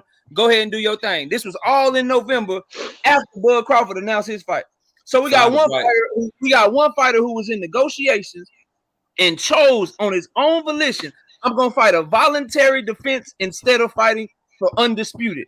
We got another fighter who is being mandated to fight somebody. And we want to call the fighter that's being mandated to fight somebody the duck, but the dude that chose to fight the voluntary fight is not a fucking duck. Furthermore, bro, we just told you, bro. You know that's going to happen this year, bro. Furthermore, what you don't want to talk about is that wouldn't be no need to spin no block. Wouldn't be no need for no motherfucker to renegotiate. Wouldn't be no need for that if he would have just signed to fight him in the first place. But y'all don't want to talk about that. But what kind of contract was that, bro? Fight for free, then pay 6 months later. You can't make that argument. Hey, wait. I got the greatest question ever. Sign to fight him when? Whenever they make it. Oh, so you don't know. So it could have been 2028, and you don't know. Floyd already said the fight wouldn't happen. Okay, that's cool. Right now, if it was this year, why couldn't he do what Tank did? Why couldn't he just sign to fight him since they agreed to everything? He agreed to everything. Sign to fight him and say, "Yo, I'm gonna take a tune-up in the meantime." Why couldn't he do that? Why did he have to pull away from the table altogether to take the Ebenezer fight? Wait. Who told you he pulled away from the fight altogether? Where did you get that news at? Literally, that's what he did. That's not what he did. He also said he's gonna fight Spence after he fought Ebenezer. Exactly. He said, "I'm finna fight this fight, and then afterwards we gonna get right back there. We gonna knock Errol Spence." Afterwards, we can go back to the drawing board Let's Knockout. renegotiate. That's the same thing, bro. Knockout. Let's Errol why they gotta dropped a renegotiate? new strap season shirt If he after didn't pull the away, why they gotta Avenesian fight, renegotiate? or right before the Avenesian fight, he He dropped did it the the day of the new fight. strap season shirt, Facts. He did it the day of the saying fight. that he's ready to Very spin the block with himself holding the phone. Bud Crawford knocks out Avenesian, and he says, "All right, if you still ready, let's spin. Let me spin the block, and I'll pick you up and drop you off right where you standing." So now, why won't you hold Terrence Crawford accountable for making him spin the block in the first fucking place? Why not just sign the fight? So that means you're not well, holding Hey, but I still don't have a date. Sign the Why fight won't I for when? So hold on. Why won't I hold Errol Spence accountable like for for when 3 Errol fucking Spence months said they he was was fighting. fighting? Wait. Let him finish. AC, what you saying? Knockout. Bro, it was literally reported that they were waiting for was him to sign the contract. They had dates and venues. You had Imantas Stanionis come out and say, I was supposed to fight on the undercard on November 19th. That shit got pushed back because Bud wouldn't sign it, bro. Like Okay. he literally let you know me and Jerome Bootennis was in the co-main event for November 19th. Everything was done, but my fight date got pushed back because Spence and Bud fell through. This Okay. man had multiple dates, bro. He wouldn't sign shit, bro. Okay. So you gonna fight Bud in November 19th, and again we're gonna go back here, but you in Disney World in the end of October. Because not even in training camp. And Not then, even in training camp. And then wait a minute. By the end of October, he's at Disney World because you can't have a camp in 2 or 3 weeks, y'all. The man didn't sign shit, so he knew it wasn't happening on November 19th no more. Bud stay in the gym, bro. Bud stay in the gym. That's not. I get it. You want to kick it with your family and all that, bro. But if you really serious about that fight, you're supposed to be in that gym training. So hold on. So this is what I'm trying to get. This is what I'm trying to get. When was it known that the fight wasn't happening? Shit, probably by October. Like they want 2 or 3 months. They want to do a whole fucking press tour. They told y'all what they want to do. They want to go city to city doing a press tour. They want to be able to build up the fight, meaning the fight needs to be signed 2 or 3 months in advance before the fight date. So by like mid-September, they probably knew they wasn't fighting on November 19th because he hadn't signed shit by mid-September. So what's wrong with going on vacation if you know you ain't got that fight date no more, bro? But didn't Bud say that he got the first draft in August? And then they sent the second draft 2 weeks before Bud even put out the little thing. That he signed. Clean the language up on the contract. Remember the transparency? Yeah. Earl said he sent out that last draft 2 weeks before that live. Before Earl he went live with that information. Earl said that he was asking for shit that they had already agreed to on the August 24th draft. That's what he said, bro. But they went back and they cleaned up the language. I remember them talking about that. They had to go back and Bud's lawyers. Earl said you was stalling because you had that BLK shit that you was working on. That's what his claim is. Y'all telling me about all the Terrence Bud Crawford's claims. I'm telling you about all the Errol Spence claims. Let's just all back up and let's just be fucking boxing fans. At the end of the day, none of us would have this conversation if Terrence Crawford would have signed for the fight that we all fucking wanted, bro. How so? Because no one would be mad. No one would be mad, bro. If he had signed that shit and they told us the fight was in February, if he had signed that shit and they told us the fight was in March, April, May, June, July, if he had signed that shit and we knew we were getting Errol Spence and Terrence Crawford, nobody would give a fuck when the fight was. We just all be looking forward to the motherfucking fight, bro. Okay, so according to you, by October, right, they already figured out that they didn't know the fight was gonna be happening because Floyd came out and said the fight ain't happening. And then also at the same time, Earl went to Disney World. They already knew that the fight wasn't gonna happen. They knew it wasn't happening because Bud hadn't signed shit, bro. Okay, so even though Bud got the first draft in August, September was the deadline that they should have had the first fight done. Even though they started talking in June, and the first draft didn't get there till August. He got the first draft in August, the draft of the contract. They had been going back and forth with term sheets for months, bro.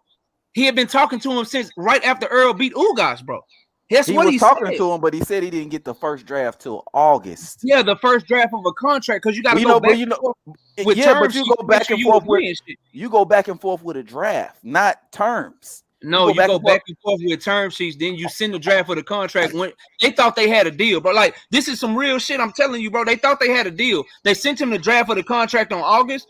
24th because they thought they had a deal and had agreed to everything. That's why they had been talking since April, bro. When he got that shit, he started asking for more changes, bro. So, Okay, are you talking about the transparency part? You talking about the transparency part? The same transparency that he is guaranteed to get via the Muhammad Ali Act. Yes. No, you're It's not. No, the you're Act. not. Al No, shut that shit down, bro. Wait, hold on. So if you guaranteed to get transparency via the Muhammad Ali Act, why did they have to revise it and send him a new draft? To try to make him happy because y'all know y'all hate when I say this. So it wasn't in there then. Exactly. If it was already just in there, dumb, bro. but hold on. If it was already in there, you wouldn't need to revise the contract. If you Bud Crawford, you would, because he's trying to do some shit that he's not qualified to do. He's not smart enough to be negotiating, bro. So you think this man don't got a lawyer that's helping him out with this stuff? I mean, He got two of them. Bud got two lawyers. Negotiating with a lawyer that he didn't even know, bro. Like, what they got to do with anything? He a lawyer. He getting paid by Bud Crawford. You don't think he gonna be able to look and see? Hey, there's no transparency on here. They need to revise this so that way. Bud didn't trust his lawyer for whatever. He didn't trust his own fucking lawyer that he hired. He went and got another one. He went and got another one. He went and got another one. That's the same thing Biggie Small did with his contract with Bad Boy. He had a lawyer. He didn't trust him. He went and got another lawyer. This nigga and his lawyer can agree to everything, have him send the draft of a contract in August, then say all of a sudden he don't trust his lawyer, and then all of a sudden hire another lawyer. But y'all know that he was also talking to BLK Prime at the same time, but y'all don't get this nigga no smoke. Bro, this shit crazy. How you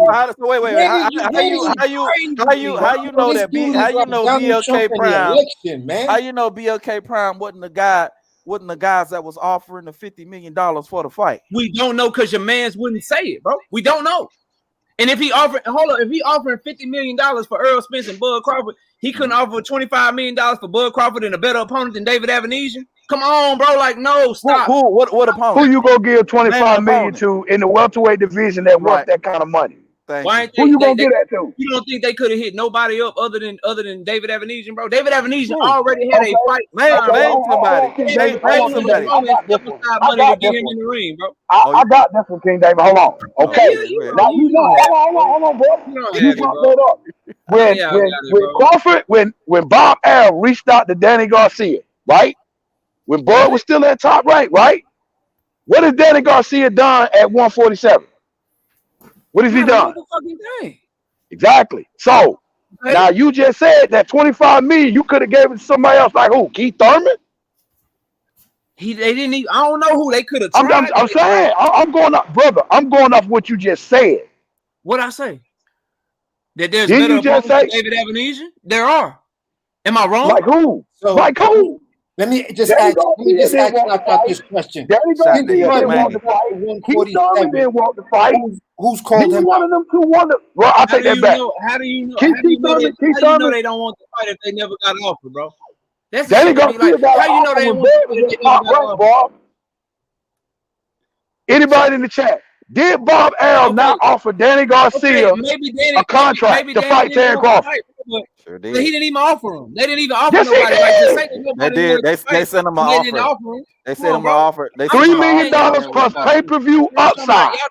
And Danny Garcia turned that shit down. It got nothing to do with the conversation we having right now. We talking about this BLK Prime shit. I'm trying to talk Hey, hold on. Let knockout. Let him defend himself. Go ahead. KD asked me. He said, "Hey, bro, BLK Prime could have been the ones that was putting up the money." I said, "I don't know because Crawford wouldn't tell us." But they didn't even try to fight anyone else. They didn't even try to make an offer to anyone else. Y'all are telling me, well, shit, back when he was at Top Rank, they tried to make an offer to Danny. What they got to do with right now, bro? How do you know that nobody else wanted to fight Bud Crawford if they didn't make any offers for anyone else, bro? They went after David Avenesian and they paid his opponent step aside money. Y'all know David Avenesian had a fight before Bud Crawford then went and got him, bro. Y'all know that shit, right? Yeah, we know that. But here's the question: you David Avenesian, right? You David Avenesian. Let's go down the whole whole WBO. Who in the WBO top 10 has called out Terrence Bud Crawford since he's been there? I don't even want to do this shit because I don't want to. Oh yeah, you don't want to do it because you don't. You know it's nobody. I'm about to give it to you, but I don't because I don't like the paint. Nobody. So I want to make it very clear that I don't want this fight. I do not want this fight. No. Let me answer your question. I promise I got you. I want to make it clear to all the Terrence Crawford fans in here. I do not want this fight. I want Errol Spence Jr. versus Terrence Bud Crawford. But Jerron Boots Ennis is ranked number 2 in the WBO, and he said he would have took that shit in a heartbeat, but nobody ever hit him up. And he's ranked number 2 in the WBO. You think they would have took a short count, though? Cap. Okay, So and you Boots could have also Boots would have took it in a heartbeat, but he pissed IBF for Earl. Boots could have also petitioned the WBO when Virgil Ortiz and Blue Blood said BLK Prime went down the whole list and asked everybody. And when they got to Avanesian said yes. They said they went down the list. Shout out to Blue Blood, bro. Shout out to Blue Blood, but he's not a partner with BLK Prime. He wants Errol Spence. Didn't Blue Blood get a check? Didn't Blue Blood get a check for that? So you calling Blue Blood alive for money? I'm saying that he is invested in BLK Prime. Yeah, so but that don't mean he got alive, but just because he invested in something. No, but it means that he ain't gonna. It's not in his best interest to be objective about it. How do you know that? When he's ejected, you don't know what kind of man he is. That he feels Errol's going to beat him.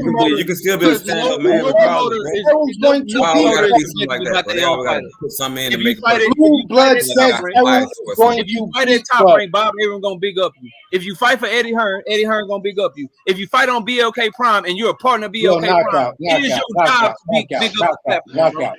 Would you agree with me? Would you agree with me? Knockout. Would you agree with me that Blue Blood said he still feels that Errol beats Crawford?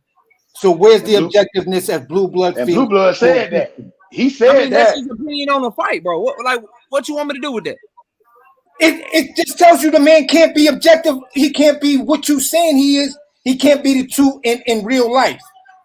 He can't be what you saying he is, and he can't be the guy that feels that, yeah, I just worked with Bud Crawford on a 1-fight deal, and I still feel Errol beats him. That's what Blue Blood said. So you think that they made an offer? So even though Terrence Bud Crawford said shit, Jerome in his name never came across my desk. Never came across my desk. But he the boss. He wasn't. So you saying you should call out a guy that can mess up the fight? When they came to no, bro, that's not what I'm saying. Y'all asked me a question. I answered the question. When y'all move goalposts and y'all want to talk about moving the goalposts. I'm trying to tell you the fact. When they came to y'all said y'all said Avanesian is already on board. So why would you tell me, AC? You asked me a question specifically. You said other than David Avanesian, who in the WBO top 10 was calling for a Bud Crawford fight. I give you the name, and then you move the goalposts and tell me who was the name? I got y'all. Jerron Boots Ennis, bro. That wasn't towards the answer. Hold on for a second. Call him out. Say what? Where's Jerron Boots Ennis ranked at in WBO? Number 2. He's number 2. Okay, now hold on. Who's at number 1? Virgil Ortiz Jr., right? Nobody. Okay, now hold on, fam. Hold on, I got you. Now, and we talked about this earlier, I think, King David, where you remember with the Sean Porter incident? Yep. Okay, now, Virgil Ortiz Jr. does not want this fight with Terrence Crawford right now. Boots, being the number 2, can say, okay, WBO, since Virgil Ortiz don't want this fight, I want to be the number 1 mandatory. And you think the WBO wouldn't have done it? They did it for Sean Porter. The WBO, I guarantee you, if Boots Ennis had to put that petition in, him and Bud would be getting ready to fight. I guarantee that. But the WBO don't play, bro. The WBO don't play that. He put in 2 petitions. He put in 2 petitions to fight Errol. Exactly. IBF. He wants to fight both of them. But why not petition the WBO? Who's going after?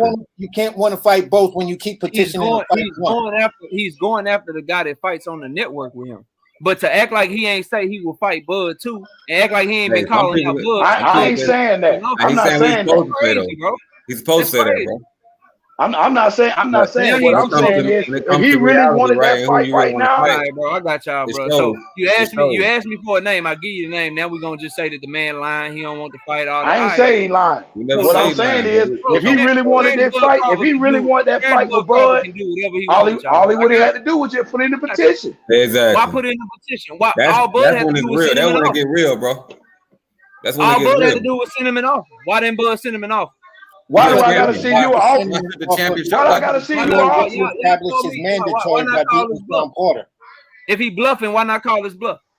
This is my thing, bro. Why should the champion call out the Jerron? Jerron's not a champion, bro. Excellent question. He shouldn't call him out. So Jerron called him out, and then okay, he sent him an offer. okay, so Hey, you calling my name? You calling my name? challenging Here who? go an offer to fight me. What's up? Jerron is challenging who, bro? Challenging who? I don't What? care about the names he's saying. He said he'll fight a lot of guys other than just Crawford and Spence. So a lot of guys he said he would fight. But who was he going after right now? He just came out and said he coming for Charlo too. But as a champion, if somebody calling you out and they right there, you like, so then that means he lying, right? Now, if you're a champion that wants undisputed and you calling out Errol instead. Hey, But he don't want hold on He real said quick. that on Obviously he do, bro. AG Leslie makes a real good point talking about how's Boots Ennis, a Showtime fighter, gonna be allowed to fight on BLK Prime? Anybody got an answer to that question? A joint promotion? Boots is signed directly to Showtime, meaning he got to fight on their network. He got a network deal. So how is he gonna fight on BLK Prime, another network? Maybe he got it. We don't know what his deal looked like. Maybe he got in his deal where he could do that. You don't know. So you got a network deal signed to a specific network. Go get a belt. But they're gonna allow you to go fight on another network. I mean, shit. That's what Ryan about to do. He got to do. Him and Golden Boy got an exclusive deal with DAZN. But guess what they about to do? They about to have to fight on fucking Showtime because they want the Tank Davis fight. My point is that he didn't send him an offer, bro. That's all I'm saying. Y'all asked me who was calling him out other than David Avenese in the top 10. But you missing the whole thing though, Knockout, because the thing is that Boots just petitioned Errol Spence to be the IBF mandatory. He had the opportunity to fight Bud. He could have petitioned Bud. If he really wanted to that's fight all Bud, I'm saying. he would have petitioned him. The WBO would have gave him that mandatory slot if Virgil Ortiz didn't want that fight. They'd have gave it to him. Didn't they give it to Sean Porter? Didn't they give it to him? They sure did. Mr. Didn't they give it to him? No, I'm hold on, King David. I'm asking Knockout. Did they not give that to Sean Porter? Yes or no? Because they had Sean Porter ranked number 1 at the WBO, but then when the negotiation with what we were talking about again earlier, when Sean Porter said that offer you made me, it's insulting and all that shit. What did the WBO do after Virgil Ortiz got put in that number 1 spot? No, I ain't ready for Terrence Crawford right now. What did they do? Okay, now we finna mandate the Sean Porter Terrence Crawford fight, and did that fight not happen?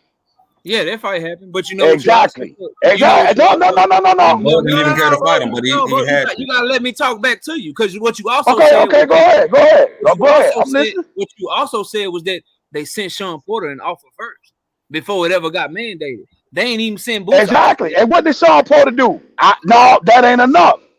So the WBO stepped in. The WBO stepped in. The WBO stepped Why didn't in. they do the same thing with Boots, bro? Why ain't they send him an offer? Okay, well the difference is Sean Porter never petitioned the WBO, even though he was the number 1 mandatory. He didn't, but he tried to make a fight, and he said he wanted to fight, and they sent him an offer. Jerome okay, so then it would be no different than Boots, right? It would be no different than Boots, right? Because Boots is up under Virgil Ortiz, so he gonna have to put a petition in, bro. The only way that can happen, they will move Virgil Ortiz down to the number 2 spot and put Boots Ennis at number 1. Sean Porter got an offer to fight Terrence Bud Crawford without putting in a petition. Jerome Boots Ennis did not. And I ain't tripping. Hold on, y'all, real quick. Hold on, real quick, y'all. Let me read the super chat real quick, man. Salute to my guy Kareem Boxing News, or should I say, Mr. Cap Season himself. Kareem Boxing News. He say, "Shout out Boxer Die, Bud a Duck." Thanks, Kareem. 100% fact. Look, Katie, I gotta run to go eat, man. It's fun as always. I love y'all, but y'all tripping like a motherfucker. Drico, I see you in the comment section, Drico. Come holler at me now. But shout out to all the brothers on the panel, man. Y'all keep doing y'all thing. Happy holidays. Yeah. Y'all gonna talk to y'all again, bro, before the New Year's and shit. And y'all be safe with whatever y'all doing, man. It's all love. Hey, Man. fly Eagles fly. All love, bro. Hey, Yo, bro. what you Fly say, Eagles D-Lo? fly. Them Cowboys struggled last night. The Cowboys struggled last Nah, night with them backups they were playing against. But it's all Nah, good. bro. Y'all gonna get that. We're gonna give y'all that work in the playoffs. Hey, we beat that ass though last time we played y'all. Man, Right? y'all struggle with a backup with 4 turnovers. Come on, and we still Oh lost wow, by 2 yeah. now. Come on now. See this the thing, D-Lugger. Now I know y'all. We'll see in the playoffs. No, this is my thing with y'all Eagles fans, D-Lucky, bro. This is what get me with y'all. So when y'all beat our backup quarterback Cooper Rush, bro, it was cool. I didn't hear this shit, but now we go and put 40 points up on y'all. Y'all defense ain't had no backups. We put 40 up and beat y'all. Now it's our backup quarterback. We had You weren't injuries saying on this defense, when y'all too. beat the Cowboys backup quarterback, bro. All I'm saying is y'all struggled. Y'all struggled against our backup though. We didn't struggle against y'all. No, we didn't. Bro, it was a one possession game late in the fourth quarter. What, 8 points? Stop it, bro. What, 8 points? It was a one possession game in the fourth quarter, bro. Stop. Against Cooper Rush, bro. And y'all can't beat Dak. You know y'all can't beat Dak, bro. The inconsistent. Okay. I mean, what's Dak record against y'all, bro? Y'all struggled. They struggled last night. How many picks he throw? Like 3? Oh yeah, he's struggling right now, but he be beating the shit out the Eagles though for a long time. Okay, we're gonna see. He been beating the shit out the Eagles for a long ass time though. Cooper Rush actually played better than Dak played. That might well start him. You lucky. I want to respond so bad and keep going, D-Lucky, but I'm gonna let you. I gotta go. I'm gonna let you have this. But we'll see y'all soon, bro. Yes, sir. I'm gonna holler at you. And you know what? You look like you're in shape, so I don't bet money, but we can put some push-ups on the game in the playoffs when we play y'all. Oh, definitely. We're doing what? 200 within 30 minutes. You want to do 200? Bet. That's a bet. 30 minutes. We locked in. If we play each other in the playoffs, 200 push-ups is on the line, and I pay my bets. If I lose, I'll do it on camera doing a live stream. But if you lose, you got to come by the show and you got to do the 200, bro. Oh, I would love to, because hey, no pain, no gain over here, man. I got to do mine. Somebody gonna be strong by the end of the playoffs. But KD, man, take it easy. We'll be warming up for that time comes. I'll be ready for it. Shout out for the great content, bro. I appreciate you, man. Keep doing your thing, dog. Oh yeah, all day, man. Appreciate you for sliding on through, my boy. Yeah, man. Okay, we actually gonna wrap up the show, man. After this, man, I'm gonna go ahead and I'm gonna let y'all give y'all final thoughts, man. I'm gonna start with you, AC, and then afterwards we're gonna wrap it up. I'm gonna go to you, D-Lucky, and then we're gonna wrap it on up. AC, man, final thoughts, bro. You still there? I didn't hear you, bro. Yeah, we're gonna wrap up the show, man. So I'm just collecting the final thoughts, man, before we end it on. Oh, nah. My final thought is the same in the beginning. What Knockout don't realize is Errol has so many opportunities to actually make this fight and to constantly put the blame on Bud Crawford. It's like, bro, you wilding out. If your boy's the A side, then it's the A side's responsibility to make the fight. You got to make the offer to the B side. You got to bring them along. You know what I'm saying?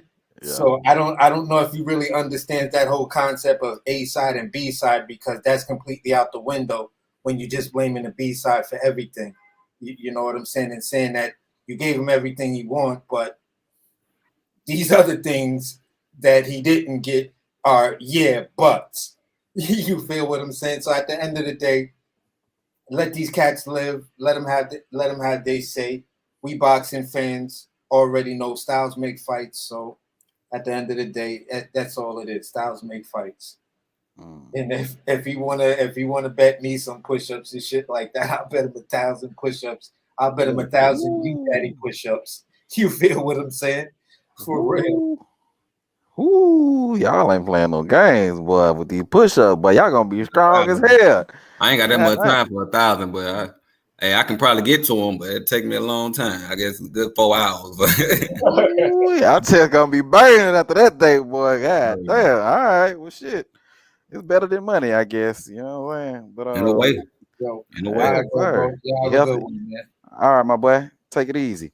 Yeah. All right, D-Leg, it on you, my boy. Final thoughts. Ain't too much, man. Just can't say it. My optimism is dwindling when it comes to this fight, but I'm just starting to look at like how not even just Spence and the fans, but like the team, man. It just seems like as a whole, they really don't want the fight as a whole. Maybe there's something that can convince them to make it happen. We'll see. Maybe that's gonna take Bud taking no money at all. You know, for them to be able to make this fight happen, or Bud's gonna have to fake that he got an injury somewhere so they can think they can got a chance against him. I don't know, but I'm kind of like this. I think this fight is needed for the sport of boxing, man. I'm a big boxing fan, man, and I'm getting tired of talking about it. I'm getting tired of the back and forth with the fans and the bullshit. You know what I'm saying? Bud take a L. Get what? Y'all did y'all thing. Y'all held it down. Spence came out there and showed y'all what was up. But a Bud beat the out of Spence like I think he is, like I know he is. I need y'all to be able to be accountable and not try to blame no car accidents, no drinking, no bad habits, no weight draining, not weight draining, no weight camps and not skill camps and the things that he's been slacking on over the last few years, which gives me more reason to believe that Bud's going to beat him. But yeah, man, not too much. I just hope the best for everybody. We'll be talking about this again, man, for sure, bro. Oh yeah, you already know. Yes, Hey, but I appreciate you for sliding out through, my boy. You know, at any time, brother. Yes, sir. All right, man. So I just want to thank everybody who was able to come through, man, and chill with your boy on the panel, man. My guy, Knockout Boxing 86 TV, D Luckett. Who else was on here, man? Don Vaughn came on here. My guy, AB. You know what I'm saying? The sponsor of the show. We got to make sure we talk about the sponsor of the show.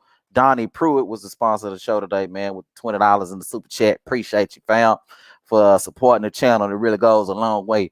And everybody else, man, who was on the panel, man, I can't think of all the names, but everybody who came through today on the panel was chopping it up with your boy. I appreciate all y'all, man. And let me just go through the chat, man, and shout everybody out who was in the chat today, man. Toby Montana in the chat. Appreciate you, my boy. East Money, Drico Bay. You know what I'm saying? I think you got a channel, right, Drico? I think Drico got a channel, man. If you do, man, y'all be sure to subscribe to Drico Bay on YouTube. And y'all be sure to also subscribe to the homie Knockout Boxing 86 TV on YouTube as well. Napoleon Armstrong in the building. Appreciate you, fam. Michael Benson in the building. Kareem Boxing News. Damn, fam, I wish you would have made it up here, man. You would have made shit a lot more entertaining than it already was. It was a good show, but it would have been better with you on here, my boy. Kareem Boxing News. And y'all be sure to subscribe to my guy, Kareem Boxing News. He be capping on this channel a lot, but you know he got a good channel, man. I think he almost at 1,000, bro. I think you getting us. So y'all support Kareem Boxing News on YouTube, man. G Money in the building. Toby Montana. Mr. Dixon, Poindexter Lonnie in the building. Let's see who else we got. IG Leslie, you know what I'm saying? Appreciate you for sliding on through, man. Who else we got? Who else we got? Best Videos was in the building today, man. Appreciate you, Best Videos, man. Who else? Okay. I think I said G Money already. Keith Pierre, you were doing a lot of capping tonight, but I appreciate you, my boy, for sliding on through, man. You know, I see you said you wanted the link. Of course, you're going to wait till we're going to end the show to ask for the link, you know what I'm saying? Even though you did come on a little earlier, so you all good in the neighborhood, man. But I appreciate you for sliding on through, man. And everybody else, man, who I'm missing, man, I appreciate y'all for sliding on through, man. We're going to go ahead and we're going to wrap it up. Once again, shout out to the sponsor, Donnie Pruitt, for the $20 in the super chat, man. I really appreciate you, my boy. Again, that goes a long way. If y'all new to the channel, be sure to subscribe. And everybody, and I do mean everybody. Oh, Dan Tan, did I miss you, fam? Dan Tan, shout out to my guy, Dan Tan in the building. My bad, boy. I ain't gonna get to everybody. Whoever I miss, bro, shout out to you, fam. I appreciate you, man. And again, man, if you're new to the channel, be sure to subscribe. And everybody, and I do mean everybody, be sure to hit that like button, man. But until next time, man, I'm going to holler at y'all. Peace.